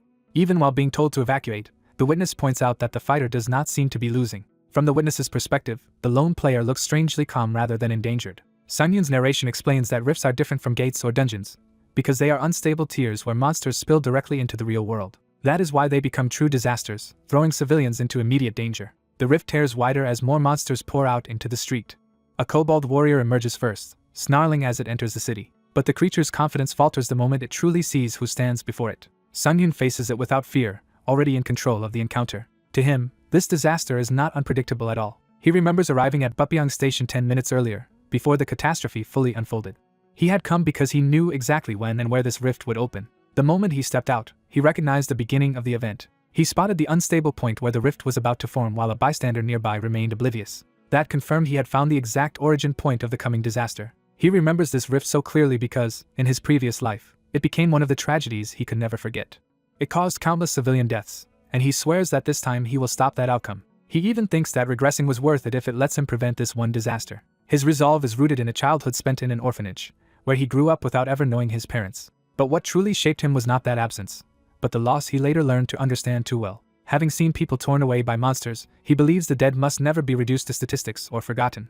A memory of someone asking if he was alright flashes through him, sharpening his focus instead of weakening it. He reminds himself that the objective comes before getting stronger and launches into action. He draws the kobold pack away from the rift and the civilians, forcing the battle into open ground. The kobolds charge after him in a frenzy, taking the bait exactly as he intended. Then his tidal effect activates, and the kobold warriors are intimidated by the aura of dogs and wolves, giving him control of the fight from the very start. He confirms that his new power is functioning, and is pleased with the result. Even so, he realizes it still falls short of the overwhelming effect it had against Cerberus. He concludes the difference is the hidden moon, which weakens the monster's submission to him. Rather than worry, he welcomes the handicap as a better test for himself. One of the wolf-like enemies lunges in with a snarl. He decides to use the opening to experiment with a newly learned skill. He activates full charging and learns it stores power for a stronger rush at the cost of being unable to move while charging. As the enemy closes in, the attack continues building. The monster senses danger but is already committed to the charge. A swirling force forms in front of the beast just before impact. He releases knockback burst together with the charged rush, blasting the surrounding pack away in a wide shockwave. The werewolves are hurled through the air and smashed back by the force. The expanding blast tears through the whole group and leaves them badly battered. He notes that knockback burst covers a surprisingly large area, and full charging makes it hit much harder. Seeing the surviving monsters stagger, he decides the combination works well enough as an area attack. He also remembers that his luck stat widens his critical damage range, giving the attack even more potential. When some enemies remain alive, he concludes the strike was critical but not instantly lethal. He immediately prepares to try again with maximum damage in mind. A surviving brute rushes him as he commits to a stronger follow-up. Meanwhile, a van from the Player Association speeds toward the scene. Inside the vehicle, the arriving agents spot the disturbance and realize they have found the incident. The van pulls up near frightened civilians as the battle rages nearby. Lee Hyun of the Korean Player Association jumps out and demands to know who reported the monsters. A woman identifies herself as the caller and points them toward the danger. Before Hyun can finish securing the civilians, his partner notices something else happening at the battlefield. Lee Young urges him to check that first, sensing the situation is not what they expected. They arrive just in time to witness a lone fighter clashing with a huge kobold attacker amid the chaos. The kobold slams down with brutal force, but the swordsman meets it head-on. The two agents identify the enemy as a kobold attacker and assume this must be a kobold-type rift, deciding to focus on that elite first. The unknown fighter refuses their help and orders them to stay back. He insists he will handle the monster alone, leaving the agents confused. He activates face-off to isolate the kobold attacker and boosts himself further with psychedelic, reinforcing his body and speed. The kobold swings, but he surges in to meet it at close range. He stacks his skills onto knockback, burst, and deliberately tests what recoil or side effects it might inflict on him as well. The empowered strike launches both the monster and himself in a violent collision of force. The kobold is sent flying upward while he is thrown back by the same explosive exchange. The monster crashes into the edge of the rift and takes extra damage from the boundary itself, teaching him another rule of the battlefield. He praises the result as the kobold slams down hard. Watching from behind, the two association agents are left speechless by the display. One of them finally recognizes the fighter as Shin Sengyun. Sengyun confirms his identity, apologizes for earlier, and learns the agents are grateful because his intervention prevented casualties in a place where that should have been impossible. He brushes off the praise and admits he only happened to pass by. Li Yung quickly guesses that Sengyun intends to enter the rift itself. The agents ask to accompany him, explaining that upper-level players often raid this way and begging to be taken along. Li Yung pushes the request harder, appealing to Sengyun directly. He promises they will not interfere and only wants to observe how Sengyun hunts. Sengyun pauses, amused by their eagerness. He agrees to let them come, privately finding their inexperience endearing. The three of them enter the Bupyeong Station fissure and push toward the midpoint through a corridor littered with kobold corpses. Sengyun cuts down another kobold as they advance deeper inside. Struggling to keep up, the agents question how someone supposedly low-level can move and fight this fast, and remind each other that the evidence outside already proved he is exceptional. Hyun decides Sengyun must possess extraordinary battle sense, and resolves to learn by watching him. Jung is less convinced by simple explanations and points out that Sengyun's remaining health after such battles makes no sense. Hyun starts to answer by reflecting on how much he has always trusted his own durability as a player. He recalls that even for him, the battle at the entrance had been hard to endure. That memory makes both agents realize just how abnormal Sengyun's performance has been. When they reach a large chamber, they discover a full kobold force waiting across multiple levels. Archers on the upper balconies draw their bows and prepare a coordinated volley. Sengyun orders the others behind him and reveals he brought a corpse for exactly this situation. The archers release a rain of shots toward the group. The dead kobold body absorbs the barrage, sparing the agents from the first wave. Sengyun crouches behind the improvised shield with them as arrows continue to strike around them. Under the pressure, he wonders if bringing the two agents inside was a mistake because protecting them is slowing his progress. That thought hardens into a decision. He rebukes himself for hesitating and reminds himself that surviving situations like this is the only way he will rise higher.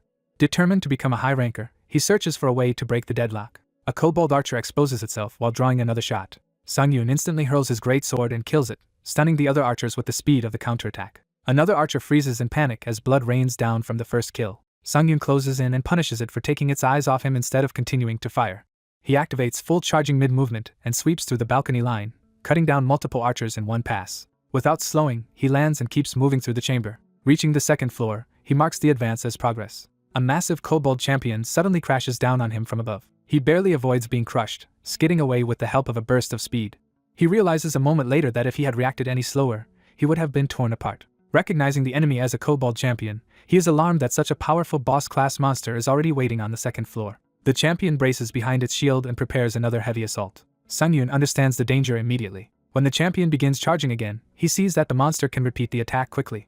He considers stopping it with knockback burst alone, but rejects the gamble because his real body cannot afford an uncertain clash. Instead, he decides he must block the hit while minimizing the damage he takes. The champion's charge smashes into the wall as Sengyun redirects the line of attack. Using the shield's angle against it, he drives his great sword through the champion from above. The result shocks him because the damage is far greater than expected.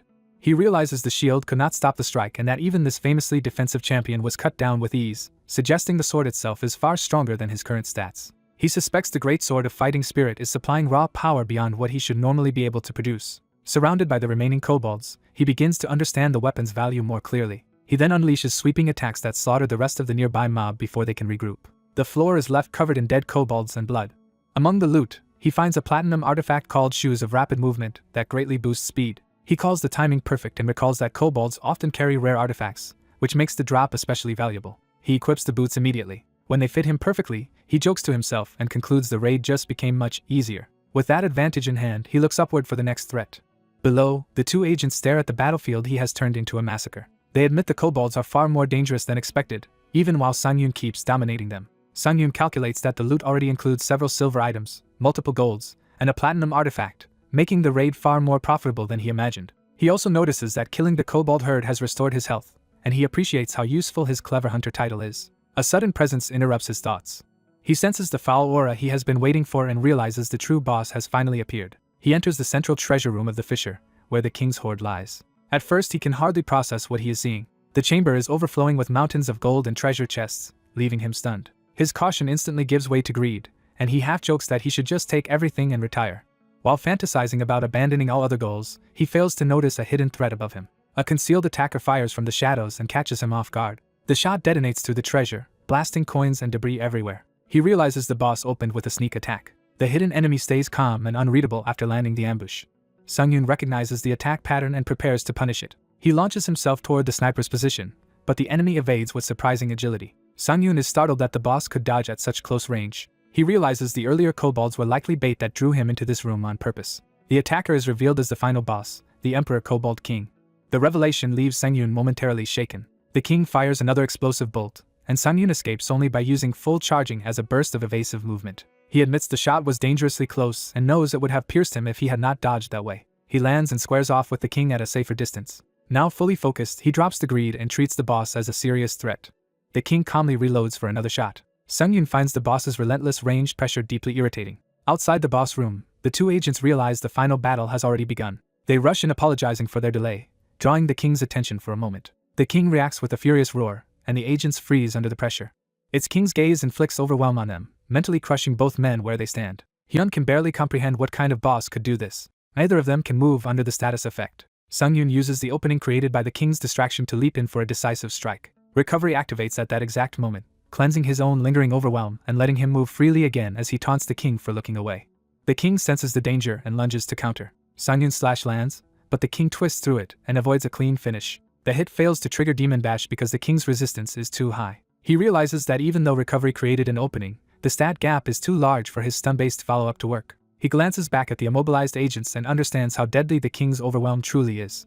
If two level 100 association players are crippled this badly, he concludes the Kobold King is even stronger than the Goblin Lord he fought before. Instead of backing down, he smiles because this confirms the prize he wants is within reach. He vows that this time he will definitely obtain the overwhelm ability for himself. The king answers by summoning a storm of dark, empowered arrows around its body. Sungyun immediately recognizes the danger.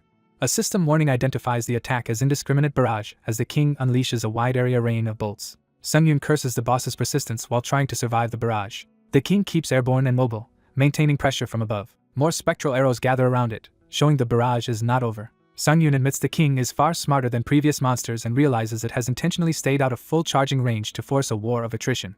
He remembers that the king's overwhelm comes off cooldown faster than his recovery. That means if the fight drags on, he could be locked down and killed without being able to act. He desperately searches for some way to handle sustained range damage. In the middle of the treasure room, an idea finally occurs to him. With a sudden grin, he seizes on that new plan.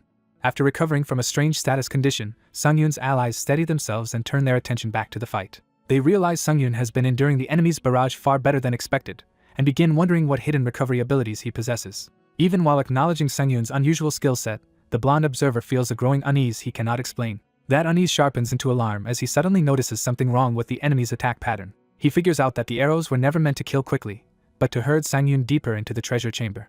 Understanding too late that the whole exchange was a setup, he shouts a warning that Sungyun has walked into a trap. Sungyun lands in the heart of the treasure pile and calmly asks if the enemy has finally finished firing. As he drops onto the gold, he deliberately commits to the position the trap was designed to force him into. The enemy braces, sensing that Sungyun's composure means he expected this moment. The monster's confidence wavers as it realizes Sungyun is not panicking at all.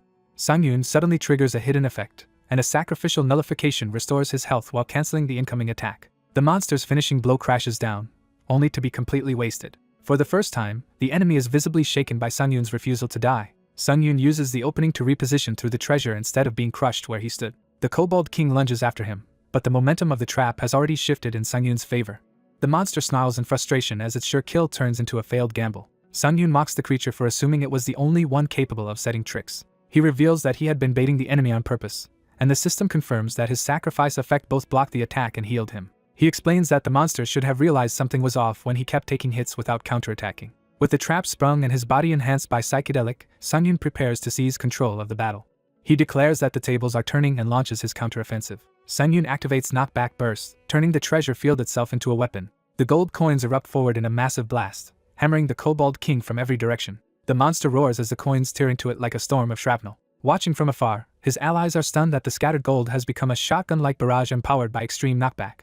The blonde observer decides the raw force is not the most important part of what he is seeing. What truly shocks him is Sungyun's combat sense, which he judges to be beyond anything he has seen in other players. Even after the barrage, the badly wounded Kobold King remains standing, forcing Sungyun to reassess. The monster grudgingly acknowledges Sungyun's persistence and refuses to collapse. Instead of being discouraged, Sang-yoon smiles, thrilled that the fight still has more to give.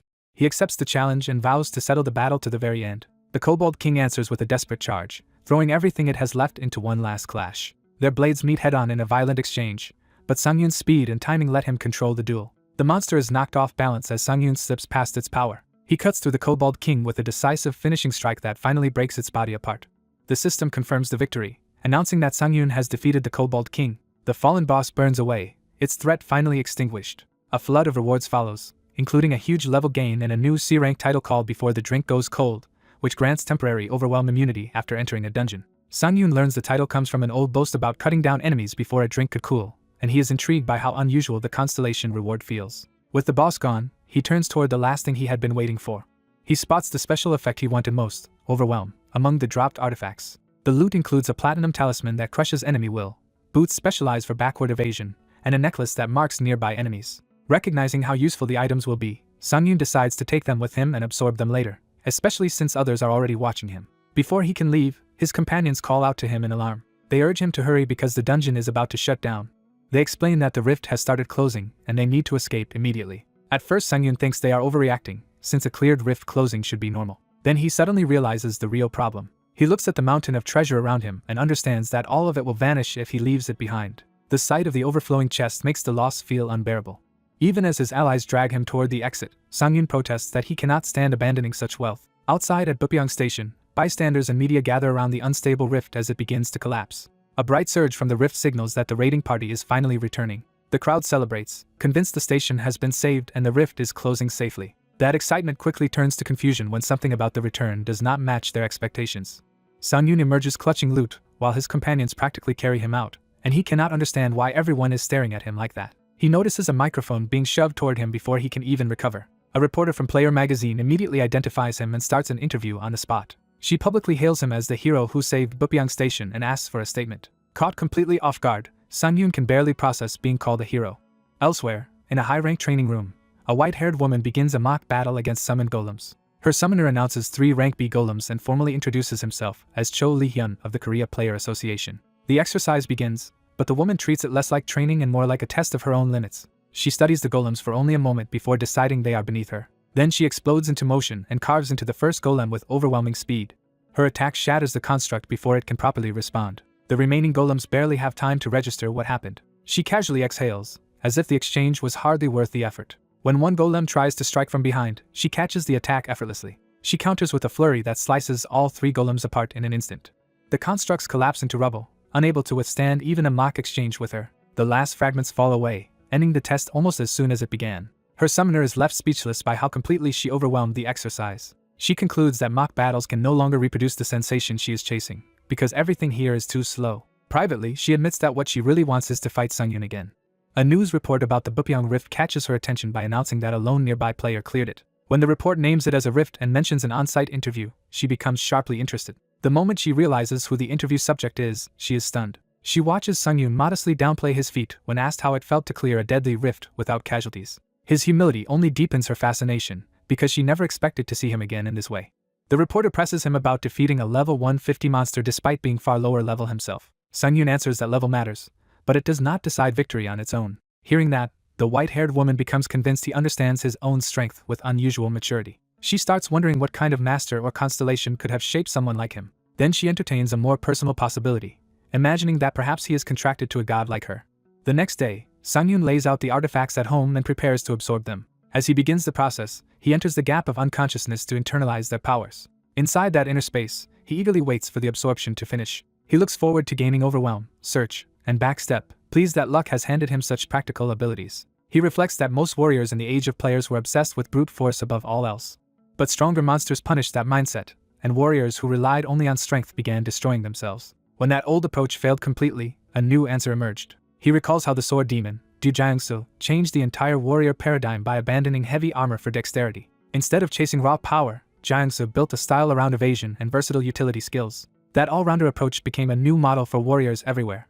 Sang-yoon decides that this time he will follow the path that produces the best results, not cling stubbornly to old habits. The system announces that the talisman, boots, and necklace are all ready to be absorbed. Along with the skills, the absorption unexpectedly manifests dishes tied to the Kobold King's tastes, including mushroom soup and black pepper steak. Sung-yoon jokes that the Kobold King apparently had better taste in food than expected. Then he notices there are only 2 dishes and starts to wonder what is missing.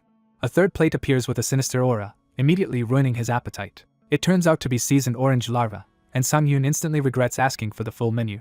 Outside his home, reporters and curious onlookers have already begun gathering in front of the building. The crowd argues with security and demands access, refusing to leave Sung-yoon alone. From above, Sung-yoon is baffled that they managed to return after he thought he had already paid to keep them away.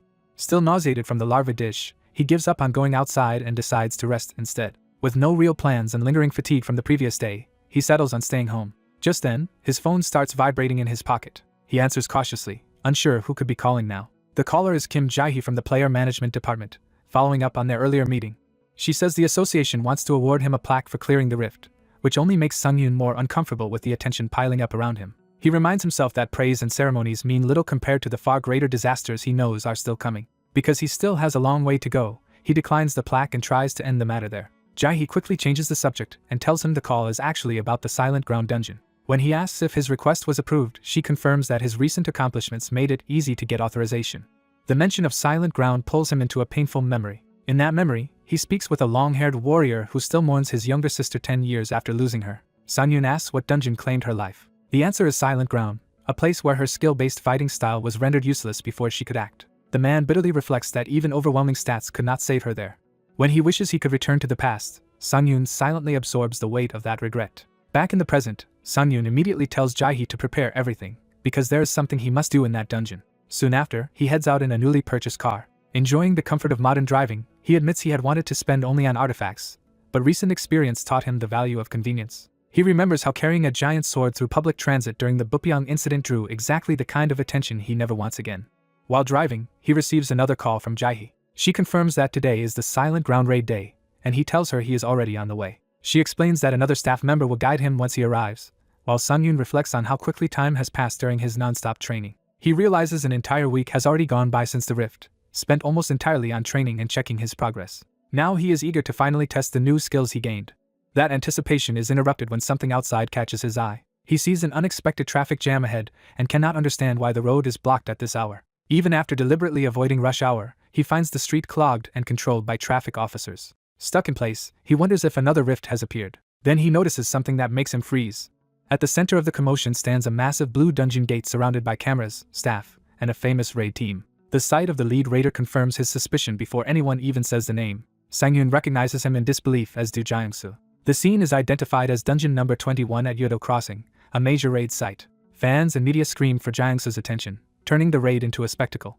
A reporter flatters him about his overwhelming popularity and asks how it feels to be adored by countless fans. Jae-soo answers with a flat, minimal courtesy that barely hides his indifference. The reporter is disappointed by the cold reply, but keeps pressing for more. When asked about his raid strategy, Jae-soo makes it clear he sees no mystery in it. He says his strategy is simply to cut down the monsters, nothing more.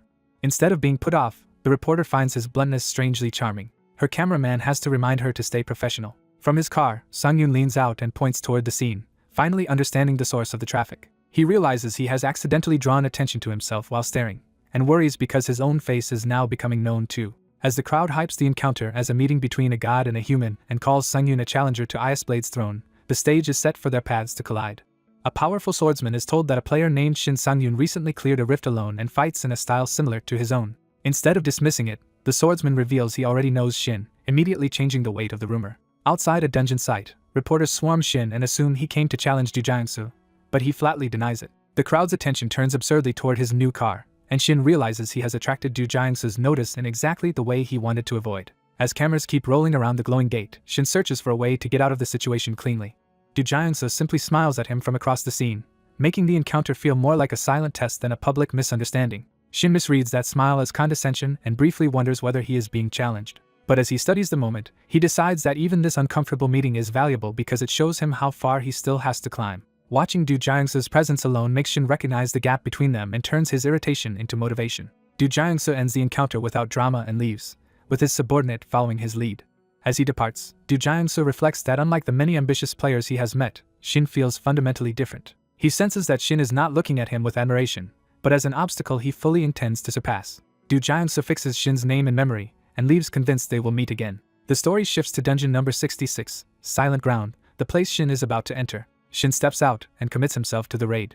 Even before moving, he acknowledges that Du Jiangsu's stance had been so complete that it offered no openings at all. Rather than discouraging him, that only makes Shin more eager to chase that level of mastery. His own thoughts sound so intense that even he momentarily catches himself. Nearby, a red-haired player angrily protests that her team was supposed to raid Silent Ground today, only to be told Shin Sang-yoon has taken the slot instead. Shin approaches the commotion, and the staff greet him as the person at the center of the dispute. The furious player accuses him of abusing his status as a top-ranked player and violating basic decency among players. Shin recognizes her face and is relieved, because this confirms a memory he had been worried might be wrong. He remembers that this is the day her younger sister dies in Silent Ground, which explains her desperation. Even while recalling that tragedy, he is struck by how different her loud, confrontational personality is from the image he had expected. Deciding restraint would only fail here, Shin prepares to answer her directly. He abruptly tells her that sometimes a person needs to come on strong, catching her off guard. Then he firmly reminds her that anger does not give her the right to speak to him however she wants, especially when he is only following the association's schedule. Without waiting for further argument, Shin announces he is entering the dungeon immediately. The woman threatens him as he walks away, but Shin only finds the whole confrontation exhausting. He passes through the entrance into the ruined interior of Silent Ground. Inside, he advances alone into the dead city. The stench of rot hits him at once, confirming that the monsters here are exactly the kind he expected. The floor erupts beneath him as the first enemy attacks from underground. Shin reacts instantly when multiple undead hands burst up around his legs. He identifies them as undead-type ghouls and adjusts his approach accordingly.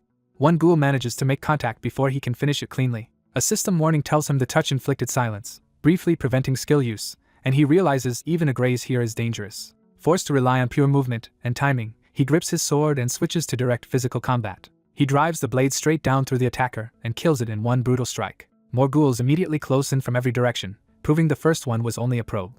Shin concludes that in this dungeon he cannot afford to be hit even once and must conserve skill use as much as possible. Instead of panicking, he welcomes the restriction as a fight that will be decided by fundamentals, the one area he trusts most. Elsewhere, the Korean Player Association scout team foregathers for a strategy meeting. The presenter moves on to the next subject of discussion. That subject is Shin Sang-yoon, and his name alone jolts the room. One senior member recognizes him as the player who recently left a strong impression on Du Jiangsu. Another notes that Shin only awakened about a month ago after working as a porter, making his rise even stranger. Team leader Anikian identifies him as the player the Lee brothers keep praising and signals that the room should take him seriously. The team agrees Shin has been drawing public attention, but some argue that rapid growth alone does not make him a uniquely exceptional case. Deputy team leader Shin Min-jae supports that cautious view. He argues that explosive growth is not unheard of and that Shin's solo rift clear should be judged conservatively until its true danger is verified. He even suggests Shin may simply be unusually good at handling the media, only to be immediately contradicted. Lee Gae cuts him off so often that the room openly comments on it, and she silences everyone to speak. When pressed, she apologizes for interrupting but insists she has something important to add. Gae reveals that Shin is a player she has personally been tracking. She has spent the last several days collecting data on him and recommends that everyone review it carefully. According to her, that data makes one thing clear: Shin Sang-yoon is no ordinary player. She first shows the standard projected growth curve for an ordinary level 50 player as a baseline. Then she prepares the comparison that matters. Shin's projected growth chart appears far beyond the norm, with vastly more expected skills and titles than a typical player. The room rejects the result on sight as impossible. Shin Min-jae accuses Gae of abandoning objective judgment and forgetting her role as a scout. Gae counters by pointing to the projected number of titles, arguing that such a rate would place Shin on the same growth trajectory as Sword Demon Du Jiangsu. She insists this conclusion comes from an objective reading of the data, not personal bias. To support it, she says she interviewed everyone who has fought beside Shin in dungeons. One witness says Shin has so many odd traits that it is hard to know where to begin. When Gae asks him to focus on combat ability, he says Shin's skills and battlefield presence were unlike anything he had seen, especially his use of stun. But he adds that raw skill alone still would not explain why Shin feels truly special. What sets Shin apart, he says, is something deeper than power. He describes it as Shin's natural combat sense. Another witness enthusiastically agrees, saying Shin's basic training and fundamentals are extraordinary. Gae presses for precision, asking whether they only mean Shin is impressive for his level, and they reject that weaker interpretation. They struggle to explain it, but say Shin feels less like a talented rookie and more like someone drilled to perfection. In battle, it was as if they were fighting beside a veteran with years of real combat experience. Gae asks for a clearer example rather than vague praise. The witness explains that Shin seemed to know what an enemy would do before it happened and could predict the next move with uncanny accuracy. That foresight let him cut through attacks as if he had already seen the outcome. Even when surrounded, he kept moving as though every threat had already been mapped out in his head. The witness notes that most fighters reveal openings under pressure, especially when overwhelmed. Shin, however, showed none of those normal cracks. It felt as though his body was already responding before conscious thought could catch up. Even sudden attacks from behind failed to surprise him for more than an instant. He recovered from those moments with impossible speed and turned them back on the enemy. Gehi summarizes this as a highly refined and delicately trained sense for combat, and the witness agrees. The memory continues with monsters lunging from every side while Shin keeps control of the field. No matter what situation he was thrown into, he never looked trapped for long. Even the monsters seemed confused when their attacks failed to corner him. He would instantly shift position and create a new angle of escape or counterattack. In other words, he always seemed to have a solution ready before the problem fully formed. Gehi concludes that Shin's defining trait is an instinct so sharp it borders on foresight.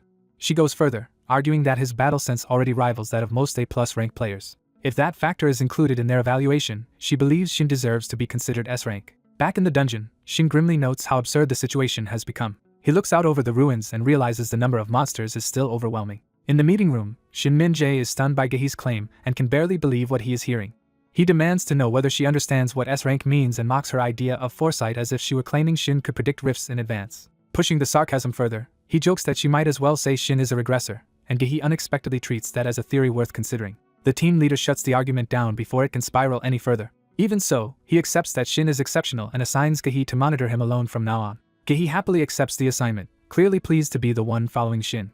Meanwhile, Shin pauses alone in the dungeon after another stretch of fighting. He complains about the foul smell of ghoul blood and the fact that these monsters are troublesome despite dropping nothing useful. Then a thought suddenly strikes him. He realizes he may already possess the very kind of perception skill everyone has been describing. He activates detection, a support skill that marks all monsters within range, and regrets not using it from the start.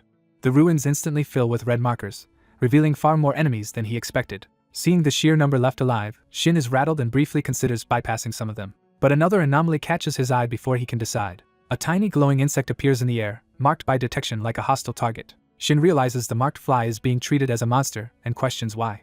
He destroys it on instinct with a quick strike. The explosion reveals it was a suicide fly, and Shin understands how close he came to losing more than just skin. He escapes with burns only because he reacted in time, which confirms the flies are lethal ambush weapons. From that, he deduces a magician-type enemy must be nearby controlling them. Before he can reposition, a swarm of the explosive insects converges on him. Their detonation tears through the area, and the true casters finally reveal themselves. A group of undead mages appears above the battlefield, directing the flies and chanting over a magic circle. Back in the meeting, Shin Min-jae calls on Gehi again, trying to force her back into a stricter analytical frame. He argues that admiration is not evidence and asks whether she has any concrete data on Shin's skills and titles beyond vague impressions of battle sense. Gehi answers that Shin seems to have unusual methods of acquiring most of them, implying his growth cannot be judged by ordinary standards. She says she has seriously considered that possibility rather than speaking carelessly. Even while presenting it as only a theory, she frames Shin as someone whose behavior may point to a hidden explanation. In the dungeon, Shin braces inside the smoke and prepares to test that theory of his own survival. He activates Defensive Sword, forming a blade barrier around himself while mocking the enemies for their persistence. The skill blocks attacks aimed at his blade, but its restriction on moving forward makes it a difficult tool to rely on.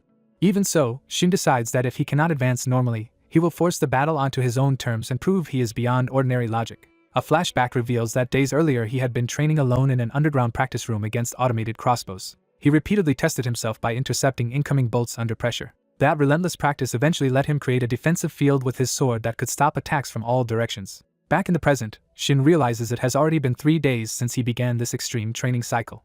He recalls that passive skills can be earned through constant repetition if one knows the right training paths. But active skills like full charging require far more specific conditions and cannot be gained through simple repetition alone. Those conditions are usually hidden, rarely shared, and almost impossible to discover without luck unless someone already has deep experience. Still, Shin knows luck is not the only thing guiding him. Because of his accumulated experience, he can identify and exploit those hidden conditions, which is how he found Defensive Sword in the first place.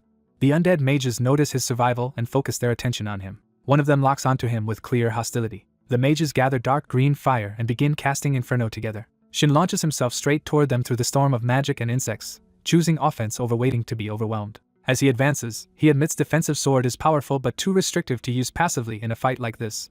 So he turns the incoming explosions into propulsion instead of merely enduring them. The blast wave carries him forward at tremendous speed. He rides that momentum like a slingshot toward the casters. The undead mages are stunned when the supposedly pinned target suddenly closes the distance. Shin breaks the skill's intended limitation by exploiting its wording rather than obeying its spirit, proving that rules can be bent if understood well enough. The mages answer with a fresh barrage of Inferno, trying to erase him before he reaches them. Shin dives through the converging fireballs, threading the narrow gap between their attacks. He sees the opening and commits completely. One mage realizes too late that Shin has already broken through the kill zone. With his barrier still guiding the charge, Shin crashes into the undead line and begins his counterattack at point-blank range. A skull-like monster is shattered apart in a single crushing blow. In the sudden quiet, a lone armored knight senses that something is wrong. He pauses, silently searching for the source of the disturbance. The fallen remains crack open as a rare drop begins to emerge. A young hunter notices the glowing reward and is briefly stunned by his luck. He realizes it is a high-grade purple magic stone worth a fortune, proof that the dungeon's rewards are improving with difficulty. Rather than risk stopping now, he decides to leave the stone and collect it after clearing the area. Confidently, he turns his attention toward reaching the dungeon's center and activates his detection skill. The result shocks him because the skill finds only one monster left in the entire area. He immediately suspects the rest of the mobs did not simply disappear on their own. Before he can locate the last enemy, the armored knight appears behind him and closes in. He realizes too late that the threat was at his back. With no time to identify the angle of attack, he resolves to gamble on a block. He leaps away and commits to his guess, hoping it will save him. Instead of a direct strike, the ground erupts with violent purple energy across the battlefield. The blast throws him into the air and leaves him cursing the trap. As he regains himself, he understands that all the other monsters fled because of this new arrival. He recognizes the knight as a being so lethal that even dungeon monsters avoid it. The identity clicks into place. This is a Death Knight. The Death Knight descends on him immediately, forcing him into a desperate defense. Even without knowing why it is outside the dungeon's center, he can tell from its presence alone that it is overwhelmingly dangerous. The sight also stirs a painful memory of a girl tied to this monster's past violence. He remembers that this same kind of monster killed her younger sister. The system confirms the enemy as the middle boss, the Death Knight of penance and rage. That memory hardens his resolve, and he swears he will not let the same tragedy happen again. He charges straight at the Death Knight instead of retreating. Their weapons collide, and he immediately feels how brutal the difference in power is. The Death Knight keeps pressing with crushing sword blows that drive him back. He realizes each strike is far heavier than he can comfortably withstand. He recalls that a Death Knight is an undead monster created when a dead knight's soul enters an undying body. Its signature ability is a constant swamp of silence that nullifies skills for anyone caught in the aura beneath its feet. Because the association judged that ranged parties could avoid that aura, they badly underestimated the dungeon's true danger. He remembers that this misreading led to disaster, because the Death Knight's real threat was never just the silence field. Its true power came from the dead knight's soul sealed inside it. If that soul belonged to a highly trained warrior, the monster's danger rose drastically. Later, the dungeon's official difficulty was revised upward once that truth became known. Death Knights in this place were ultimately judged to be between A+ and S rank. A heavy impact slams into him and sends his body reeling under that reality. Spitting blood, he admits to himself that he is in real danger now. For the first time in this fight, he accepts that he might actually die here. Lying there, he falls into a brief, grim silence. The Death Knight seems almost puzzled when the hunter suddenly laughs off his fear and anger takes over instead. He recognizes an old pattern in himself. Whenever he is exhausted or cornered, doubt comes first. He calls that weakness out directly, refusing to let hesitation decide the fight. He understands that if he keeps thinking like this, he will never change. So he addresses the Death Knight and deliberately provokes it. He openly challenges the monster, demanding that it come at him. The Death Knight answers with a cold, silent stare. Purple energy gathers around the knight as it prepares another assault. The two face each other across the ruined chamber, both now fully committed. The Death Knight lets out a low growl and launches again. He reacts instantly and slips away from the incoming rush. The monster notices his sudden movement and adjusts. It dives after him from above, trying to pin him down with another killing strike. He is pleased to see it chasing him, because fighting head-on with his remaining health would be suicide. What he needs most is a way to restore his HP while staying alive. His detection skill suddenly reveals a cluster of nearby monsters, giving him exactly the opening he was looking for. He realizes the lesser monsters had retreated toward the center to avoid the Death Knight. He spots the route into that deeper section and commits to it. He dashes through the doorway before the Death Knight can stop him. Inside, a crowd of ghouls rises to meet him. They shriek as he barrels straight into them. He stays calm because this is exactly what he wanted. He carves through the pack in a sweeping, continuous slaughter. One ghoul is split cleanly apart as he cuts a path through the mob. Behind him, the Death Knight keeps closing while he uses the chaos as cover. His clever hunter title restores stamina and HP with each kill, and he gladly takes the recovery. Using the momentum from the massacre, he decides to keep healing this way and push toward the deepest part of the dungeon. He races into the deepest section of silent ground. The moment he arrives, he senses something waiting there and tenses. He finds an even larger horde still gathered ahead of him. Instead of despairing, he sees enough prey left to refill himself completely. But the Death Knight bursts in right behind him, refusing to let him farm safely. He realizes he has run out of room to maneuver. The Death Knight unleashes a massive purple slash that tears through the horde in a straight line. He understands at once that the attack was never aimed at him. The monster deliberately wipes out the lesser undead around them. Its expression sharpens as it commits to that ruthless choice. He grasps the reason immediately. The Death Knight noticed he was recovering by killing its allies and removed that option. Then it blasts him upward again, seizing control of the fight. As he tumbles, he prepares a knockback burst to counterattack. He tells himself he has recovered enough and finally found an opening to use it, but the skill fails to activate. He has drifted into the swamp of silence, and the Death Knight's aura nullifies every skill he tries to use. The realization hits him with bitter clarity. The Death Knight punishes that mistake with another devastating blow. He is hurled away, battered and losing all the HP he had just regained. He curses himself for forgetting the silence field at the worst possible moment, and knows his sword block barely saved his life. Frustration mounts as he feels the fight slipping again. For a moment, he is tempted to believe he cannot keep going. That weakness drags up the memory of a battlefield where giving up meant losing everyone. He remembers a dying woman calling his name and asking one final favor. She begged to be buried beside her younger sister, and he refused to accept her death. He had lied to keep her conscious, insisting rescue would come soon. He remembers desperately urging her to stay awake. Then he recalls the instant he realized she was already gone. He sees himself frozen beside her body, unable to change what happened. That old helplessness tightens around him again. The memory ends with his scream over the dead. Back in the present, smoke and dust swirl through the ruined hall as the Death Knight advances. The monster watches him in silence, waiting to see whether he will break. Instead, he admits that he had been thinking about this fight the wrong way. Trying to conserve himself for the final boss was a mistake, and he decides he will stop repeating that kind of hesitation. He chooses survival over restraint, activates psychedelic, and commits to a life-or-death gamble. He refuses to give up, not because of duty to the past, but because he still wants to live.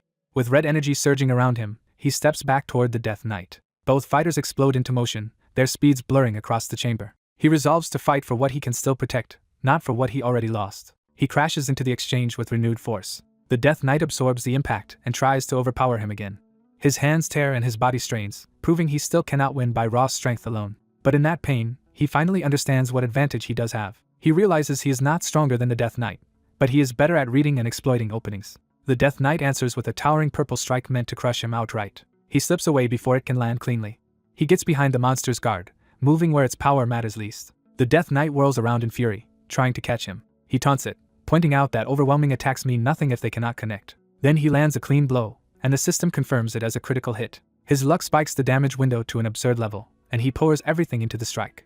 The critical launches the Death Knight across the room with explosive force. The blow tears through its armor and sends blue flames spilling from the wound. He watches the monster crash down, badly damaged but not finished. Standing amid the dust with red energy still crackling around him, he waits for what comes next. He tells the fallen knight to stop acting finished, because he knows better. He remembers that Death Knights never end this easily. Sure enough, the Death Knight sacrifices the flames of its former life to force up all of its physical stats. He recognizes the start of its final pattern and braces himself. All Death Knights differ, but they share one rule when their HP drops below 10%. They begin a 10-second self-destruction sequence, turning the fight into a deadly game of tag. The wounded knight rises again while blue fire and purple power build toward detonation. He steadies himself in silence, already calculating the countdown. He repeats to himself that the monster is not done yet, and neither is he. He keeps his eyes on the burning knight, waiting for the first move of the final phase. The Death Knight roars as the sacrificial flames drive its body beyond its previous limits. He confirms to himself that the last phase has truly begun. He recalls the rule completely. Once the countdown starts, every Death Knight becomes a walking explosion. The monster's power surges again as the self-destruction timer begins ticking down. A massive blue blast erupts around the Death Knight, and he knows one direct hit now would kill him instantly. At his current level, trying to finish it head-on would be suicide. He compares himself to prey before a predator, forced to survive rather than dominate. But he refuses to die passively, and decides that even prey can still shape the hunt. With 10 seconds left, the Death Knight detonates another attack to start the chase. The countdown flashes as the flaming skull locks onto him. He chooses the only viable plan and runs for his life.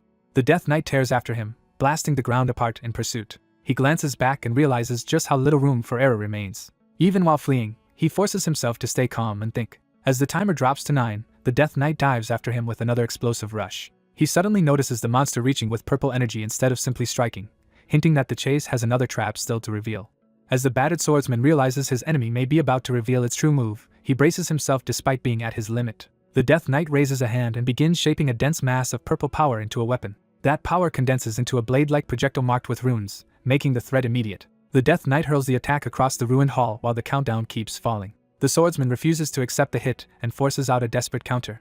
His strike collides with the incoming attack, and even the Death Knight is caught off guard by the interruption. For the first time, the Death Knight lets out a pained roar instead of cold control. A barrage of blue slashes tears through the monster, showing the swordsman has finally found a way to hurt it. Bloodied and grim, he pushes himself harder, driven by sheer stubbornness. Seeing there is still time left, he curses himself for nearly giving up too soon.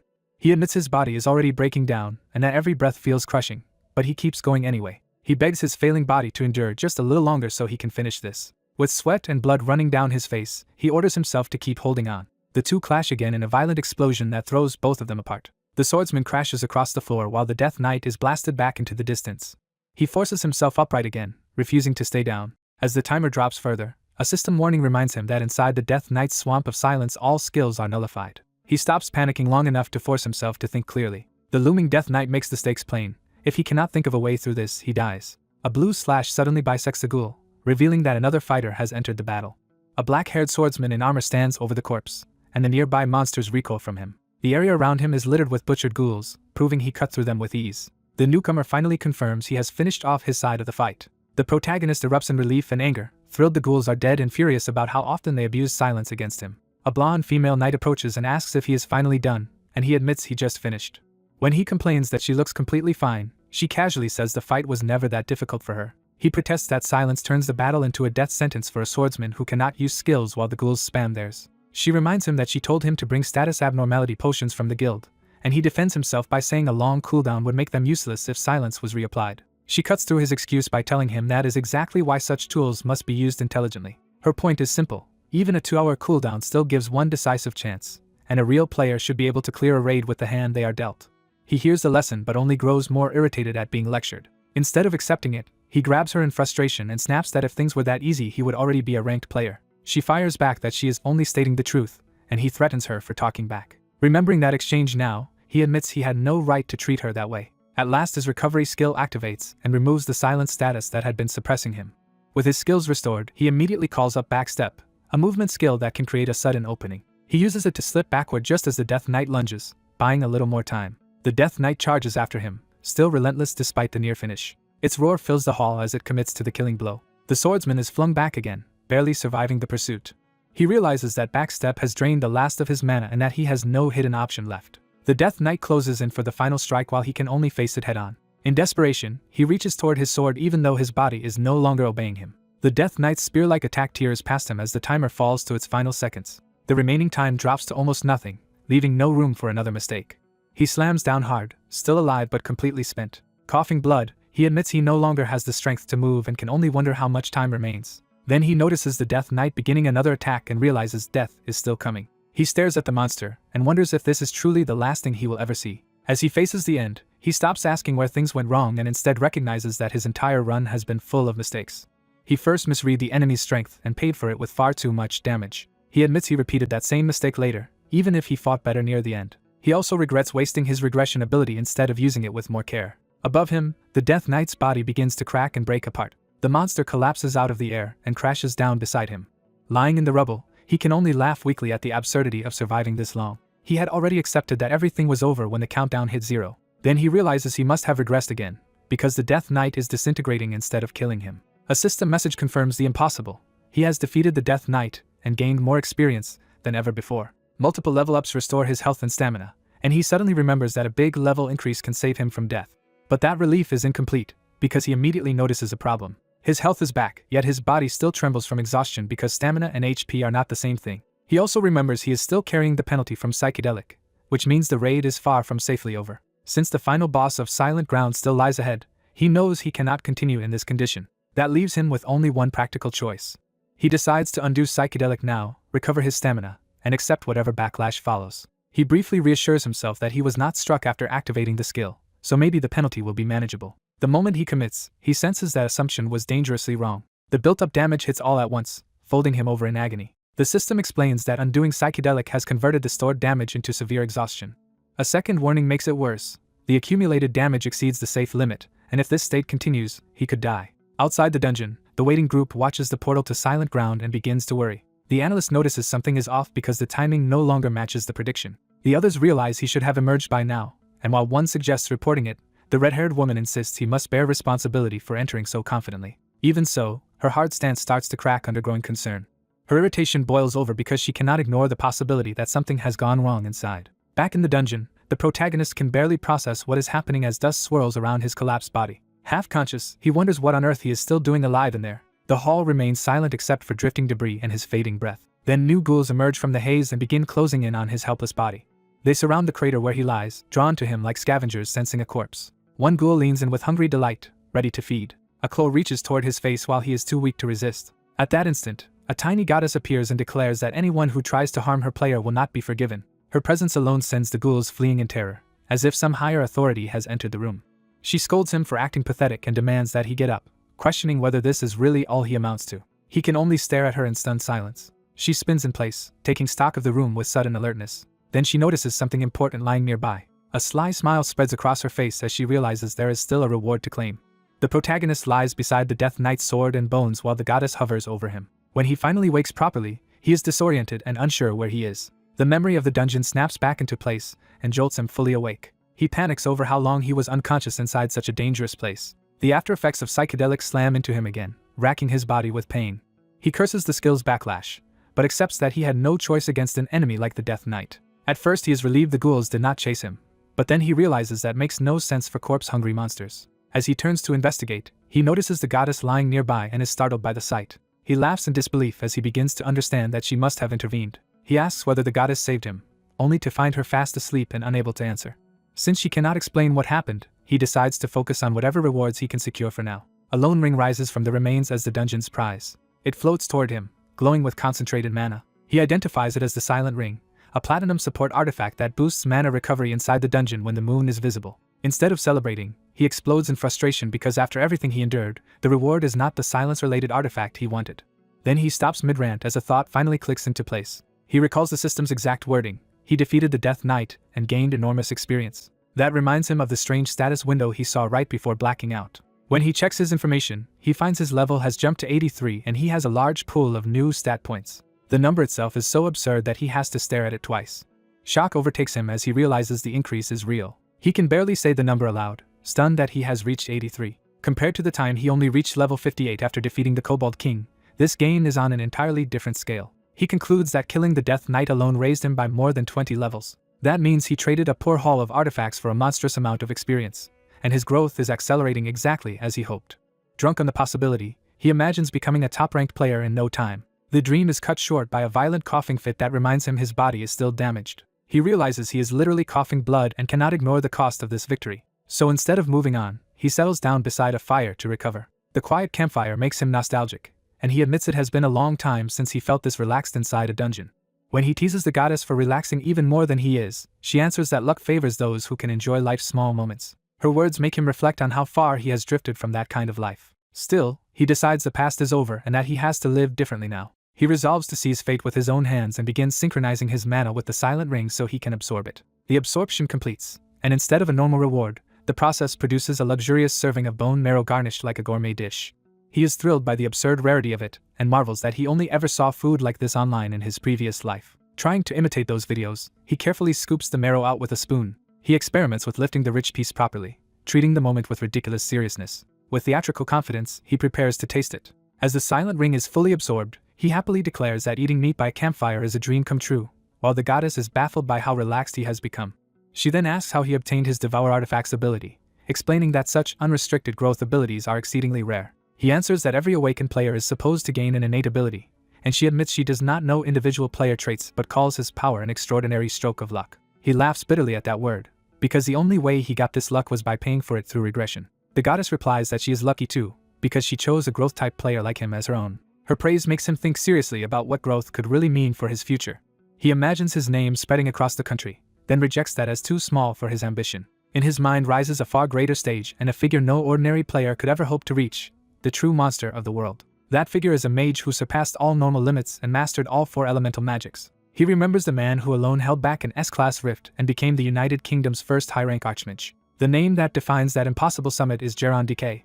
He knows he is nowhere near even standing in that man's shadow, but he begins to wonder if one day he could make him his goal. Turning to the goddess, he addresses her with sudden sincerity. He promises that becoming her player will prove to be the greatest choice she ever made, and silently vows to grow until even Geron Decay becomes a target he can chase. The goddess is stunned by the seriousness and scale of his declaration. Then her surprise melts into a warm, delighted smile.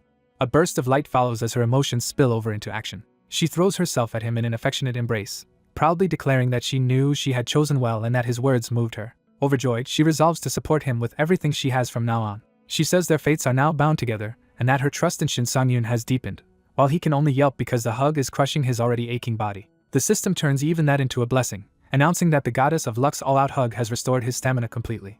The challenger steps into the final chamber of Silent Grounds, where death itself seems to be waiting. At the heart of the audience chamber of silence, a skeletal king sits on his throne wrapped in ominous purple power. The final boss reveals himself as the weary King Archlich, an undead ruler exhausted by endless boredom. He first speaks in an ancient tongue, then switches languages and casually praises the intruder for making it this far. Archlich invites the hero to entertain him, and the hero is caught off guard by how talkative this supposed final boss is.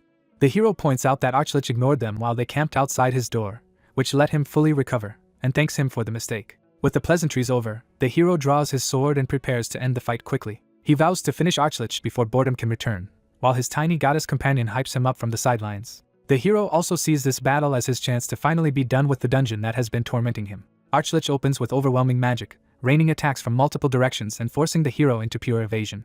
Rather than being threatened, Archlich delights in watching his prey scramble and decides to see how long the hero can keep it up. The barrage tightens around the hero, and he realizes the lich is deliberately pressing him while mocking him. A direct blast nearly catches him, proving that one mistake here will be fatal. The hero recognizes the spell pattern as a dangerous subspace technique that launches weapons from every angle, making even defense skills hard to use. As the summoned weapons keep multiplying, he starts worrying that he cannot block many more hits while Archlich shows no sign of running dry.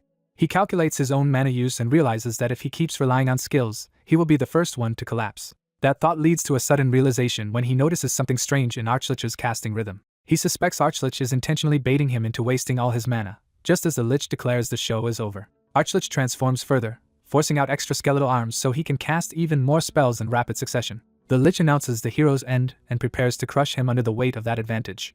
Then Archlich tells him not to fear, as if death here is only the natural result of bad luck. Instead of panicking, the hero answers with calm confidence. He promises to finish the fight instantly, mocking the eyeless lich while hiding that he has already found a counter. He judges Archlich as a high-rank mage whose transformed state may actually make him harder to handle than the Death Knight from earlier. The hero recalls the basic weakness of mages. Proper spell casting normally needs both hands focused on one spell. Casting one-handed weakens accuracy and power, which means Archlich's flood of attacks must come with trade-offs. That insight brings his attention back to the lich's altered body. He realizes Archlich solved the hand problem in the simplest undead way possible by growing more arms and brute-forcing extra casts. Even if perfect triple casting is impossible, firing 3 spells in quick succession is still enough to overwhelm most opponents. So the hero decides the only answer is to strike before Archlich can fully exploit that advantage. He launches himself straight at the throne, betting everything on a fast kill. Archlich calls that charge a grave mistake and activates Language of Silence. The hero is afflicted with silence, losing access to all skills for 3 crucial seconds. Even stripped of skills, he refuses to retreat and keeps charging with raw physical force alone. He declares that he does not need abilities to cut off Archlich's head if he can just reach him. Archlich calmly begins another spell, showing he had expected exactly that response. At the last moment, the lich uses extreme close-range blink, slipping out of the sword's path and turning the hero's commitment against him. From point-blank range, Archlich follows with flames of purgatory, convinced the hero has doomed himself. While lecturing him about mistaking luck for skill, the lich is suddenly interrupted by a rising blade of blue force. Archlich only has time to register that something impossible is coming straight for him.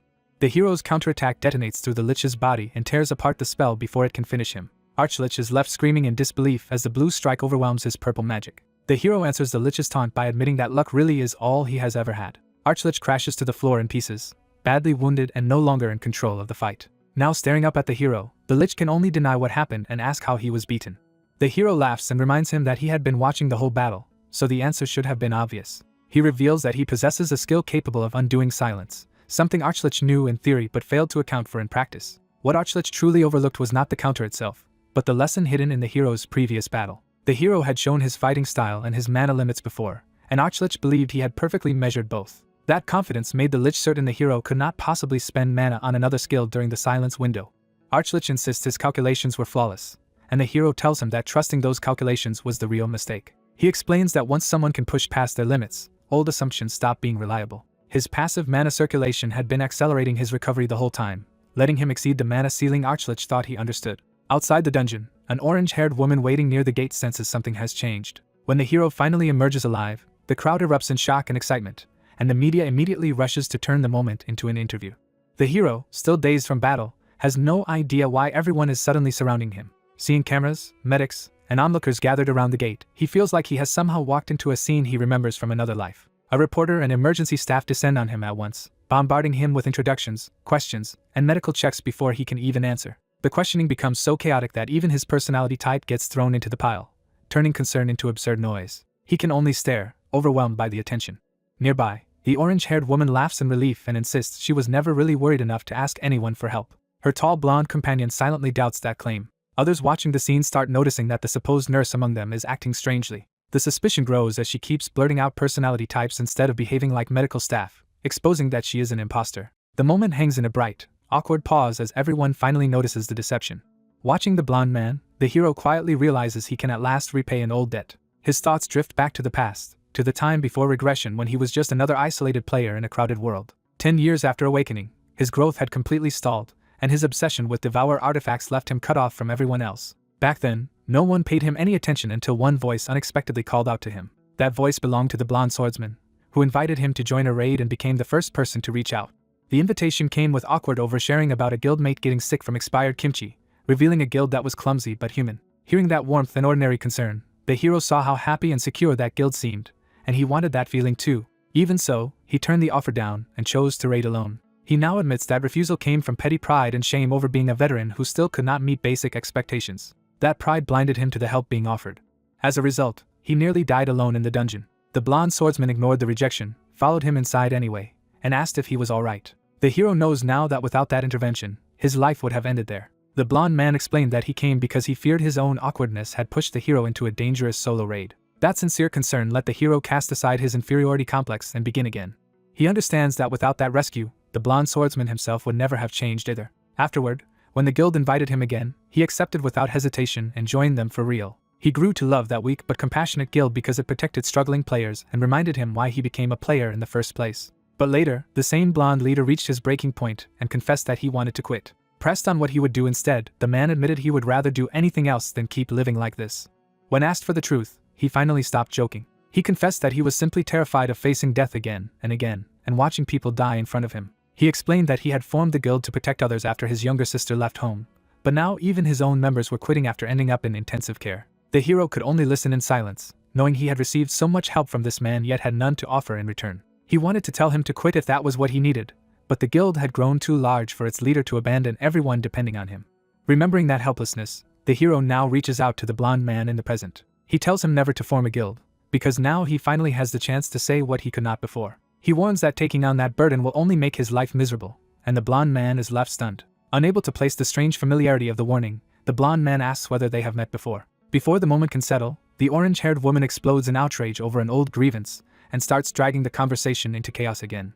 The hero uses the distraction to bow out and tells them all to live well. The story then shifts to the slums of residential sector B under Dimension Core, where another plot is already moving. In that ruined district, several ominous figures and monsters gather beneath a dark sky as if preparing for something larger. A hooded observer speaks in Latin-like phrases and recognizes that an extraordinary student has appeared. Seeing how dangerous that development is, the observer decides the plan can no longer wait. Back in the outside world, the news reports that Shin Sang-yoon's information has forced the Players Association to raise the danger assessment of Silent Grounds. The broadcast confirms that the Death Knight inside was far more dangerous than the dungeon's listed rank suggested, so entry is now forbidden until re-evaluation. Hearing that, the hero feels relieved that future players may be spared the same needless losses, and he realizes he has finally saved someone since regressing. He reflects that Silent Grounds gave him more than artifacts and titles. It also gave him knowledge that could change his future. Among those gains is new information about the mysterious late bloomer model student, whose path may matter more than he first thought.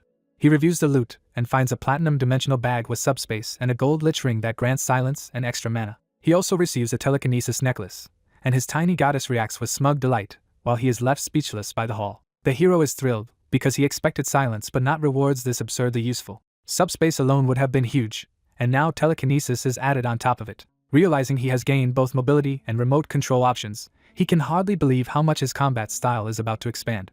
He immediately starts imagining how these two skills could transform his flexibility and push him to an entirely new level if mastered properly. Since he never saw anyone gain abilities like these in his previous life, he wonders if he is finally about to earn a truly unique title, only for the goddess of luck to complain that he has not thanked her at all. He hurriedly flatters her and promises proper gratitude after he finishes eating, which only half satisfies her. Then the three artifacts begin synchronizing their mana and transform into bizarre dessert-like forms for absorption. The final result includes a glittering millefeuille of infinite layers, making the whole process look less like loot and more like a cursed pastry course. Faced with magical desserts named after cosmic absurdities, he can only wonder what kind of taste the Archlich had in life. Still, he decides to start with the millefeuille and test the strangest reward first. The moment he tastes it, he is pulled into a surreal experience as if the dessert's endless layers truly have no end. He is overwhelmed by the impossible texture and flavor, convinced the name was not exaggerating at all. The taste hits him so hard that he practically falls in love with dessert on the spot. In a burst of sincere repentance, he apologizes to all sweets he ever underestimated, and the system begins absorbing the 3 artifacts into him. Once absorption completes, he jokingly admits that for all his chatter, Archlich at least had excellent taste. The system then demands that he bind telekinesis and silence to specific abilities. Choosing telekinesis is easy, since binding it to his greatsword perfectly suits the way he fights. Silence is harder, because unlike stun or freezing it does not linger in a simple way, so binding it to flashy burst skills may waste its value. Not knowing the hidden risks, he settles on the safest looking option and tries to bind silence to his basic attack. The system warns that doing so requires an extra cost of 1 mana for every basic strike and asks whether he will accept it. He immediately recognizes how punishing that could be, since it would drain mana with every ordinary swing. But after remembering the title he earned from Archlich, which grants him a massive increase in mana, he sees a possible way to support the cost. With mana circulation constantly refilling him, the risk may be manageable, though it would still be dangerous if he were ever mobbed by weak enemies. He hesitates, weighing the danger against the potential. Then he smiles, deciding that caution alone will never let him grow. He accepts that real progress requires stepping outside his comfort zone and taking calculated risks. Silence is successfully bound to his basic attack, meaning every normal hit can now inflict the status depending on the target's resistance. Before he can fully process that success, a blazing portal tears open nearby and interrupts everything. The surrounding energy turns grim, and even the goddess of luck is startled because she had nothing to do with this arrival. 3 new constellations appear at once, praising the hero's ferocity and hinting that they want to sponsor or claim him. The goddess of luck immediately objects to other constellations showing up while she is already present. Then a completely new goddess arrives and declares that the hero should not belong to only one patron. The newcomers part to reveal a radiant figure with an unmistakably regal, ancient presence. She brusquely orders the Mongol conqueror aside, and even that warlike constellation yields to her. The other constellations step back with surprising good humor, treating her authority as something obvious. The hero studies her appearance and starts to suspect exactly which mythic figure she might be. Her jackal-headed symbolism makes the answer feel almost certain. The new goddess says she has been watching his courage closely and was impressed enough to come in person. She goes further, declaring that a man like him deserves to stand at her side rather than remain with lesser patrons. She openly tells him to abandon the goddess of luck and join a more glamorous goddess instead. That insult triggers an immediate divine argument, with the goddess of luck furiously attacking her rival's arrogance. As the two goddesses trade increasingly petty insults, the hero can only conclude that whatever their exact relationship is, they absolutely do not get along. In the middle of that celestial bickering, the new goddess suddenly offers him secret information, and the hero's attention snaps back to her. A messenger from a new goddess urges Shin Sang-yun to hear secret information and abandon his current patron in favor of a contract with her. The mention that the information concerns a late bloomer model student jolts Sang-yun, because he realizes it must be about someone important from his past. The cat-like goddess is caught off guard when he reacts far more strongly than expected. Sang-yun immediately presses her for answers, caring less about the goddess's offer than about whether the person she mentioned has resurfaced, and what he has been doing. The new goddess's lead is that she found that man wandering the slums of the Dimension Core. She further describes him as obsessively investigating the end and hidden truth of the Dimension Core. Using that information as leverage, she demands that Sang-yun leave his current goddess and contract with her instead. Back in the real world, Sang-yun sits alone and turns the warning over in his mind. He admits he cannot make sense of the phrase about the Dimension Core, especially since the man never spoke of anything like that in his previous life. His thoughts are interrupted when the goddess of luck appears before him. Sang-yun eagerly asks whether she found anything, but she reports that the man was no longer in the slums. Though disappointed, he thanks her, and she enjoys seeing the usually sly cat goddess get humbled for once. Sang-yun keeps worrying about why that man was in a place meant for failed constellations and what that implies. Unable to shake the mystery, he is left wondering where the man is now and what he has been pursuing in secret. The scene shifts to Hyunjong Corporation, where another thread of the story begins. At the corporation, a report is brought to the president about the participant list for the upcoming open market. The president reacts with interest as soon as she sees the new name. The list reveals Shin Sang-yun as a new entrant to the open market, a level 88 swordsman with no formal player rank. Han Hyunjong, the S+ rank head of Hyunjong Corporation, recognizes that an unusually interesting guest is about to arrive. Sang-yun heads out by car, moving toward the market while still sorting through everything he has learned. On the way, he reflects that further investigation turned up nothing on either the late bloomer model student or the eschatology of the Dimension Core. Even so, he decides he cannot trust the new goddess, suspecting she wants to use his growth to elevate herself into a mythical constellation. He concludes that staying with his current arrangement is safer, while the goddess of luck keeps amusing herself by recalling how badly the cat goddess was rattled. The navigation announces his arrival, pulling him out of his thoughts. Sang-yun realizes he has finally reached the place he came to see. That destination is Hyunjong Market, the country's premier open market for artifacts. He recalls that the open market was created to let players buy and sell artifacts safely instead of risking dangerous private trades. Given how often expensive exchanges led to violence and fraud, a secure market was bound to emerge. The old system of high-value direct deals had always invited theft, coercion, and bloodshed. That history is why safety became the market's most important selling point. Most such markets are run by major guilds around the world. In Korea, the unmatched leader is Hyunjong Market, backed by Hyunjong Corporation. Its dominance does not come from corporate strength alone, but from Han Hyunjong herself, the world's only S+ rank buff player. Her presence draws elite players from everywhere, and their mere attendance keeps the market peaceful. Sungyun dryly notes that with so many people desperate for her buffs, almost no one would dare cause trouble there. At the entrance, an employee stops him before he can go in. She politely asks for his name and entry authorization so his access can be confirmed. After checking, she informs him that he has been granted access all the way down to the 8th basement floor. That surprises him, because the 8th basement is the VIP level, and he wonders if Han Hyunjong personally rated him highly. As he starts inside, nearby players recognize him and assume he should have arrived with Kim Miso.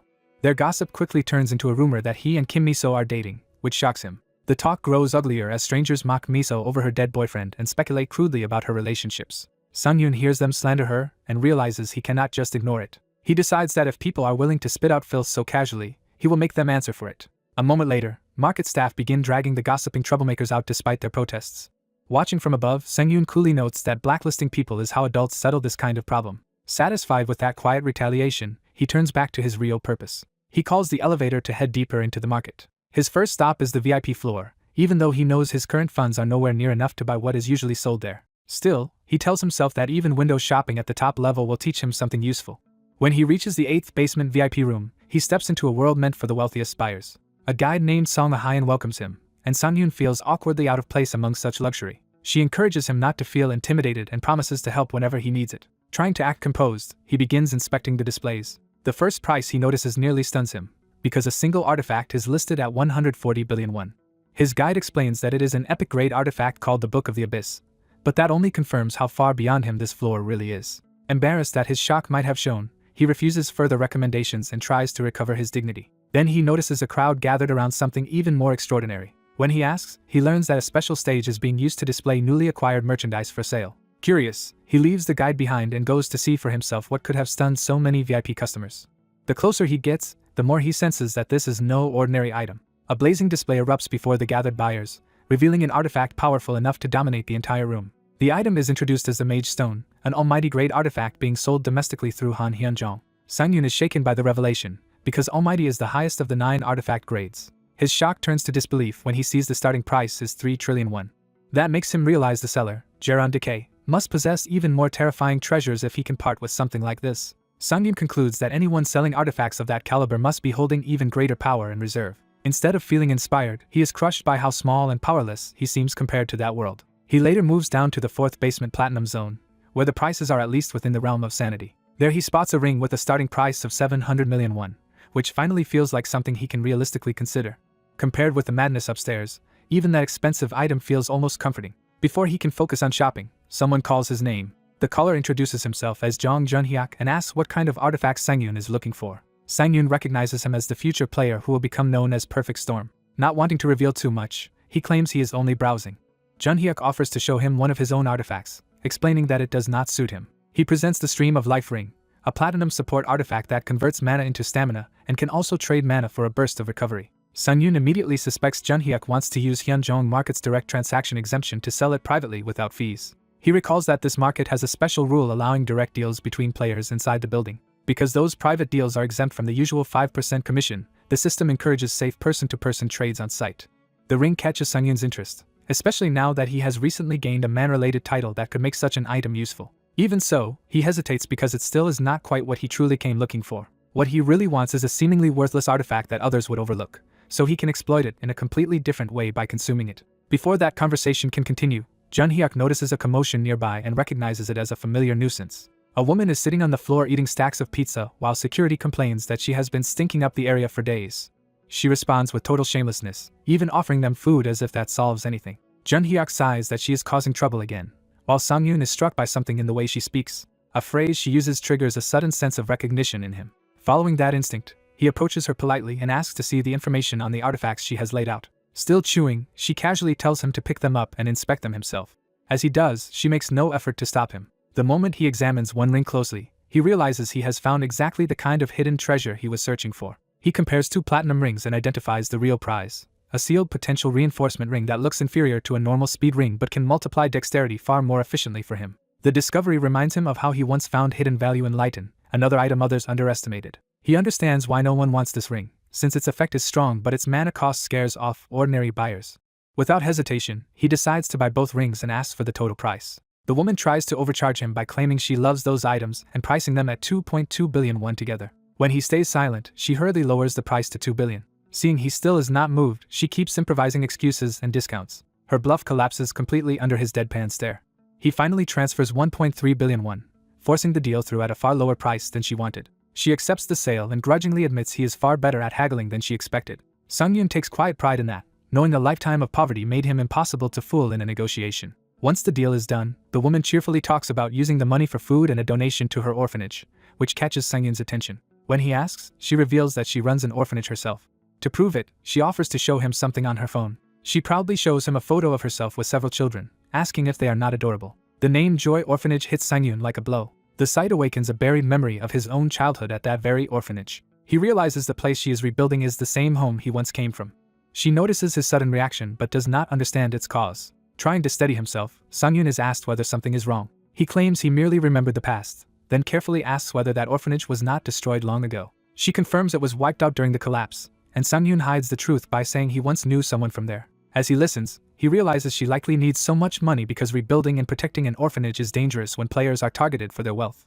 She explains that her parents used to run the orphanage, and that she has recently begun reconstructing it herself. Sung-yoon masks his emotions, says he had no idea, and accepts her invitation to visit sometime. She hands him the orphanage's business card and proudly says the children drew it themselves. The childish drawing on the card deepens his sense of recognition and loss. He forces out a compliment, then jokes weakly that the children seem to dream mostly about money. The memories hit him so hard he nearly chokes up. He reflects that the orphanage he grew up in was a good place, and wonders how the children who survived the collapse ended up after being scattered. Realizing he is on the verge of crying in front of a stranger, he snaps himself back under control. Once he regains his composure, he is struck by how comforting it feels to meet someone who still cherishes that same place. Watching her happily plan what to buy for the children, he decides he has to visit the rebuilt orphanage soon. The story then shifts to Eden Guild headquarters in Yeouido. Sung-yoon arrives there, heading inside with a new seriousness. Someone calls out to him before he can go farther. A large man named Jo Jinho introduces himself, and says they have been waiting for Sung-yoon. As Jinho leads him onward, Sung-yoon realizes this visit is more important than he first thought, and resolves to treat it seriously. The narration briefly returns to the market conversation from an hour earlier. Before parting, the woman had promised to contact him later, and said the children would be happy to see him. Sung-yoon had warmly agreed, only to be interrupted by an incoming call. He apologized, took the call, and the woman left on good terms after celebrating their deal. On the phone, Kim Miso excitedly told him that they had been assigned a new gate. She teased him for not saving her number, then explained that the assignment was urgent. The gate is a two-person level 130 dungeon at No One's Station called Black Gate, and the name immediately catches Sung-yoon's attention. At first he struggles to place it, then the memory suddenly returns. He remembers that Black Gate was the dungeon first cleared by Kong Boa, the future arbiter of swords. He also recalls that the strategy was later made public, and that perfect coordination between partners was the key to clearing it. Since he and Miso have already built strong teamwork, he realizes they are unusually well suited for it. Then he remembers the most important detail of all, the first clear reward. Black Gate's first clear prize is an epic raid artifact worth around 120 billion won. The moment he hears that, he commits completely and tells Miso he will do the raid no matter what. As he follows Jinho through Eden Guild, Sung-yoon can barely contain his greed at the thought that he might soon own an epic artifact instead of merely staring at impossible prices. Jinho senses Sung-yoon's ominous excitement, but Sung-yoon brushes it off with a laugh. They arrive on the 4th floor. Jinho explains that Miso is currently with the guild president, so he has been sent to guide Sung-yoon instead. He leads Sung-yoon toward Eden Guild's special training room, calling it one of the guild's proudest facilities. As they approach the restricted room, Sung-yoon realizes something important is waiting just beyond the door. As he enters the building, Sung-yoon immediately senses that the place is hiding something far more dangerous than an ordinary office. His guide casually assures him the training facility is free today, but Sung-yoon is startled by the claim. Trusting his instincts, Sung-yoon points out that someone is already inside, and his guide struggles to believe it. A stone golem suddenly erupts from the floor, proving Sung-yoon right and turning the quiet room into a battlefield. The monster lunges forward with murderous force. Before it can reach them, Tiri intercepts it with twin blades and overwhelming speed. She drives her attack straight through the golem's body and shatters it apart. The creature is finished almost instantly. Tiri completes the exchange in one clean burst, leaving only debris behind. Her sudden appearance makes the guide realize the room was not empty after all. He politely asks whether she had reserved the training room and offers to wait outside if this was a scheduling mistake. Tiri is caught off guard when he calmly asks how much longer she needs before they can use the room. While she hesitates, the guide presses for a simple answer. He greets her like an old acquaintance, while Sang-yoon immediately notices the awkward tension between them. Tiri explains that she came early to practice teamwork with Miso for an upcoming gate raid. The guide remarks that she and Miso must be close, and Sang-yoon innocently starts to explain, only to realize Tiri is no longer listening. Tiri sees through his clumsy prodding and accuses him of stirring things up on purpose. A sudden idea occurs to her. Instead of arguing, she abruptly excuses herself and says they can spar another time before leaving the room to them. She also admits she used the room without booking it and gives them permission to take over, while Sang-yoon is left wondering why she seemed upset. Once she is gone, the guide apologizes for the trouble and invites Sang-yoon to relax while Miso is delayed. Then his tone shifts, and he suggests a more interesting way to pass the time. He proposes a spar, and Sang-yoon is caught completely off guard. To show he is serious, the man plants his massive sword into the floor. He calls it a light spar, even as he starts stripping down like he is preparing for a real fight. Sang-yoon can only stare, baffled by how casually this guild treats combat challenges. He reflects that everyone in this place seems to greet new people by trying to fight them. The swordsman reassures him there is no pressure and admits he simply wants to see for himself what kind of fighter Sang-yoon really is. He openly frames swordplay as a way to reveal a person's true nature, making clear that this duel is his personal curiosity as much as his hobby. Sang-yoon quickly understands that the man is testing his character as much as his skill. When offered a practice weapon, Sang-yoon declines. Instead, he summons a swirling subspace in his hand. From it, he draws out his own great sword and reveals that he carries his weapon through a hidden storage skill. The display leaves the swordsman visibly impressed before the match even begins. He laughs in delight, deciding the rumors about Sang-yoon being unusual were true after all. Satisfied, he declares that they should begin immediately. The pressure around him changes at once, warning Sang-yoon that this is no ordinary practice match. The swordsman admits he had planned to hold back, but Sang-yoon's weapon and presence convince him to use real power from the start. Elsewhere, in the Eden Guild CEO's office, another conflict is unfolding. Miso's father urges her to obey him this time, but she snaps the moment he brings up the issue she has repeatedly told him not to mention. He apologizes and insists his interference comes from concern, yet Miso finally understands how suffocating his concern has become. Unable to bear it any longer, she cuts him off, says she is leaving, and asks him not to contact her for now. Her father can only watch her go in frustration and regret. After she leaves, he immediately answers a call from someone he addresses as president. He confirms that he still has a secure line to the association. Then he makes a request with grim determination. Back in the training room, the swordsman faces Sang-yoon across the wrecked floor. At the same time, Miso's father orders a full investigation into Shin Sang-yoon, starting with his family and past. The duel formally enters training mode, locking Sang-yoon and Jo Jinho in as the participants. Jinho asks if Sang-yoon is ready as the system confirms the mock combat setup is complete. He says 2 exchanges will be enough for him to judge Sang-yoon's level. Sang-yoon studies Jinho's gigantification and realizes that even in a smaller form than the monster he once fought, Jinho's pressure is far greater. He recalls that while Dugyeongsa perfected an all-rounder style, not every swordsman could follow that path. Many instead devoted themselves entirely to raw strength and built their bodies around that belief. Sang-yoon recognizes Jinho as the peak example of that strength-based school of swordsmanship. In Korea at least, Jo Jinho stands as the clearest symbol of overwhelming power. His gigantification lets him dominate opponents with a single crushing blow, preserving his place at the top even as the meta changed. Rather than fear that reputation, Sang-yoon feels his excitement rising and declares himself ready. Jinho praises that confidence and charges first without hesitation. As he attacks, he boasts that a real man proves himself through action, not doubt. Sang-yoon realizes that Jinho can generate destructive wind pressure just by moving his sword, forcing him to choose his response instantly. He rejects defensive tricks and decides that against Jinho's strength, he must answer with strength of his own. He activates Psychedelic to reinforce his body and speed, while Face Off isolates Jinho as his sole target and sharpens the duel into a direct clash. Jinho commits fully to the opening strike. He calls it a light blow, but the attack tears through the room like a disaster.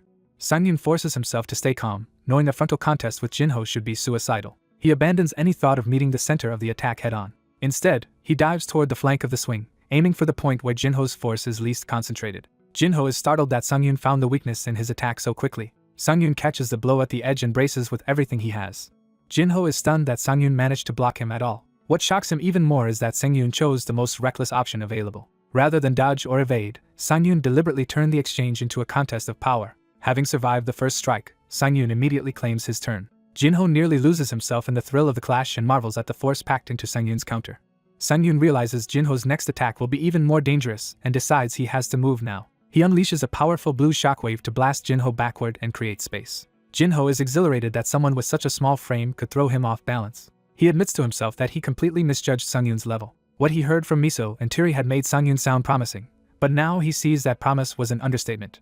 Jinho surges forward again, no longer treating Sang-yoon like a rookie. Delighted, he decides Sang-yoon is the same kind of foolhardy fighter he respects. He openly praises Sang-yoon's attack and says he is genuinely impressed. Sang-yoon downplays it as luck, privately admitting that only a critical boost to knockback burst let him survive that exchange at all. Jinho refuses the modesty and insists that real strength should be acknowledged plainly.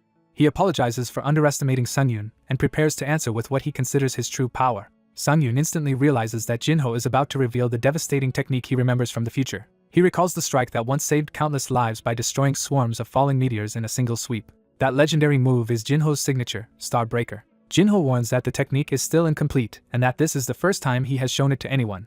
Even so, Sungyun is already satisfied that Jinho now considers him worthy of going all out. But satisfaction quickly gives way to panic when he realizes he has almost no chance of taking that attack as he is. He decides his only option is to pour every enhancement he has into one strongest possible counter. With psychedelic, full charging, and speed stacked onto knockback burst, he declares that he is ready. Even while preparing, he knows it is absurd to challenge a level 700 powerhouse in a direct power contest.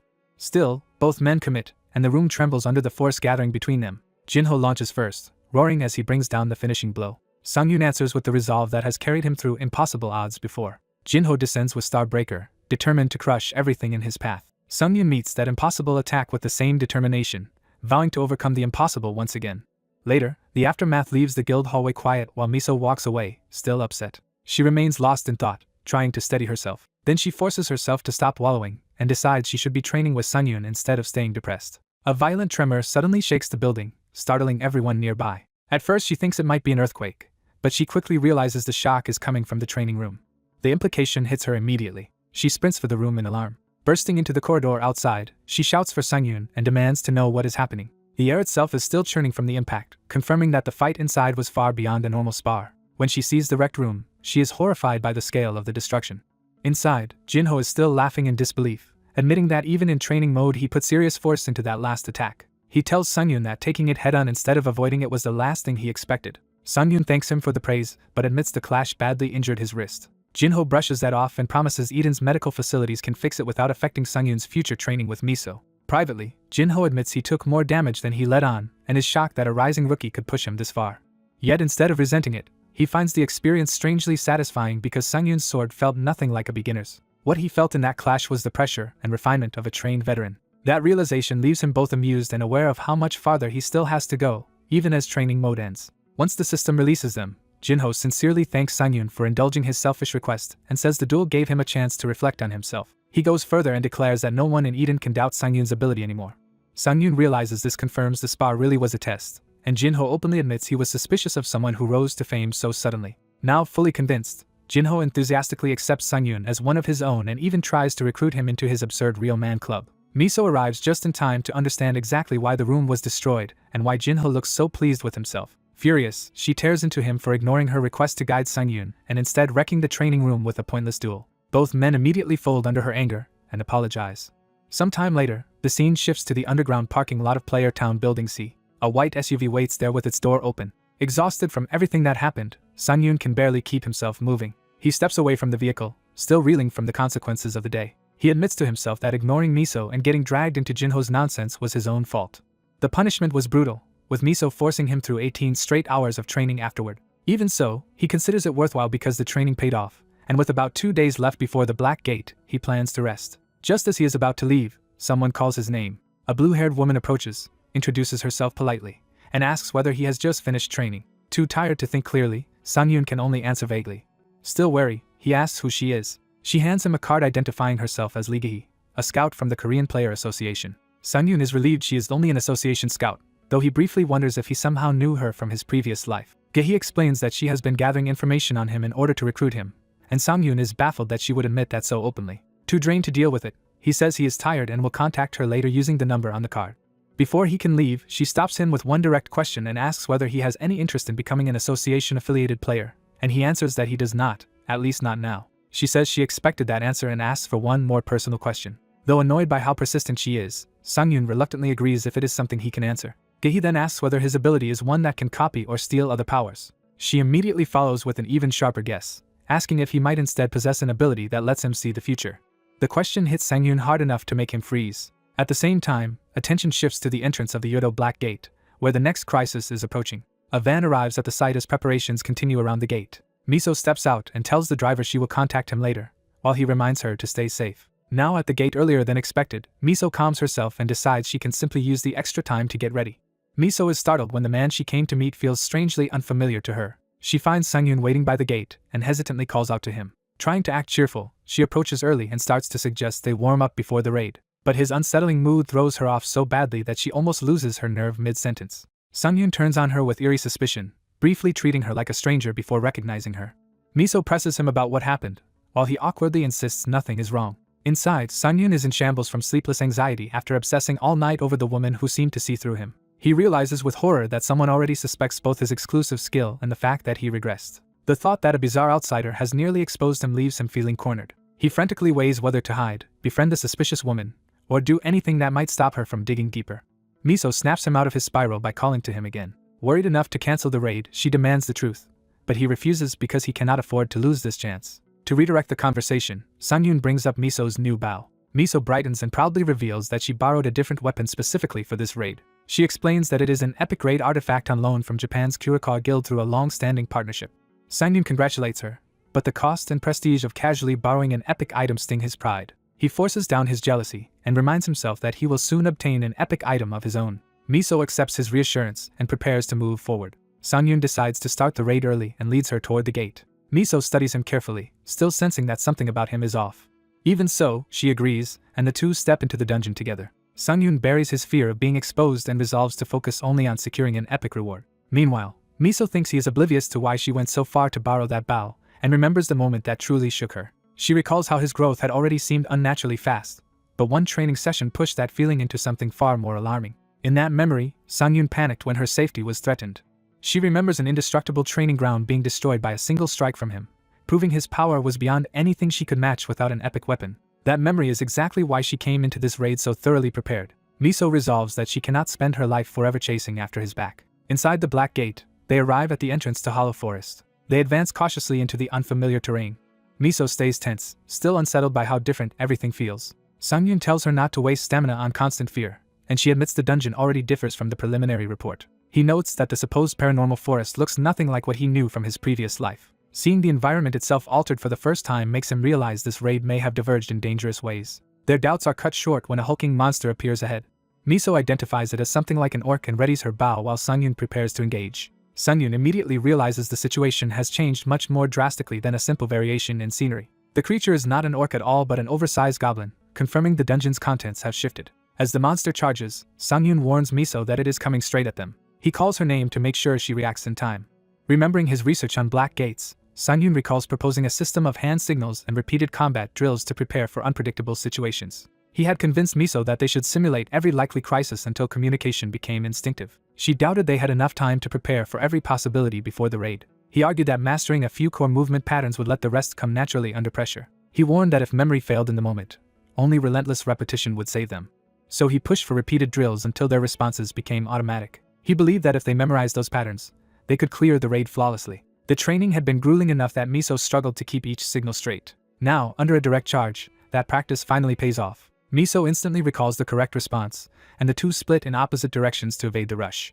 As expected, the monster turns toward the weaker target, and Miso uses that prediction to set up her shot. She fires while dodging, aiming not for a kill but for the joints before the creature can fully move. Sungyun confirms that restraining its movement is enough to create an opening even without a finishing skill. Miso's arrow tears into the monster with far more force than she intended. She is stunned by the sheer destructive power behind a shot that was not even full strength. Miso realizes the epic raid bow is amplifying her attacks to a terrifying degree. The wounded goblin still roars and tries to continue its assault. It crashes down heavily, slowed but not yet dead. Miso keeps firing and confirms that while she can cripple it, landing a clean killing blow is still difficult. Sungyun tells her that is enough because he will use the opening she created.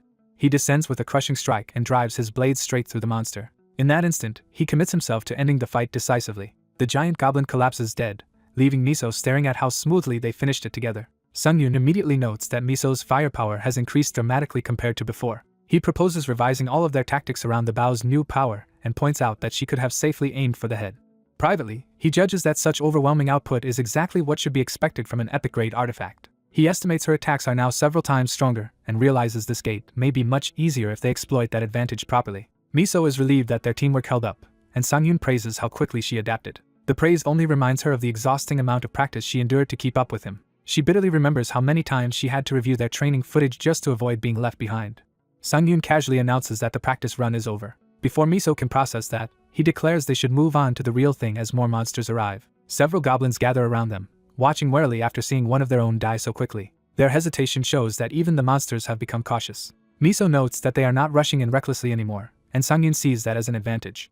He activates detection and decides that cautious enemies are easier to control than reckless ones. His skin reveals 10 monsters nearby, including one hidden presence he did not expect. He concludes that the unseen threat is likely a stealth-type kobold assassin, which means the gate's composition has changed again. He starts to suggest one strategy, then abruptly switches to a different plan better suited to enemies without ranged attacks. Miso is left baffled by his sudden insistence on a tactic he has not explained. She immediately suspects he is about to force her into something awful. When he confirms he wants to use the anti-stealth pattern, she flatly refuses before he can finish. He keeps trying to explain alternate options, but she snaps at him to stop talking and listen. Even the goblins seem confused as they watch the argument unfold. Miso demands to know why she has to suffer through this plan at all, while Sungyun reminds her that she already knows the answer. He argues that her unexpectedly overwhelming firepower makes this the most efficient strategy whether she likes it or not. Miso gives in through tears, knowing he is right even though she hates it. Sungyun cheerfully begins the maneuver, reasoning that with no ranged enemies, securing a perfect firing position is the best possible play. A goblin charges just as the plan starts. Sungyun launches Miso high into the air like a projectile, using her as the centerpiece of the anti-stealth tactic. Miso screams in terror, furious that he keeps making her fly despite knowing how much she hates it. To keep her from crashing, she activates flight. The skill slows her fall for 5 minutes, giving her a stable aerial firing platform. Still crying and furious, she decides she has no choice but to make the plan work. Below her, 2 goblins rush Sungyun, while she prays the tactic pays off. One of the goblins lunges in for a killing blow. Sungyun narrowly avoids the strike as it smashes into the ground. That failed attack exposes the monster to Miso's line of fire. She instantly blows its head apart with a perfectly timed shot. Sungyun accepts the result with satisfaction, seeing that her attacks really can erase enemies in a single hit. He realizes this efficiency is not due to the epic bow alone. Watching her in action, he suspects their training and the passage of time have sharpened her far beyond what he expected. From above, Miso now resembles the terrifyingly precise archer he remembers from his previous life. That realization convinces him that he is not the only one growing stronger in this altered timeline. Using detection again, he searches deeper and locates the hidden enemy's position. A dark shape begins to emerge from concealment in the distance. The stealth monster finally reveals itself as a shadowy assassin. Its true form is a spectral kobold assassin waiting for a chance to strike. From the sky, Miso spots the assassin and lines up a shot before it can act. At the same time, Sungyun leaps in and shuts the assassin down before it can complete its attack. The kobold takes a brutal hit and cries out as its ambush is broken. Sungyun commits himself to supporting Miso properly now that she is carrying the offense. He admits to himself that he never expected this kind of battle flow, but he can work with it. As Miso rains arrows from above and Sungyun controls the ground, he wryly accepts that she is the one carrying him for now. Miso counts 7 monsters left and activates a multi-target lock-on skill. Her aim snaps onto all 7 remaining enemies at once. She unleashes Stardust Rain, turning the battlefield into a storm of guided arrows that tears through the goblins. By nightfall, they reach the World Tree Rest area after clearing the zone. They settle by a campfire, with Miso still sulking while Sungyun quietly prepares something. He cautiously tries to speak to her, unsure how long her anger will last. Miso coldly tells him she has no intention of forgiving him anytime soon. She finally explodes, accusing him of making her do that airborne tactic 6 separate times. Sungyun can only weakly defend himself by saying the monsters kept forcing the situation. Miso points out that she ended up doing nearly all the killing, and even Sungyun admits he may have pushed things too far because he got carried away. He desperately searches for a way to repair her mood and realizes an ordinary apology will not be enough. Then he remembers a different talent that might save him and begins cooking. He quietly finishes preparing the dish over the fire. Sungyun proudly decides that a truly good meal is the best cure for a bad mood. The smell of the food drifts through the camp and reaches Miso. Despite herself, she notices it immediately. Her stubborn silence starts to crack under the aroma. Sungyun cheerfully calls her over, saying the timing is perfect because he just finished. He tells her not to stay angry forever and offers food as a way to keep their spirits up for the road ahead. What he presents is an absurdly luxurious adventurer's beef Wellington. Miso is stunned into silence by how extravagant it looks. She finally takes a bite. The taste hits her so hard that all her resentment vanishes at once. She bursts into delighted praise, demanding to know how he made something this good and where the meat came from. Sungyun lies that it came from something rabbit-like, deciding to keep the truth buried as long as she is happy again. The hidden truth is that the meat is actually from a kobold, and it is unbelievably good. Miso happily thanks him and says she feels completely restored, while Sungyun awkwardly accepts her gratitude. The empty plates make it clear they devoured everything. Now fully satisfied, Miso sincerely thanks him again, and the tension between them finally softens. Re-energized, she asks about the next zone and confirms that the final area covered by the preliminary survey is where the Shadow Defender appears. Though still a little shaken, she agrees they should rest a bit longer before moving on. After a pause, Miso apologizes for the trouble she thinks she has caused him and for being careless. Sungyun realizes she is talking about the rumors surrounding them and brushes them off with a joke. When he mentions the stories that she treats him like a kept servant or worse, Miso is horrified, but he tells her he does not mind what people say. Miso admits that she was simply drawn to how capable he was, and that the media twisted that admiration into something strange. Sungyun tells her that gossip is just proof of how much attention they are getting, trying to ease her guilt before the next stage of the raid. By the campfire, the woman admits that being associated with him has made her more famous, though he brushes it off and insists her extraordinary rise would have drawn attention anyway. He laughs away any need for guilt and reassures her that, regardless of what outsiders and the media say, they still rely on each other whenever it matters. Trying to keep the moment safe and impersonal, she frames their bond as nothing more than an ordinary business arrangement. But the claim leaves her unable to continue, as if she already knows that explanation does not match what she feels. He eases the tension by dismissing the rumors as mere gossip, pretending the issue is just public chatter. Then he quietly challenges that pretense, making her realize he is asking whether their connection means more than either of them has admitted. Gathering her courage, she finally voices the real question between them. If this was never just business, what would become of them?